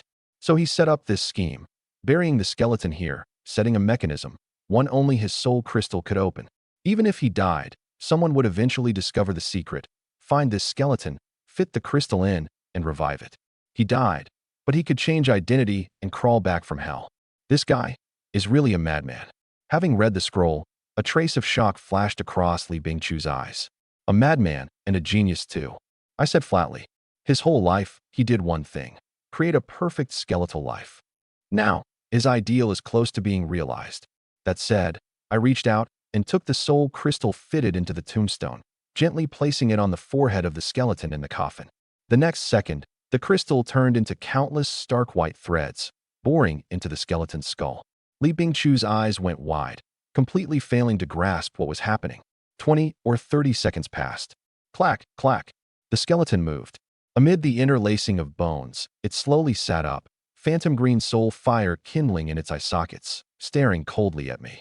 Human, was it you who woke me? It was I who woke you and gave you a second life. I met its gaze without dodging. So from now on, you fight for me. I am your soul master. The fire in its eye sockets flared violently, jumped fiercely, and finally slowly calmed. Who exactly am I? It looked bewildered. I smiled. I'd known it would ask this. Your name is Ugsar, the god of the dead in ancient myth, the future skeleton king. That name was given by the bone spirit mage. In a sense, I counted as inheriting his last wish. Ugsar, as if activated by the name, the bewilderment in its eyes faded bit by bit. Then it knelt on one knee before me. Great master, from now on, Ugsar is willing to fight for you. Li Bingshu was completely dumbstruck. This works too? She tugged at my sleeve and lowered her voice. What's going on? You subdued it just like that. What else? I turned my head, my voice for her ears only. This hidden storyline has two endings. It now has the bone spirit mage's consciousness, but lost all its memory. If we let it learn its true identity, I paused. It would have killed us outright. By the way, this skeleton's strength is equivalent to a level 50 diamond tier boss. Li Bingshu's pupils constricted. She hadn't expected this pile of bones before her to be this fierce. A level 50 diamond tier boss, more than a full tier stronger than that skeletal giant earlier. The second ending, I said unhurriedly, is to let it accept its new identity. That way it takes you as its leader and pledges loyalty to you. There's an operation like that? Li Bingshu's eyes went wide as saucers. I smiled and said nothing. The choice looked simple: but a player who didn't know the answer really might not choose right. After Ugsar acknowledged its master, its stat panel surfaced before my eyes. Hero, Ugsar. S-rank hero.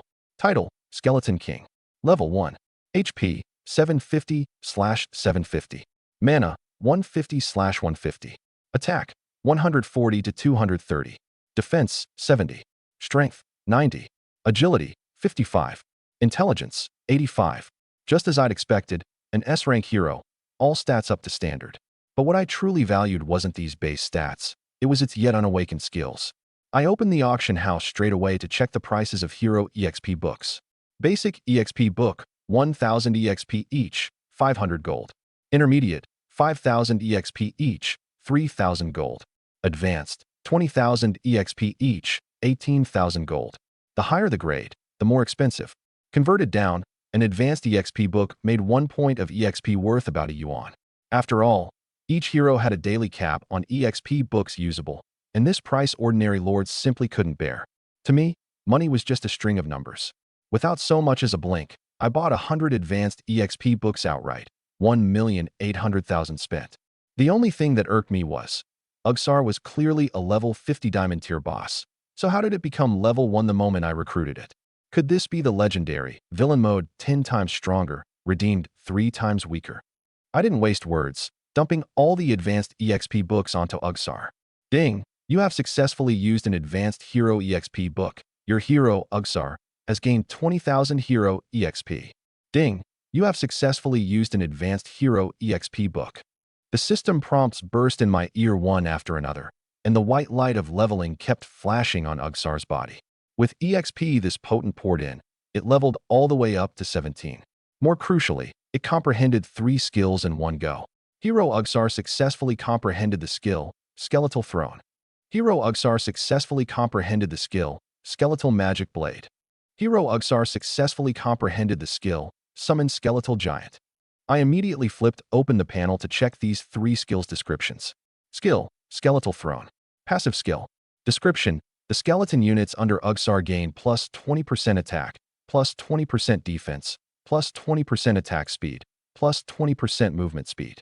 10% of all damage dealt by skeleton units is automatically converted to true damage. Seeing that line, my breathing suddenly quickened, unable to suppress the excitement in my eyes. That's the one. Skeletal Throne. An absolute passive divine skill. Even heroes of the same race each have their specialty. Take the Ghost race for instance. Vampire Count Dracula, skilled at commanding vampires. Lich Master Claire, skilled at commanding corpse witches. Walking Corpse Fury Seekong, skilled at commanding walking corpses and zombies. The right hero paired with the right units unleashes the strongest combat power. And this Skeleton King Ugsar I'd just subdued was, without a doubt, the hero best at commanding skeleton troops, bar none. The Skeletal Throne passive not only greatly boosted skeleton troop stats, but more viciously, it converted part of the skeleton troops' damage into true damage. Bear in mind, skeleton troops were mostly low tier, their damage generally unable to climb. Last life I'd seen plenty of lords run skeleton C tactics. Skeleton troops were easy to make, easy to obtain, easy to pile up to a certain number. Even without a treasure like the skull of the Skeleton King, Ghost Race lords could turn corpses into skeleton troops via soul summoning. It's just that soul summoning converted only the lowest tier skeleton troops, which couldn't be fused and upgraded. But even so, it was enough. Pile up the numbers, and enough ants can bite an elephant to death. Besides, cannon fodder like skeleton troops, no pain when they die. So many Ghost Race lords relied on skeleton Cs to rise fast in the early game. The problem was, by the mid-game, this tactic stopped working. Once unit tiers climbed, skeleton troops got weaker and weaker, unable to even break through a tier 4 Heavy Knight's defense. However many, it was meaningless. So the skeleton C was abandoned by most Ghost Race lords. But there are always exceptions. A small handful of Ghost Race lords stubbornly stuck with skeleton Cs, using hero and treasure traits to keep the skeleton troops alive. The same cannon fodder, in others' hands, could even surround and kill a great dragon. This Ghost Race hero Ugsar was practically tailor-made for the skeleton C tactic. The skeleton troops he commanded not only enjoyed stat bonuses, but came with true damage built in. What does true damage mean? Ignores defense. Tier. 1 skeleton troops hacking at a tier, 9 Great Dragon could still break its defense, still stab out blood. Put plainly, angels, demons, great dragons. So long as I had enough skeletons, there was nothing I couldn't kill. From the moment I saw a skeletal throne, I'd made up my mind. From now on, my skeleton army would all be led by Ugsar. Paired with the skull of the Skeleton King, this Bone Legion could unleash its strongest might. I went on to flip through his other 2 skills. Skeletal Magic Blade, an active skill. Ugsar draws out his own rib as a blade, imbuing it with skeletal magic. While wielding the blade, plus 35% attack bonus, 25% crit rate, 25% crit damage, and enemies struck also suffer skeletal curse, all attributes dropping 10%.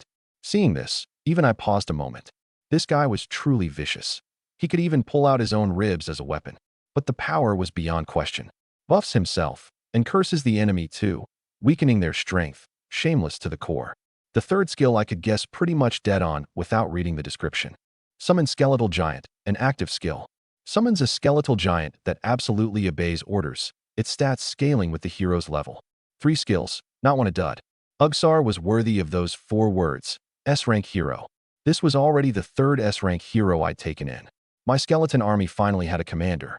Li Bingqiu beside me was so shaken by this string of operations, she couldn't speak for a long while. If I saw right, this guy was level 1 a few dozen seconds ago, wasn't he? She said blankly. Where'd you get that mini hero EXP books?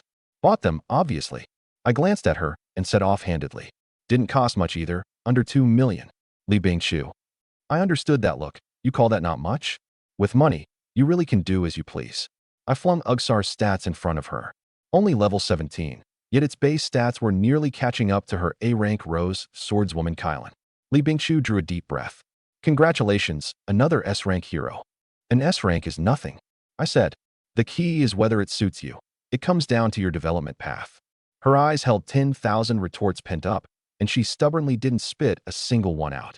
Because I really did have the standing to say this, I could casually give away an S-rank hero's recruitment token just because I couldn't use it myself.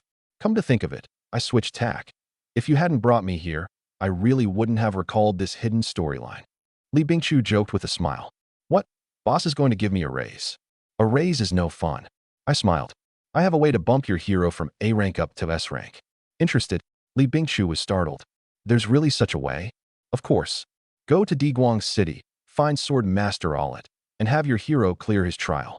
Clear it, and he'll take your hero out to train for 3 days. Training done, A rank upgrades straight to S rank. Excitement immediately shot up in Li Bingqiu's eyes. She didn't doubt it in the least. What I said had been verified several times, and every time it was true.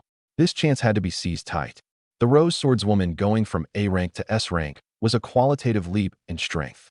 Then is the trial's difficulty high? She quickly hit the key point. There's definitely difficulty. I said. The most fatal part is, the trial only targets the hero. However strong your troops, they can't get in. Then, with the Rose Swordswoman's strength, can she clear it? She asked probingly. No. I answered crisply. You really are blunt. She pursed her lips. If she can't, then why have me go try? I said there's no chance, but I didn't say there's no way. I stuffed a potion into her hand. Have your hero drink this, and you've got a shot. This is the dark potion? She recognized it and paused. You know the effect, right? I said flatly. Drink it and enter a demonized state. Plus 50% to all attributes. Attacks carry 10% dark damage. Lasts 15 minutes. But it's a double-edged sword. Once the effect wears off, the hero enters an 8-hour weakness period, all attributes dropping 70%. Drink it repeatedly in a short span, and it'll even leave irreversible after effects. There was a reason the dark potion sold so dear. Last life, it was the miracle drug of the early to mid game. How many people pioneering dungeons or racing for boss first kills relied on it to briefly pull up their hero's strength? I understand. Thanks for the heads up. Li Bingqiu got it. Hope next time we meet, your hero's already S rank. I paused.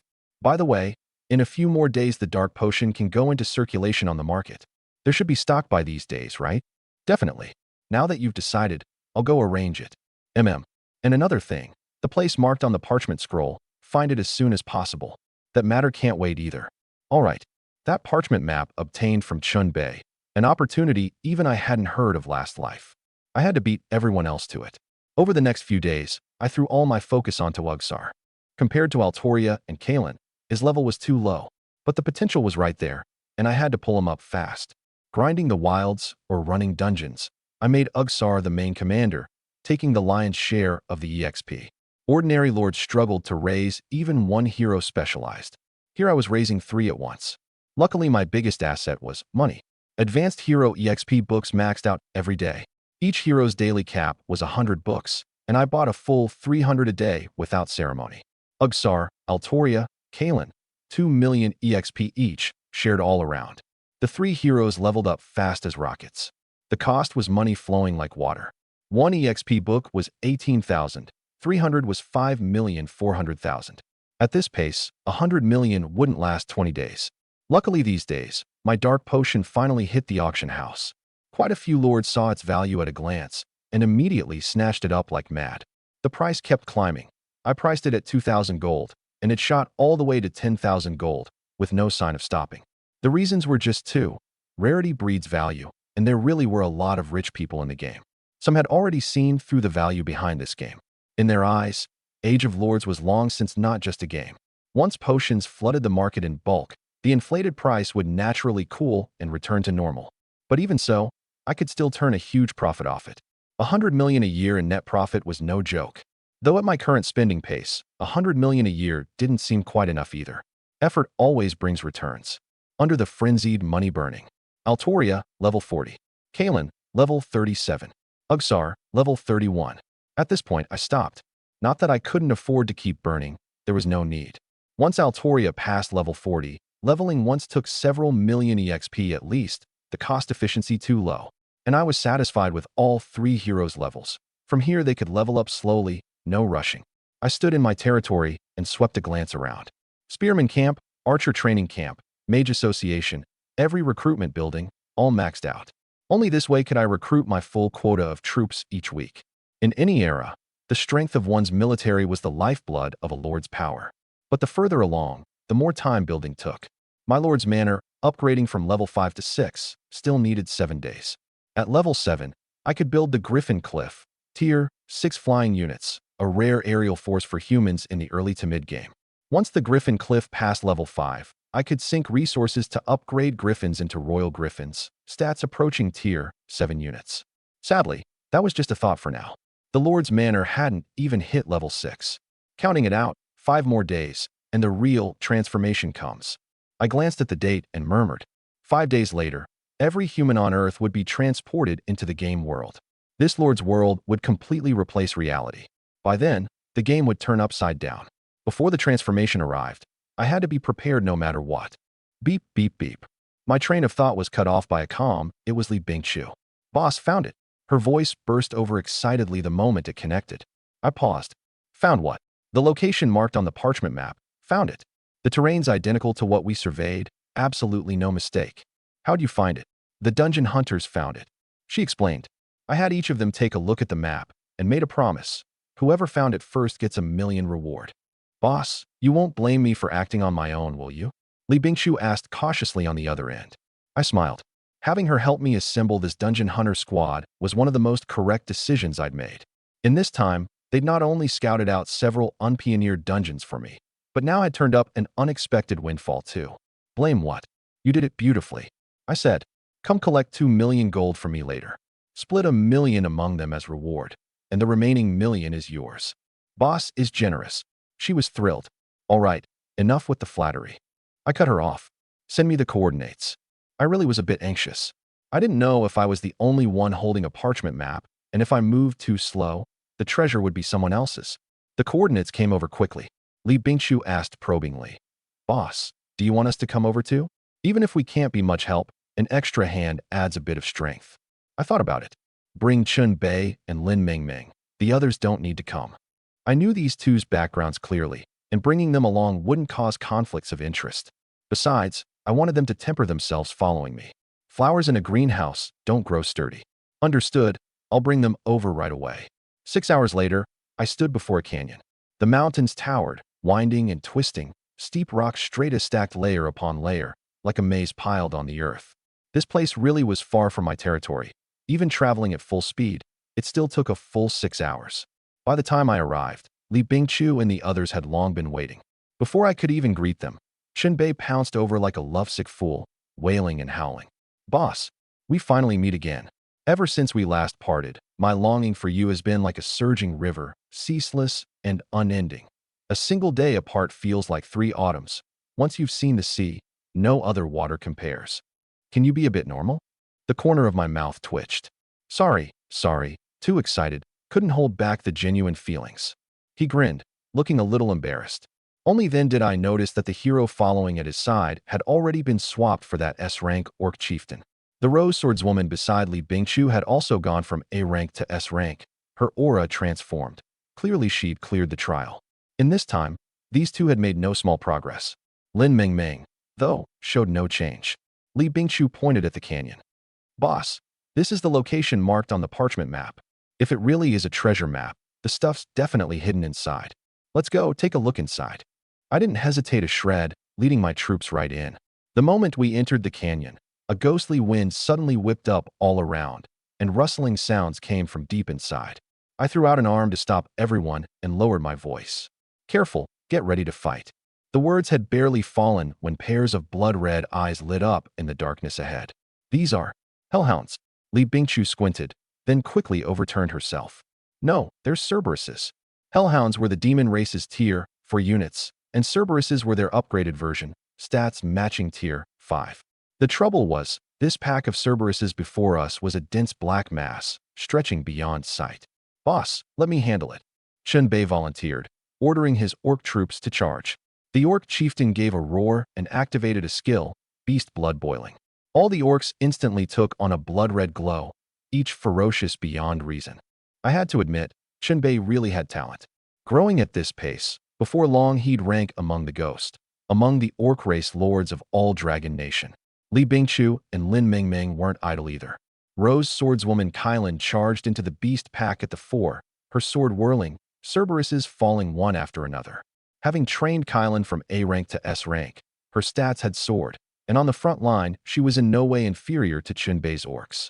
Lin Mengmeng was a bit weaker. Her hero's tier and troop numbers both no match for those two. Luckily, this girl had no jealousy. She positioned herself as support, honestly just buffing her teammates. I barely lifted a finger, and nearly 1,000 Cerberuses were all cleared by the 3 of them working together. Fight done. Shinbei even thoughtfully piled all the corpses into one spot. I looked at him and laughed. You guy? If I didn't pay you a salary, my own conscience couldn't take it. Salary's whatever. He grinned. I've locked onto boss's thigh for good. Looked like I couldn't shake him off even if I tried. For me it counted as a good thing too. I turned to face that mountain of corpses and used the skull of the Skeleton King straight away.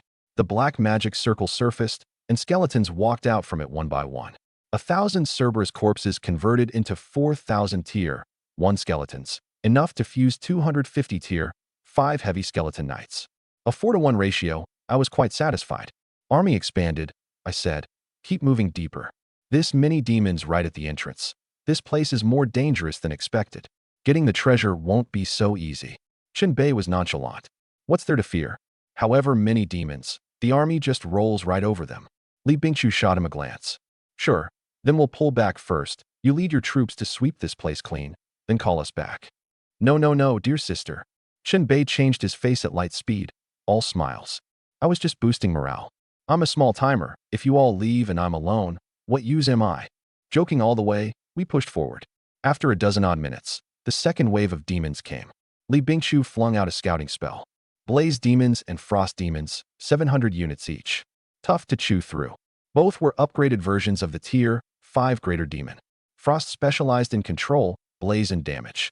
Once they joined forces, it wasn't as simple as 1 + 1 = 2. Watch your back. Something's coming up behind us too. Lin Mengmeng suddenly cried out. We whipped around. Dozens of enormous spiders had, at some unknown point, circled around behind us. These spiders' abdomens were swollen and bulging, something seeming to squirm inside. I furrowed my brow. From past life experience, I recognized them at a glance. The demon race's tier 7 unit, the demon spider queen. This thing wasn't a regular unit. It was a hidden unit, only recruitable once you had the evil spider nest blueprint to build. It was cursed by countless people as one of the demon race's most disgusting units. The demon spider queen couldn't fight herself, but she could endlessly produce spider eggs, hatching little spiders in seconds, stats matching tier 5. Even more disgusting, these spiders self-destructed. Want to deal with the source first? The moment you dare touch the spider queen, the little spiders immediately pounce and self-destruct, blowing up a whole swath of you. Ordinary lords had no means to handle it, and often paid a heavy price to take it down. When did these big spiders circle around behind us? Shinbei furrowed his brow. I pointed at the rock walls on both sides and said calmly, "Don't forget, spiders can climb walls." Li Bingchu gritted her teeth. Then right now, we're caught front and back. There wasn't a shred of fear on my face. I gave a light laugh. "Relax, this much of a scene, I can handle it." I gave orders unhurriedly.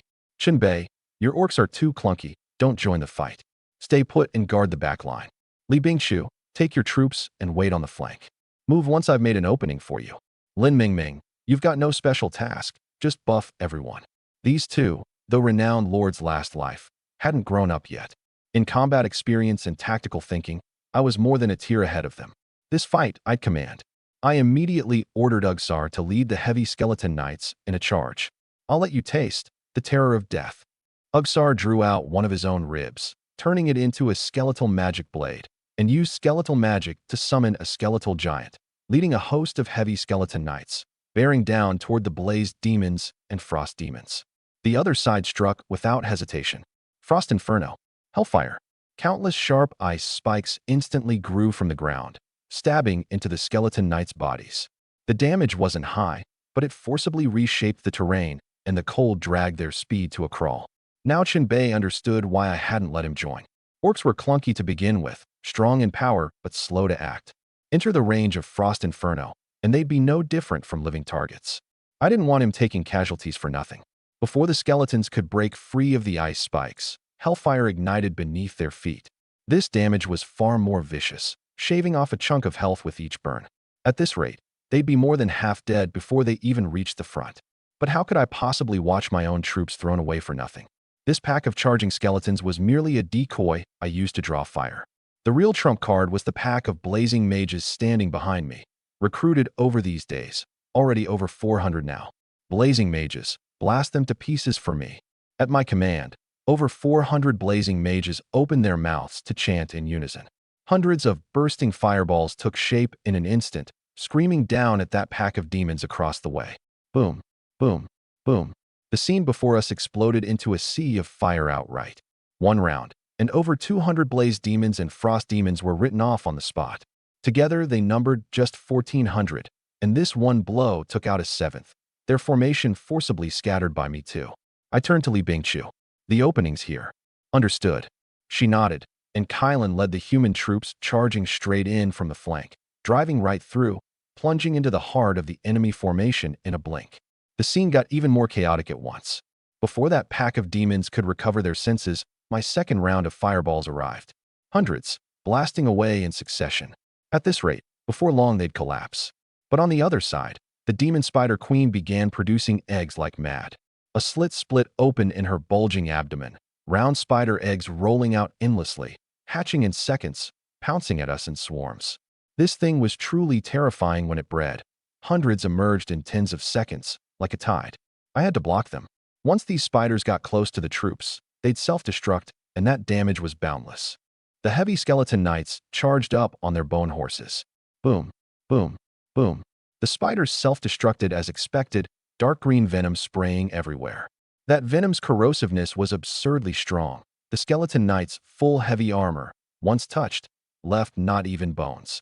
But I'd long figured out how to deal with this thing. I swept my hand wide, directing the green dragons behind me to move up. Honestly, ever since summoning these 10-tier, 9 green dragons, I'd hardly made them act, a non-renewable resource. Losing even one would hurt. But now it was their turn. The 10 green dragons flapped their wings, their massive bodies soaring into the air, flying above the spider queens.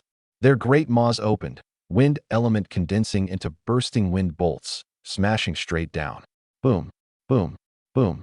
AoE, one shot injuring 2 or 3 spider queens, and shaving off a third of their health. This was level crushing. So what if it's tier 7? The other side was tier 9 green dragons. More crucially, green dragons could fly. The spiders couldn't reach them, and the self-destruct venom couldn't splash onto them either. However disgusting the Spider Queen, this time it had run into its bane. Amid the dragon roars, the Spider Queens were blasted to death one after another, the hatched spiders fewer and fewer, no longer able to threaten my troops. 10 minutes later, both battlefields wrapped up one after another. Blaze demons, frost demons, total wipe. The Spider Queens cleared out too. The price I paid was just a few hundred heavy skeleton knights. Half hacked to death by demons, the other half all blown away by spider self-destructs, which showed just how sickening this Spider Queen was. All right, clean up the battlefield, I said. Pile all the corpses together. Easier for me to convert. Shinbei grinned. Rest easy, boss. This little thing's on me. Following boss is just cushy. Don't even have to fight. Just wrap up and sweep the field, and it's done. I smiled. I just don't want you losing troops for nothing. When it's really your turn to step up, you'll step up all the same. Absolutely. Shinbei thumped his chest. One word from boss.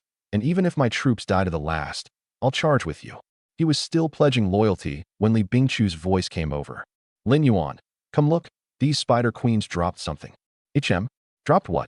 Looks like a construction blueprint. She handed me the blueprint she just picked up. I took one look, and my eyes lit up. The Evil Spider Nest Construction Blueprint. Construction Blueprint, Evil Spider Nest. Special item.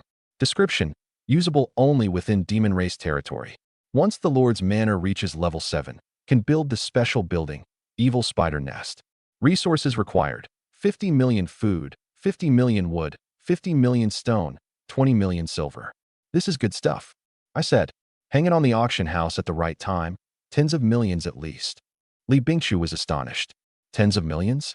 This valuable? Of course. The Spider Queen's a tier 7 hidden unit, and you can develop a whole pile of tactics around it. I said calmly. No Demon Race Lord would pass up this blueprint, and the price won't be pushed down. Sadly, none of us can use it. Li Bingchu finally understood the weight of this blueprint and asked, then should I hang it on the auction house? Not yet. I shook my head. A tier 7 building, no one can afford it right now. And I don't lack these tens of millions. If the chance comes, trade it for something we can actually use. Money was just a number to me. What I wanted was things that boosted my strength. Right then Lin Mingming spoke up. Brother Lin, there are 2 more construction blueprints here. I paused. 2 more? I'd thought dropping one was already an unexpected windfall. Looked like the demons in this canyon carried plenty of good goods. Bring them, let me see. Construction blueprint, Frost Magic Tower. Special item. Description, once the Lord's Manor reaches level 5, can build the city defense building, Frost Magic Tower. Resources required, 20 million food, 20 million wood, 15 million stone, 5 million silver. Construction blueprint, Blaze Magic Tower. Special item. Description, once the Lord's Manor reaches level 5, can build the city defense building, Blaze Magic Tower. Resources required, 20 million food, 20 million wood, 15 million stone, 5 million silver. Both were city defense building blueprints. In the early game, no one upgraded city defenses. After all, few people came knocking at this time, and sinking resources in was a pure loss. In others' eyes, it was a chicken rib, but in mine, these 2 were rare goods, and would come in handy very soon. These 2 are exactly what I can use. Mind leaving them to me? Li Bingchu shrugged. You're the boss, you call it. Lin Mingming said softly. No objection here. Shinbei grinned. What objection could there be? Boss, you alone put in the most effort. Even if you took all the spoils, I wouldn't so much as furrow my brow. I'm not that ruthless. I laughed. You keep these materials, they'll sell for a fair bit too. Spoils divided, we continued deeper into the canyon. Soon, a 3-way fork blocked our path. All 3 roads led into pitch-black unknown, deep and dark beyond sight. Boss, which one? Shinbei looked back at me. 3 forks, plainly forcing a choice. The truly right one was most likely only one. How would I know? I can't tell fortunes. I said calmly. But I can go take a look. Shinbei froze. Isn't that too dangerous? No danger. I said I'll go, not that I'll take you. That said, I dug the deceiver's mask out of my pack and put it on. The next second, right in front of everyone, my appearance turned straight into a frost demon. Their eyes all went wide. Shinbei cried out on the spot.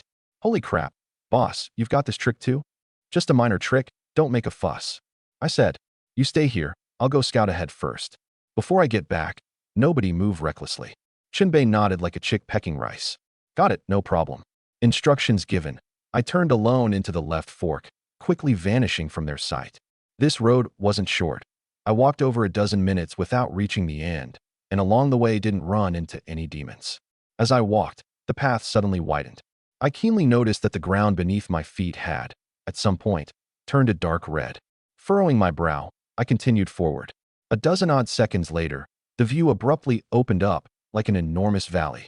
This stretch of dark red land was absurdly vast, at least 3 or 4 soccer fields large. What truly made my heart tighten wasn't the area, but the rock walls all around, dotted with caves large and small, each home to a ferocious-faced fiend. Single horn, wolf head on a human body, yet the lower half growing horse hooves. Bizarre indeed. Blood-red eyes, fangs like blades, barbs even growing on their tails, a look of ferocious menace. If I recalled right, this was a Tier 6 unit. Before I could look closely, a burning whip lashed hard right in front of me. Crack. A charred black mark was left on the ground. A cold voice sounded along with it. Low-tier demon, this is not a place you can set foot. I startled in alarm and looked up. Before me stood a tall demon, human-looking, yet a pair of ram horns atop its head, its skin an eerie crimson. A sturdy frame, a burning whip gripped in hand, a necklace strung with skulls hanging from its neck. I probed it, and its stats surfaced before my eyes. Evil God King. Diamond Tier Boss. Level 50. HP 500,000. Attack 1870 to 2500. Defense 1250. Skills: Hell Whipping, Fiend Gate, Evil God's Blessing. Evil God King. Level 50 Diamond Tier Boss. 500,000 health. I looked at this stat panel, and my heart lurched. Wielding a whip, burning with hellfire, and able to bring fiends back from the dead, this guy was tougher than any boss I'd taken down before. Bear in mind, that skeletal giant back then had only 350,000 health. That whip just now was plainly driving me off. I wasn't stupid. I took the hint and retreated. Seeing me leave, it withdrew the whip, not bothering to act further. I retreated back to Li Bingchu and the others, took off the mask, and returned to my normal self. Chenbei immediately sidled up. How was it? Any findings? Yes. I lowered my voice. At the fork's end, a level 50 Diamond Tier boss, the Evil God King. The few of them sucked in a cold breath in unison. That's not all. I added. It's also surrounded by over 1,000 fiends, all Tier 6 units. This wasn't a scare tactic. Soloing the Evil God King, we might still stand a chance. But at over 1,000 Tier 6 fiends? The Blazing Mage's bit of killing power was fine against low tier, but on fiends, it took 3 or 4 bursting fireballs to kill one, the advantage gone outright. Not to mention the Evil God King could revive fiends. Force it, and even winning would cost us a layer of skin. Li Bingchu pursed her lips. Then what do we do now? Chen Bei's and Lin Mingming's gazes all fell on me too. In this squad, I'd long since become the backbone. No rush. I said, I've only scouted one path. Once I've scouted the other two, I'll decide. Good idea. She nodded. I put the Deceiver's mask back on. This time not a frost demon. I turned straight into the Evil God King. This mask really was handy. Ram horns, crimson skin, sturdy frame, even that whip burning with hellfire all conjured up along with it, identical to the real thing. Chenbei stared, his eyes glazing over. Holy crap, this is the Evil God King? Way too dashing. I wasn't in it for the flash. Demons had ranks too, and low-tier goods like the Frost Demon weren't even fit to set foot on the Evil God King's turf. So I simply turned into the Evil God King. Who dare stop me? All right, I'm off. I drew a deep breath and stepped toward the right fork. With the first experience under my belt, this time I was well practiced. There should be no danger before reaching the end, so I quickened my pace considerably. In under 15 minutes, I reached the end. But the scene before me was even more freakish. The dark red land beneath my feet had turned into a frozen wasteland, extreme cold frost spreading all the way into the fork. Living here were creatures with bodies like giant apes, curved horns growing from their heads, thick, sturdy arms, their whole bodies coated in heavy frost. Like the fiends, also Tier 6 units, frost trolls. The moment I entered, the whole pack of trolls slowly turned their heads, staring at me in unison. Right after, a cold voice burst by my ear. Evil God King, who gave you leave to abandon your own territory? I looked up. A frost giant gripping a massive club was striding over slowly, its ghostly blue eyes fixed dead on me, the pressure bearing down. Frost Demon King. Diamond Tier Boss, level 50, 600,000 health, defense 1500. The king revered by the Frost Troll race. Another Diamond Tier Boss. The right fork, and I'd run straight into a second Diamond tier boss. This Frost Demon King's stats were in no way inferior to the Evil God King's. Attack a bit lower, but health and defense higher instead. The most fatal part, from that tone, it knew the Evil God King. Now it was my turn to be awkward. I'd only meant to borrow the Evil God King's skin to come scout some intel. Hesitating a moment, I decided to keep up the act. I lifted my head and mimicked the Evil God King's tone. Why can't I come to your place? What, not welcome? The Frost Demon King furrowed its brow. You don't properly guard that key, deserting your post. When Lord Demon God returns, you'll be the one punished. Key, Demon God. I caught every keyword. To draw out more intel, I went along with it. I've got the key kept perfectly safe, no need for your worry. I said flatly. Besides, think about it yourself. Why would I come to your place? Honestly, the info in my hands was too scarce, and fabricating a reason on the spot had too many flaws, easy to get exposed. Better to turn the tables and let it guess. Neither revealing myself, nor failing to hook out more intel. You know I don't like riddles. The Frost Demon King's brow locked tight, silent a good while. Could it be? You've come by Lord Demon God's decree? That's right. I nodded. Lord Demon God had me come take your key. This reason was all reasoned out along the way. Lord Demon God had to be these two bosses' master, the Evil God King and Frost Demon King, one left and one right, alike in every way. That Frost Demon King most likely also gripped a key. However accurate the deduction, it was still a guess. The moment those words left my mouth, I'd actually already prepared to bolt. Luckily, I hadn't guessed wrong. The Frost Demon King furrowed its brow. You mean, Lord Demon God wants me to hand the key over to you? Joy rose in my eyes. This was tantamount to an indirect admission. It really did have a key. I feigned composure. Yes, or do you wish to defy Lord Demon God? Silent a moment, the Frost Demon King moved. It turned around. Fine, wait here, I'll go fetch it. I watched it walk into an enormous ice cave. The key was hidden inside. Honestly, I had considered slipping away on the chance. But after hesitating over and over, I held back. This chance was too rare. If I could really con the key out of its hands, I'd achieve my goal without shedding blood. I could even follow the same script and go trick the Evil God King. If that thing was dumb enough too, I'd scoop up both keys at once. As for what the keys were for, I'd study it slowly. A few minutes later, the Frost Demon King emerged from the ice cave, an ice blue key now in its hand. The key, here it is. It paused. But I want to know, why does Lord Demon God want to reclaim my key? I sneered. Go ask Lord Demon God yourself. I only carry out orders. The Frost Demon King eyed me suspiciously. It's always been Lord Demon God who contacts us. We can't reach him at all. How am I supposed to ask? My heart lurched. Damn, exposed. I still braced through it. So you want to defy Lord Demon God's decree? That choked it again.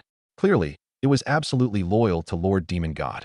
Silent a moment, the Frost Demon King spoke. In that case, let me take one look at the key you're keeping. Something that important. You should be carrying it on you, no? I nearly cursed out loud inside. This big ice lump, how does its brain start turning at the critical moment? It had grown suspicious. The plan was busted. Unable to trick the key, the only thing to do now was retreat whole. I calmed down. A key like that, of course I keep in my own territory. Guarded by over 1,000 fiends. Far safer than carrying it around. Want to see it? Fine, I'll go back and fetch it for you. That said, I turned and walked off. 1 step, 2 steps, 3 steps. Every second stretched long as a year, cold sweat trickling down my back. A dozen odd steps out, the Frost Demon King finally caught on, its cold gaze pinned to my back, roaring out sharply. You're deceiving me. You're not the Evil God King at all. Who exactly are you? Too many flaws, too stark a contrast, unable even to produce its own key. It had fully seen through me. Luckily, it was a beat slow. By the time it reacted, I'd already opened up distance. I dared not hesitate a shred more, sprinting at full speed, charging out without a backward glance. Huff, huff, huff. Charging out of the fork, I gasped in big mouthfuls, as if I'd spent every ounce of strength. Luckily, that Frost Demon King seemed bound by something and didn't chase out of its territory. Even if it had chased out, I wouldn't have flinched. A lone level 50 boss, I could handle. The truly troublesome part was never it, but the over 1,000 frost trolls on its turf. Its not chasing actually made me feel it was a shame. Kill it, and that frost key would be mine. Li Bingshu looked at my sorry state and couldn't help asking, Boss, what's with you? What happened? Chen Bei sidled over too. Don't tell me you ran into another diamond tier boss. I glanced at him. You kid, guessed pretty accurately. I didn't hide it. laying out the whole story from start to finish. Hearing it, the three of them went wide-eyed. Honestly, I don't even know what to say. Chunbei slowly raised a thumb. Boss, in my heart you're this. Fierce, too fierce. You dare even hoodwink a boss. Brutal, truly brutal. I sighed. Sadly, in the end it still fell just short. If I could have conned the key too, it'd have been perfect. As long as I got that frost key, I had absolute confidence I could go trick the evil God King the same way. Sadly, once missed, there'd be no second chance. Those two keys, one in the evil God King's hands, one in the Frost Demon King's. I had to get them. Can't trick them out, then take them by force. But before acting, I had to first figure out what exactly these two keys were for. I lifted my head and fixed on the fork right in the middle. This one I deliberately left for last. Intuition told me the place it led to wasn't simple. Everyone, I'll go scout first. I said, we'll discuss when I'm back. That said, without a backward glance, I ducked straight into the middle fork. Compared to the other two, this one was narrow and long, the narrowest point barely fitting 2 or 3 people abreast. I walked nearly half an hour before feeling my way to the end. This time what greeted me wasn't those ferocious demons, but an open clearing. Dead center of the clearing stood a platform 3 or 4 stories high, thankfully built with steps. I warily swept a glance around, confirming there was no ambush, before climbing up step by step. Atop the platform was only a treasure chest. The interesting part was, this chest had 2 keyholes, one crimson, one ice blue. No need to guess, both keys had to be inserted at once to open it. And those 2 keys, one happened to be in the evil God King's hands, one in the Frost Demon King's. In other words, to open this chest, I had to take down these 2 diamond tier bosses. Guess confirmed, I turned and headed back. Half an hour later, I returned to Li Bingchu and the others, dumping out all the intel. Li Bingchu mused. So the treasure marked on the parchment map is most likely that chest. To open it, we have to slay those 2 bosses. For now, that's how it is. I nodded.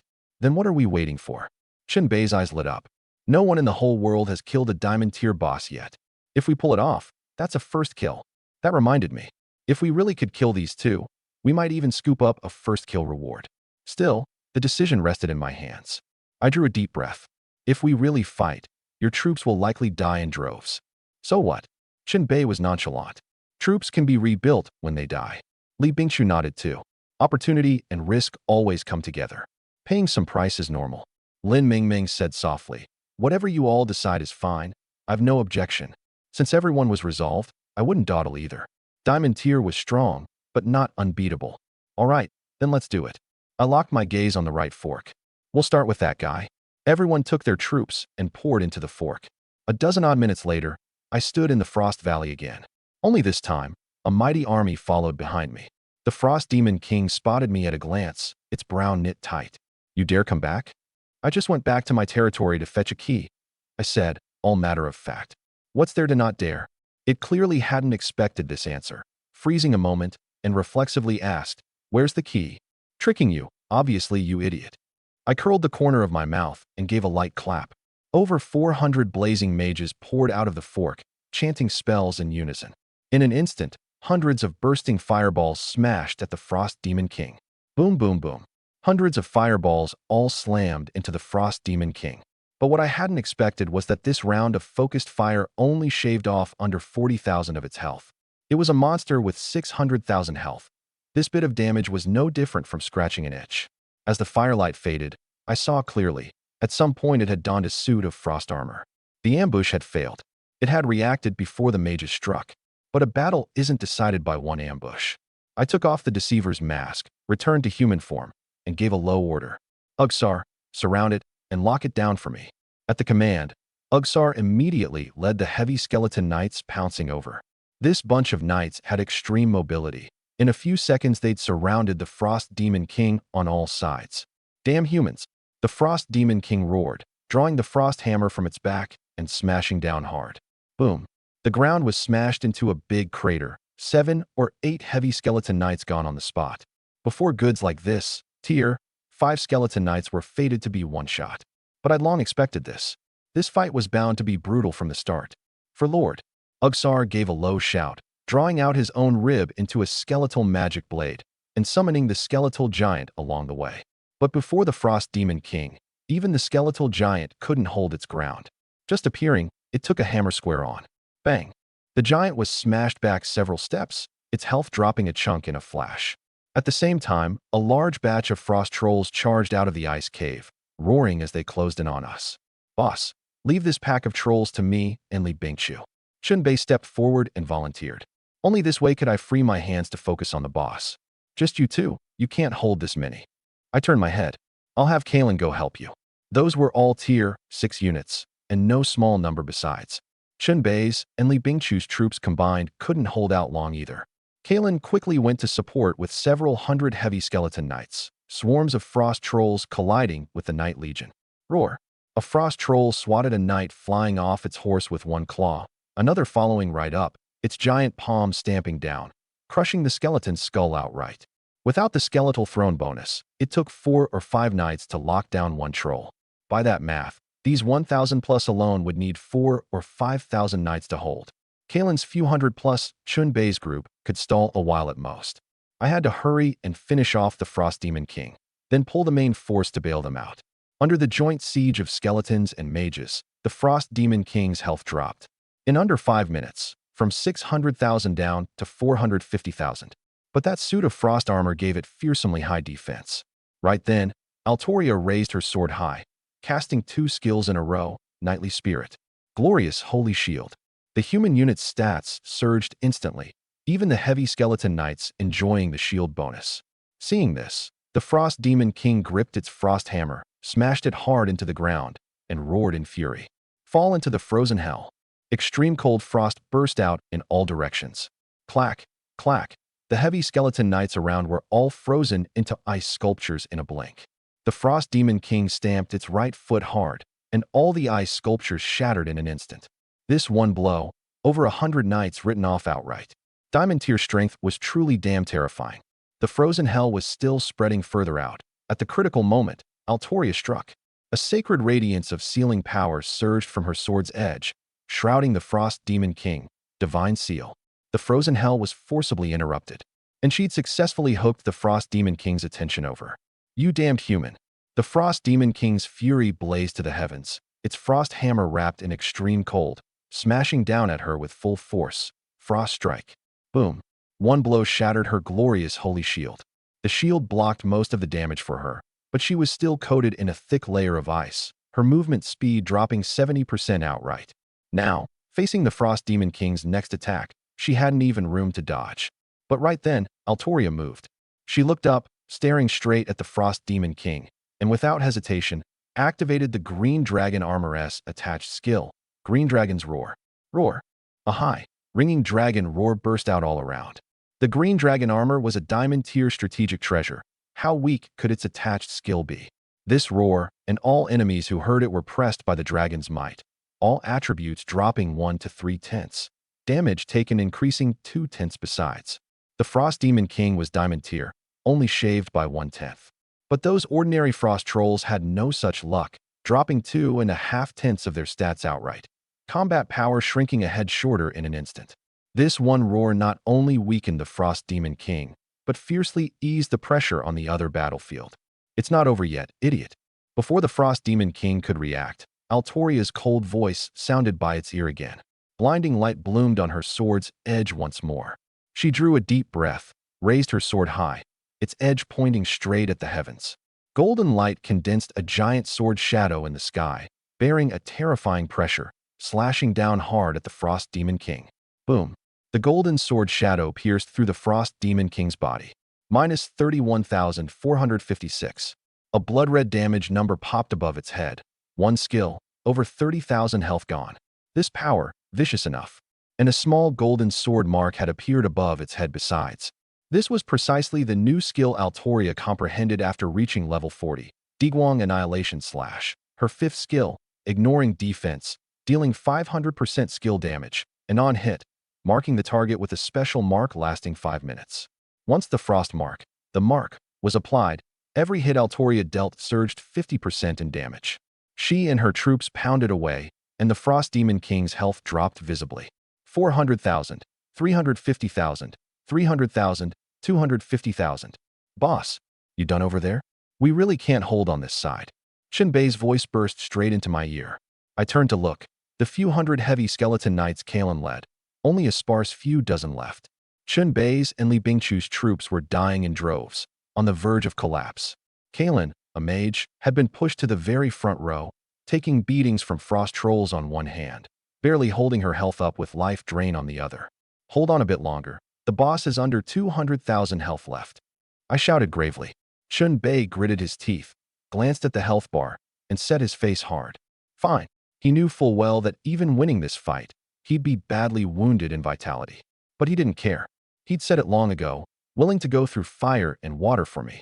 A man's word, once given, has to be honored. Down to the last soldier, he wouldn't retreat. Last 100,000. The moment the health bar broke 100,000, the Frost Demon King raised its frost hammer high again, about to cast frozen hell. I'd long seen through this routine of his. Altoria slammed a divine seal straight down, strangling the skill in its cradle before it could even take shape. Right after, the over 400 blazing mages loosed another round of focused fire. Paired with Altoria's damage, the Frost Demon King's health instantly dropped below 50,000. Ugsar stepped forward, the skeletal magic blade in his hand glowing with a layer of pitch-black light. Leveling up these days, he'd comprehended a new skill too. Skeletal Demon King's Slash. Dealing 230% skill damage, plus true damage equal to 8% of the target's already lost health. An S-rank hero's skills were never sloppy. This Slash specialized in low health bosses. The Frost Demon King had by now had 550,000 health knocked off, so 8% was 44,000. Add the skill's own base damage, and this blow would definitely break 50,000. I'd been holding this move back all along, waiting for exactly now. Go to hell. The soul fire in Ugsar's eye sockets jumped madly, and a ferocious sneer somehow squeezed onto that skull face. A black blade light slashed out, cleaving open the Frost Demon King's body. 54,465. A blood-red damage number burst above its head, and the already flickering in-the-wind health bar hit 0 in an instant. That massive body crashed to the ground with a boom. Chun Bei, Li Bingchu, and Lin Mingming all looked over in unison, faces full of irrepressible joy. The Frost Demon King was dead. Diamond Tier Boss, subjugation successful. Barring surprises, what we'd taken down was the world's first Diamond Tier Boss first kill. Sure enough, the moment the Frost Demon King fell, the world announcement's chime rang across the whole scene.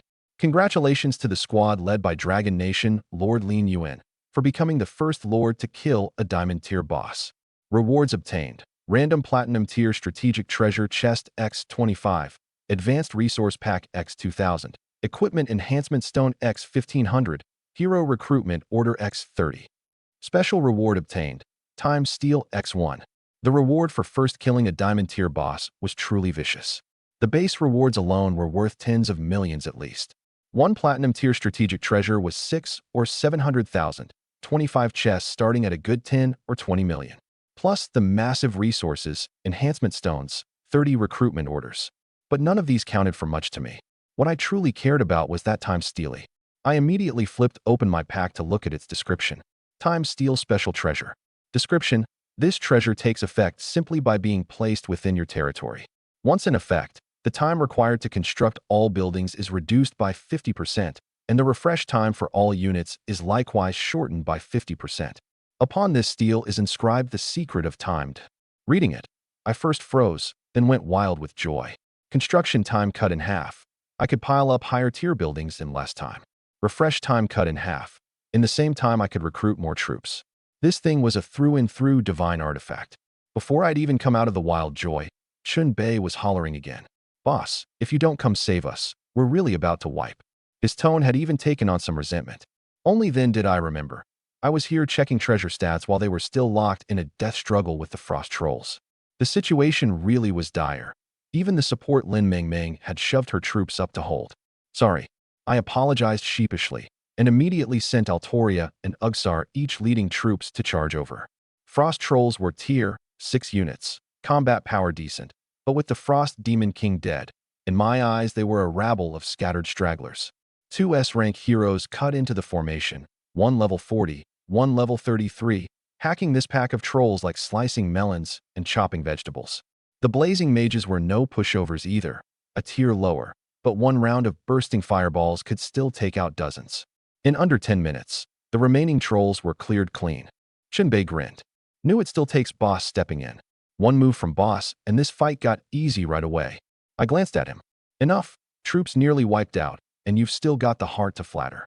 That said, I directly sent trade requests to the few of them. Boss, what are you doing? Chenbei looked blank. Dividing spoils, need you ask? I turned to Lin Mingming. Mingming. This time both Chenbei and Li Bingqiu took heavy casualties, so I'll favor them a bit in the split. Any objection? I never liked beating around the bush, saying what I meant. Some things, once out in the open, save misunderstandings down the line. Lin Mingming put in plenty of effort this fight too, but her casualties really were the lightest. Luckily, she was reasonable, shaking her head with a smile. Brother Lin, no objection.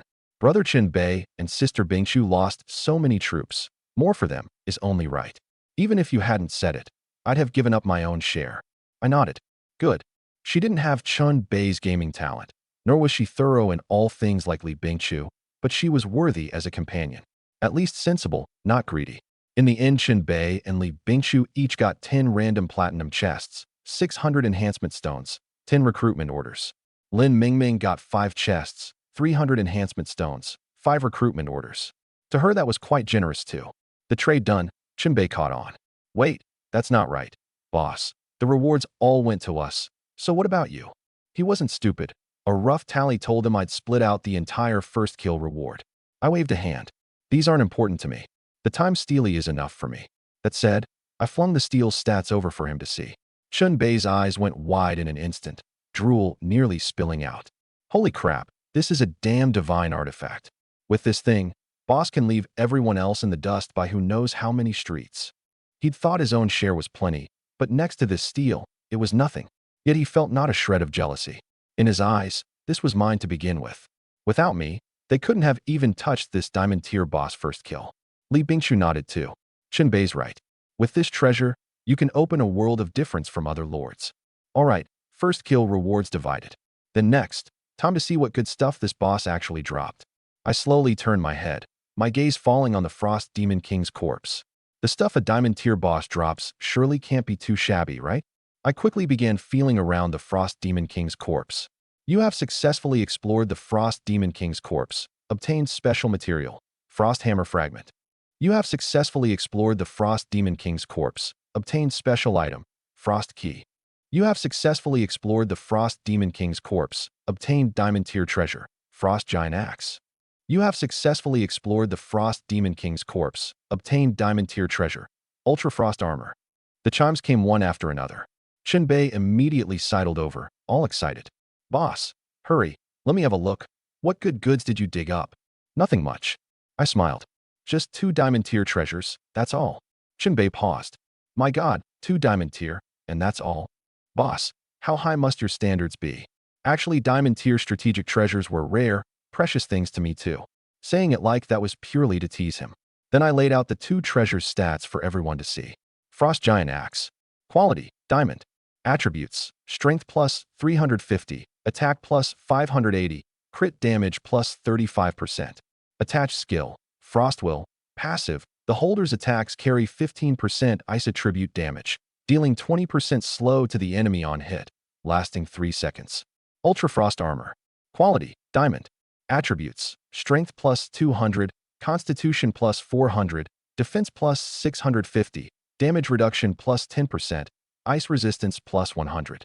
Attached skill, Ultra Frost Domain. Once activated, covers a 100-meter range. Enemies within suffer minus 15% attack speed, minus 25% movement speed. Lasts 15 minutes, cooldown 60 minutes. Both met the diamond tier standard. But honestly, neither compared to my earlier Green Dragon armor. That thing came with 30% magic immunity built in, and set with the Green Dragon crystal could hit 50%. That one line alone beyond what ordinary diamond treasures could match. The common point of these two was slowing. Slowing counted as a soft control at best, its use limited. But regardless, diamond tier practicality was surely above platinum tier. I equipped the Ultra Frost armor straight onto Ugsar, and his stats jumped a tier in an instant. His own defense wasn't strong, and this piece happened to shore up the weakness. Then I traded the Frost Giant Axe to Chenbei. Chenbei paused, reflexively about to refuse. Boss, this is too precious. I can't take it. I glanced at him and said flatly, this kind of useless nonsense, no need to say it going forward. Giving it to you is because you suit it best. If this treasure suited Li Bingchu or Lin Mingming better, I'd give it to them without a word all the same. I held the frost giant axe out before Chenbei. We're one team now, so we've got to think about how to make the whole team stronger. This was heartfelt. This game was never a one-person game. However strong you are, there's a ceiling. Besides, this axe was practically tailor-made for Chenbei's Orc Chieftain. What's the Orc Chieftain's problem? High damage, thick health, just slow enough to be kite to death. But equip this axe. Every hack slows the enemy 20%. Enemy slowed. Doesn't that mean I'm faster? However sluggish the movement, so what? I'll still chase you down and hack away. Boss, I'll say no more. Chenbei took the axe, his face fierce. Same words as before. When you need me, just say it. Even if I'm hacked down to not a single troop, Chenbei, will charge at the very front for you. I laughed and jabbed back. Enough. You barely had any troops left to begin with. Go home and recuperate first. This fight really was brutal. Chenbei's and Li Bingchu's troops had lost nearly 80%, and I hadn't fared much better. The heavy skeleton knights nearly wiped out. The spearmen, knights, dark elf swordsmen all mostly dead. Counting it out, all I had left in hand was those 400+ blazing mages. This mage force was my lifeblood. Purely on their damage, I could strut about. Anyway, so long as the front row wasn't wiped to the last, not a single hair of theirs could be harmed. What's the plan next? Li Bingchu suddenly asked. What plan could there be? Go back and rest up. Not going to fight the evil God King. In our sorry state, fight the evil God King? I spread my hands. Look at these few troops left. The evil God King wouldn't even need to lift a finger. That pack of tier 6 fiends alone could wipe us out. No exaggeration. Right now, we didn't even have anyone to hold the front row, run into the fiend army, and one wave would scatter us. I pulled out the frost key and waved it. No need to rush this moment. We've already got one key, and that treasure chest at the middle fork needs both keys to open. The initiative's in our hands. Besides, I paused, my tone quite certain. At this stage, besides me, I don't believe anyone else can take down a diamond tier boss. This game, piling up bodies alone is useless. Boss fights have a headcount cap, at most 10 lords fighting together in the same window. Want to grind a boss to death with a sea of people? No way. That's why I dared to be so cocky. To really fight the evil God King, unless the top 10 lords of all Dragon Nation joined forces, there might be a slim shot. But big shots like that each belong to their own factions. Gathering them together? Harder than climbing to heaven. Better than to steadily recuperate a few days and come back to deal with it once troops are full. I led everyone in withdrawing. The day to subjugate the evil God King was set for 7 days later. We had to wait for the new week for the barracks to refresh, and for Li Bingchu and the others to replenish their forces. Coincidentally, 8 days later was exactly 1 month since the game's launch.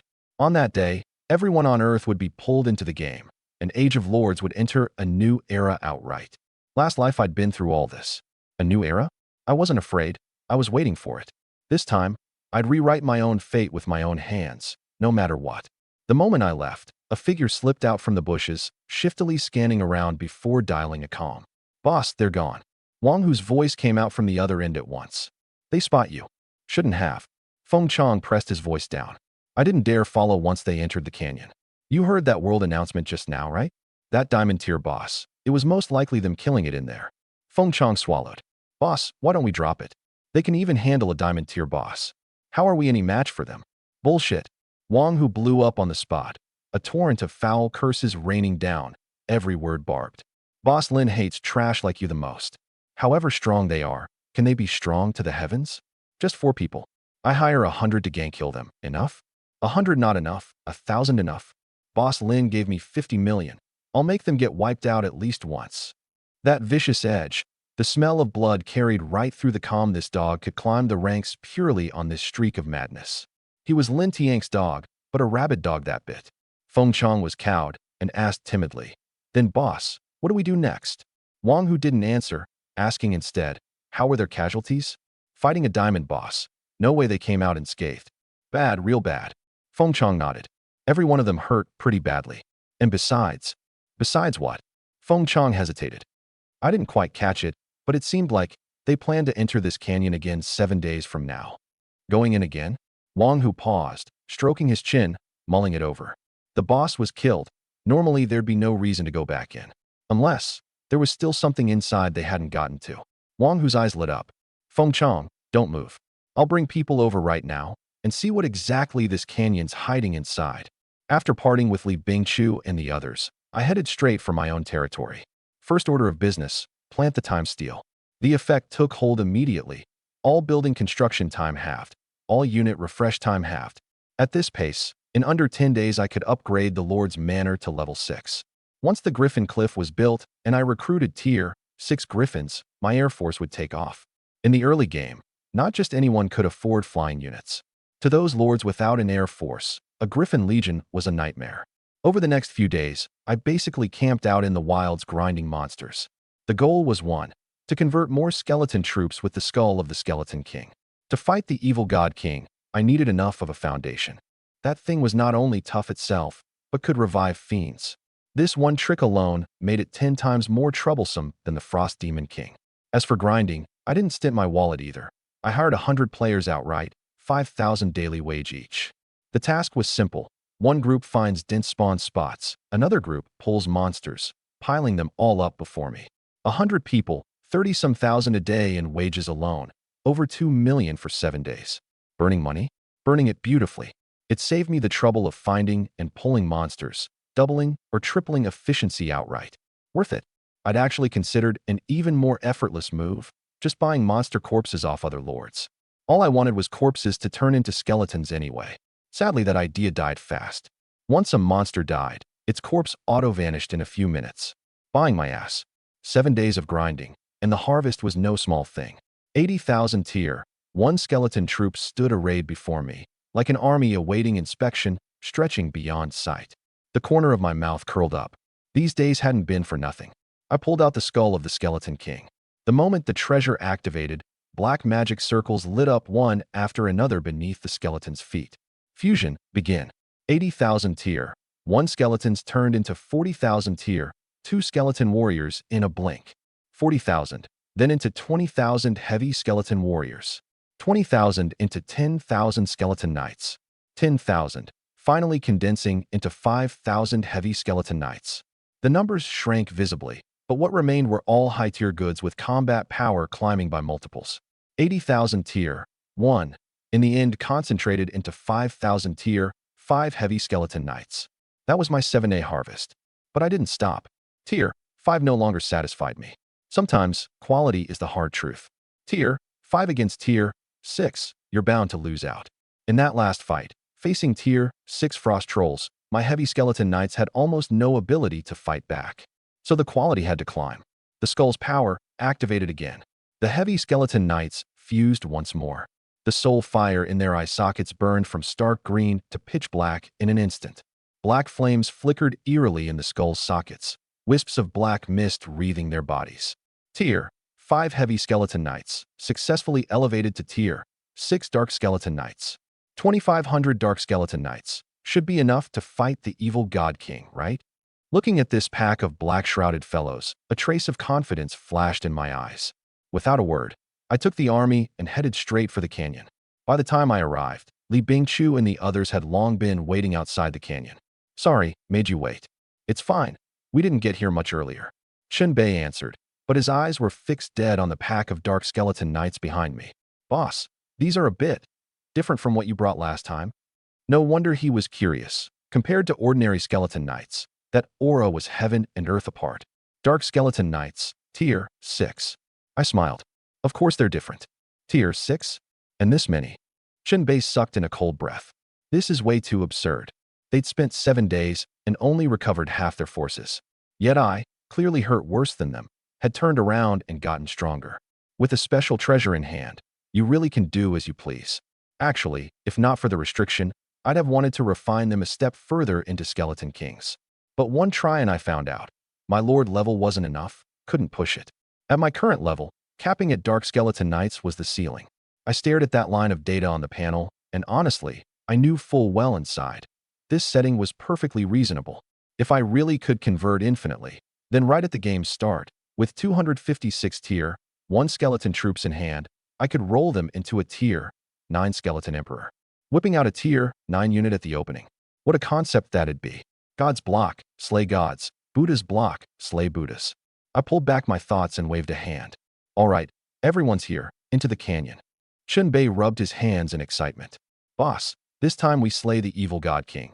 Let's aim to drop a few more diamond tier pieces. I understood him. That frost giant axe the Frost Demon King dropped last time had pulled his orc chieftain's strength up a whole tier. This guy had thoroughly tasted the sweetness. The three followed behind me, and soon we stood before those three forks again. The left one led to the Fiend Cave, the evil God King's den. I didn't hesitate, leading everyone straight in. A dozen odd minutes later, the Fiend Cave. The moment I stepped in, that thing sensed it. Human, who gave you the courage to set foot here? The evil God King's ferocious eyes locked dead onto me at once. Who gave me the courage? I gave a slight smile. I did myself. Enough small talk. I waved a hand. Blast him to death for me. Over 7 days, the territory's units should have refreshed only once. But with the time steely pressing down, the refresh cycle was halved outright. I'd recruited 2 full rounds. Blazing mages, 700. At my command, 700 chanted in unison. 700 scorching fireballs took shape from thin air, like a meteor fire rain, smashing at the evil God King. Boom, boom, boom, boom, boom. Firelight exploded on it, its massive body forced back several steps by the impact. 1 round of focused fire, 50-some thousand health, gone. Damn humans. The evil God King steadied itself, fire leaping in its eyes. Kill them all for me. The words fell, and ferocious fiends surged out of the cave's depths one after another, closing in on us like a tide. A dense black mass of fiend legion pressed over, and there wasn't a shred of fear on my face. Tier 6 units? To me now, they didn't count for much. Perfect, let me test the Dark Skeleton Knight's mettle on you. I curled the corner of my mouth and ordered, Ugsar, lead the charge. Ugsar didn't say a word, drawing out his skeletal magic blade, leading his 2,500 Dark Skeleton Knights, rolling straight over. 2,500 against that bit of fiends before us, more than double their number. If this still couldn't roll them over, then the name Tier 6 unit was worn for nothing. The two armies collided. A Dark Skeleton Knight raised its spear high, black flames rising from the spear tip. SHFF.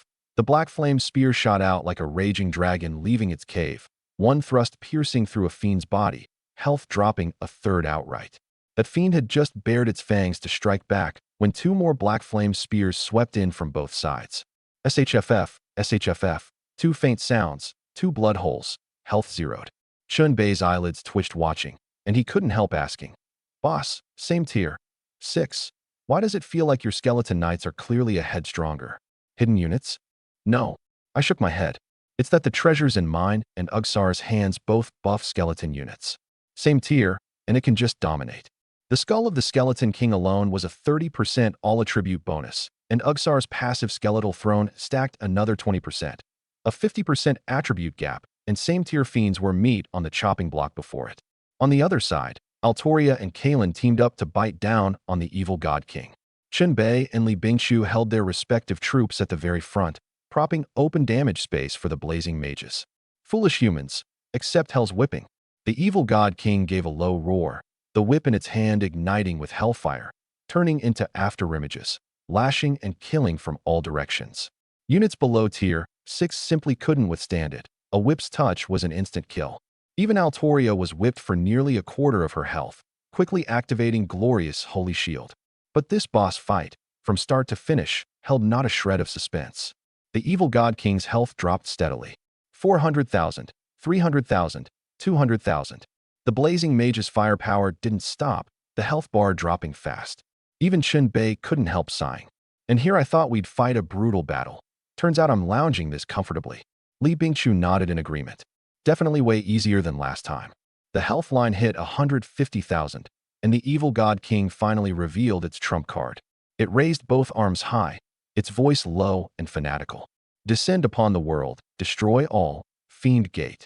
Rumble. A bronze giant gate radiating evil rose slowly from underground. Behind it dark and deathly still, like a passage straight to the abyss of hell. The slain fiends all revived from this gate. Crawling out one after another, they pounced at my troops. Have to admit, the evil God King's stats were inferior to the Frost Demon King's, but its methods were more insidious.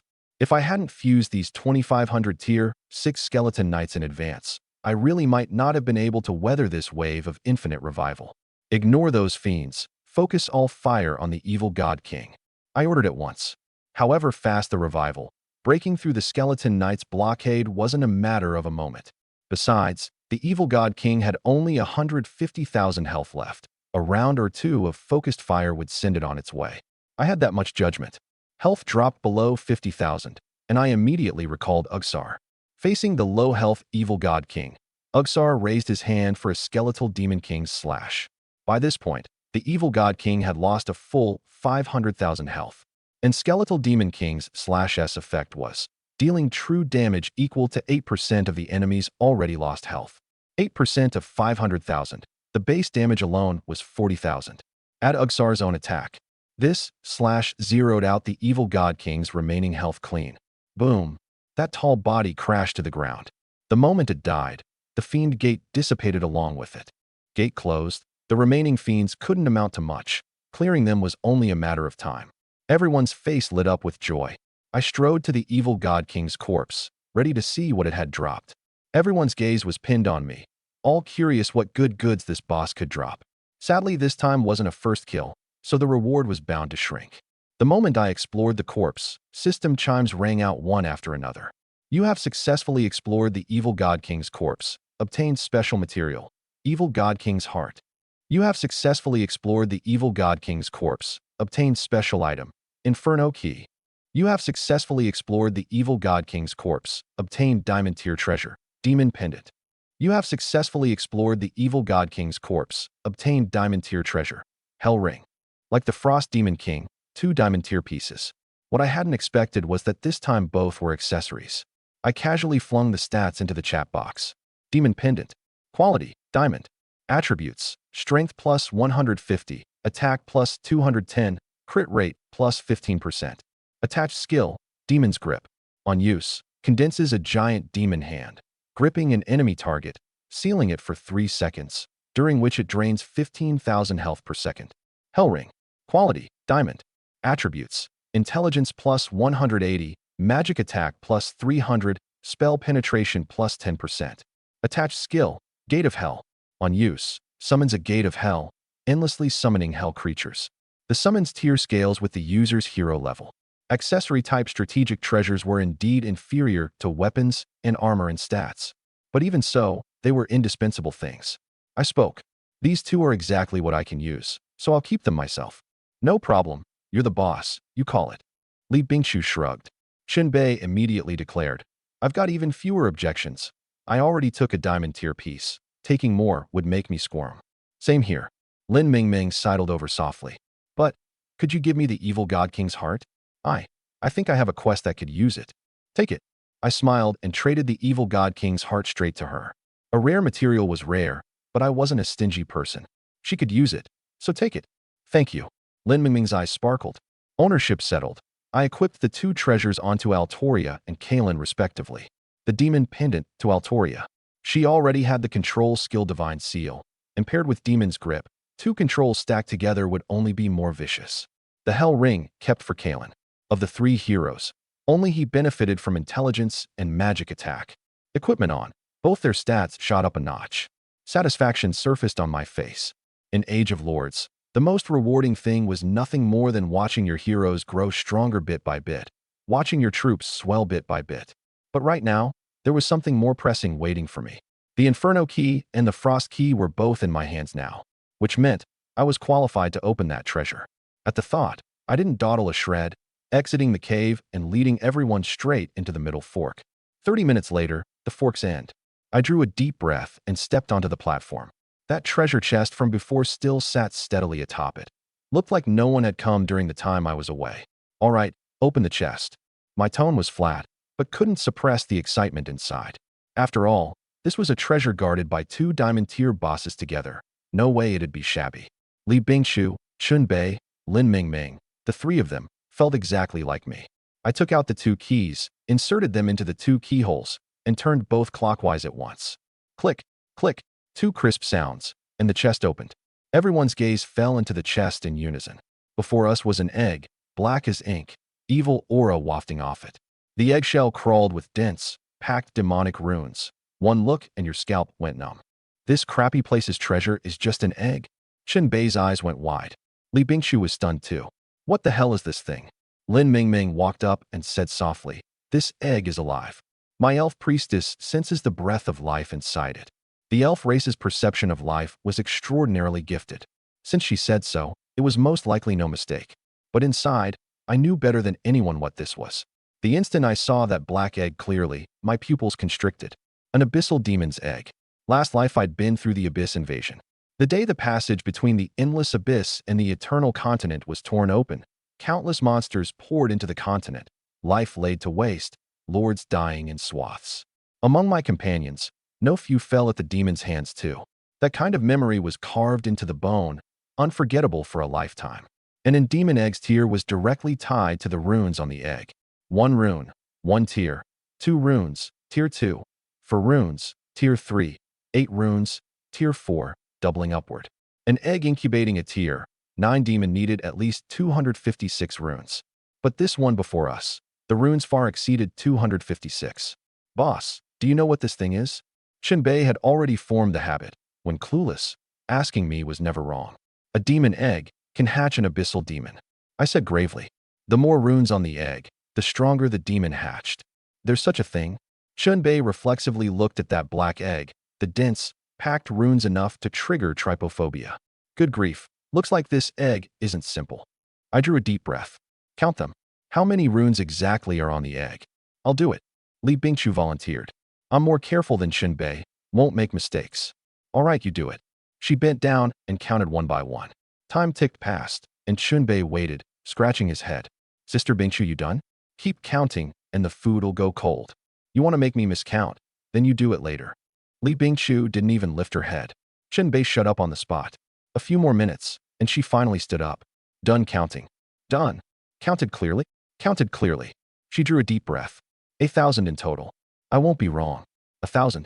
I'd been mentally prepared, but hearing this number still made me suck in a cold breath. 256 could hatch a tier 9 demon. The most extreme I'd seen last life was only 400 some. That egg, its owner traded 2 legendary tier strategic treasures for it, and in the end hatched an abyssal dragon. Extremely high growth talent, potential near infinite. That lord's hero tamed it, advancing straight from an S-rank dragon knight into an SS rank abyssal dragon knight. Bear in mind, a hero going from S to SS was hard as climbing to heaven. That 1 point alone was enough to show how terrifying that dragon was. And that egg had only 400 some runes. This one before us, 1,000. I walked over, slowly cupped it, and murmured to myself, what exactly can you hatch? The words hadn't finished when the space before everyone was suddenly torn open by an enormous black rift. Li Bingchu and the others had never seen this kind of scene. They startled. Only I stayed relatively composed, because from the rift, I smelled the breath of the abyss. Didn't expect to run into things from the abyss this early in this life. I stared dead at that black rift. The next second, a ghostly purple giant face poked out. That wasn't a human face at all. It was a demon's face. 6 blood-red eyes grew on the face, radiating menace. A boss. Shinbei caught on, immediately going alert, about to have his troops attack. I threw out an arm to stop him. Don't move, he can't reach us. Seeing that face clearly, I recognized who it was. One of the Abyss's 72-pillared demon gods, Astaroth. Legend said his whole body was pitch black, exuding foul poison gas, his right hand leashing a hell dragon, commanding dozens of demon legions. The 72-pillar demon gods were the Abyss's 72 most fearsome demon kings, each of unimaginable strength. I flung a probe over. Astaroth. Abyssal boss. Level 135. HP. Attack. Defense. Skills. One of the 72-pillar demon gods, possessing despair-inducing strength. His existence symbolizes calamity and destruction. My lord level wasn't enough. I could only probe out a level. Everything else all question marks. Abyssal bosses mostly had no tier division, but Astaroth's strength, at the very least, matched a same-level legendary tier boss. Luckily, the passage wasn't open yet, and however strong he was, he couldn't touch me. At most he could tier space and talk to me. Human, leave that demon egg behind.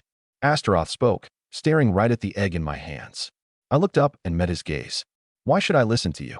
Take it, and you'll bring upon yourself endless calamity. I couldn't help laughing. First time I've heard a threat put so freshly and elegantly. But the problem is, the current you seems helpless against me. Even if I take this egg, what can you do? So be practical, name a condition. Good enough, and I might consider leaving it behind. At these words, Chun Bei and the others were all stunned. They'd cast probes too, and knew what a terrifying existence this was. But who'd have thought I'd be this bold, jacking up the price right at an abyssal demon god's head. A level 135 abyssal boss. This guy really wasn't afraid of death. You're the first human who's dared to speak to me like this. Astaroth narrowed his eyes dangerously. Do you know, crushing you is no different from crushing an ant. Oh, I laughed loudly and spread my arms. If you really can, then come on. Astaroth's face darkened in an instant. Because he indeed couldn't. Human, don't get too carried away. He pressed down his anger. The day the abyss passage opens, you'll pay the price for today. I dug at my ear and said lazily, sure, then I'll wait. Until then, this egg, I'm taking it. 3 legendary supreme treasures. Seeing my attitude this hard, he got anxious. No matter what, he couldn't let me take the egg away.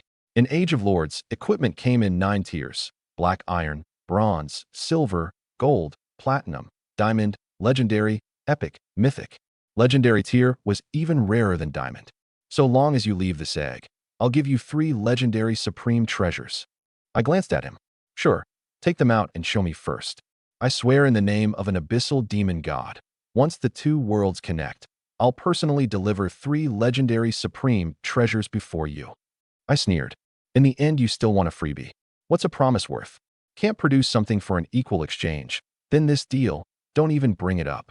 That said, I turned and walked off, plainly meaning to just leave with the egg. Hold on.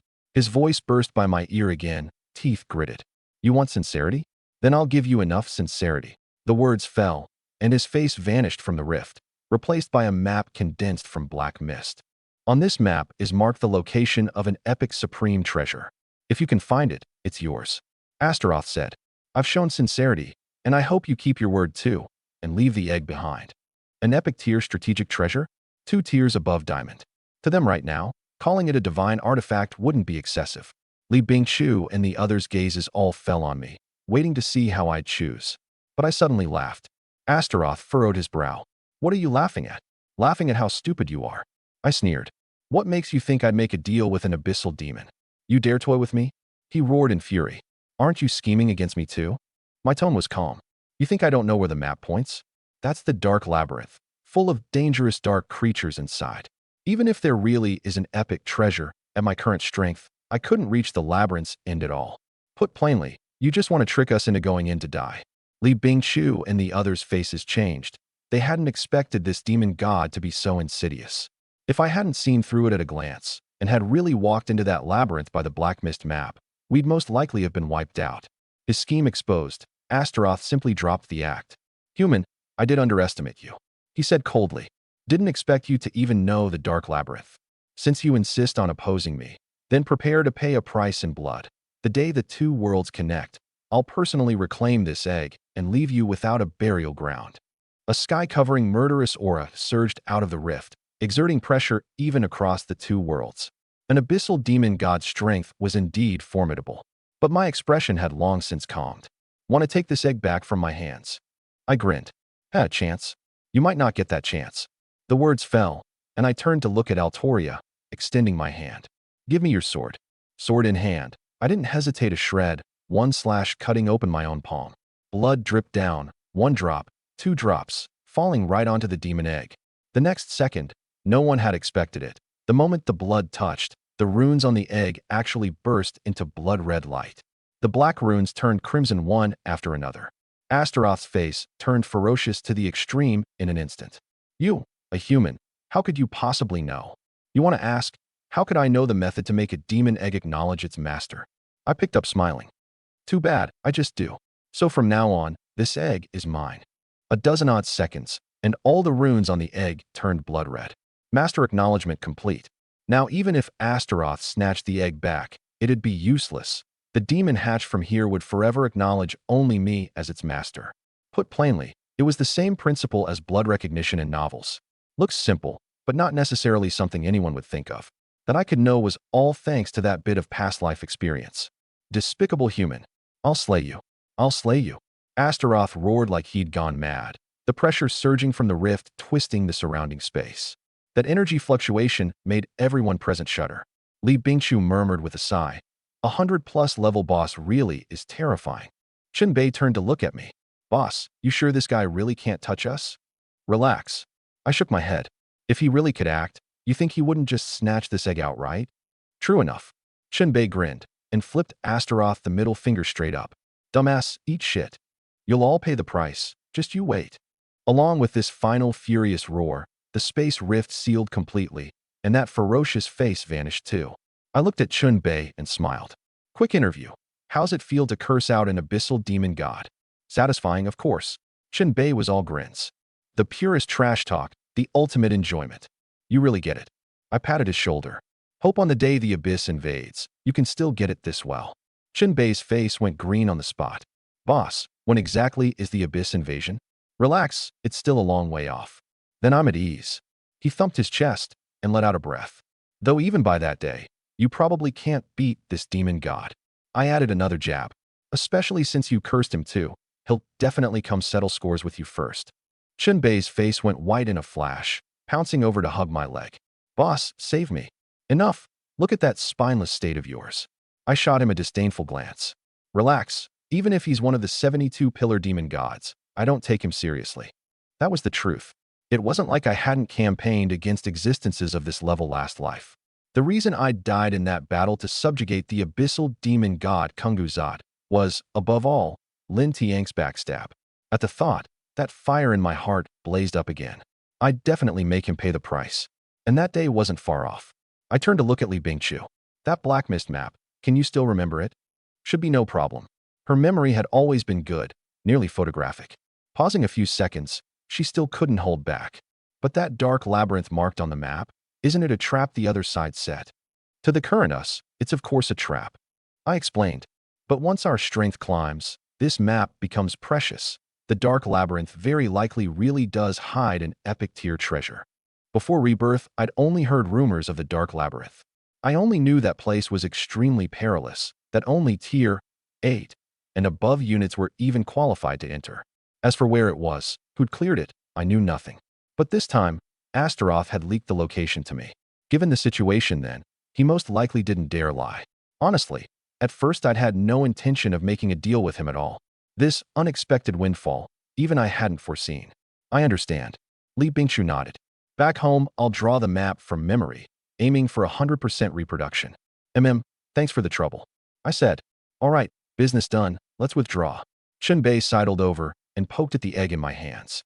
Boss, this thing, when can it hatch? The originally pitch-black egg had by now turned blood red, rising and falling, as if breathing. No idea. I shook my head.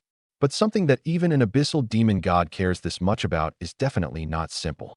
We chatted as we walked, and soon reached the canyon exit. The moment we walked out, everyone furrowed their brows.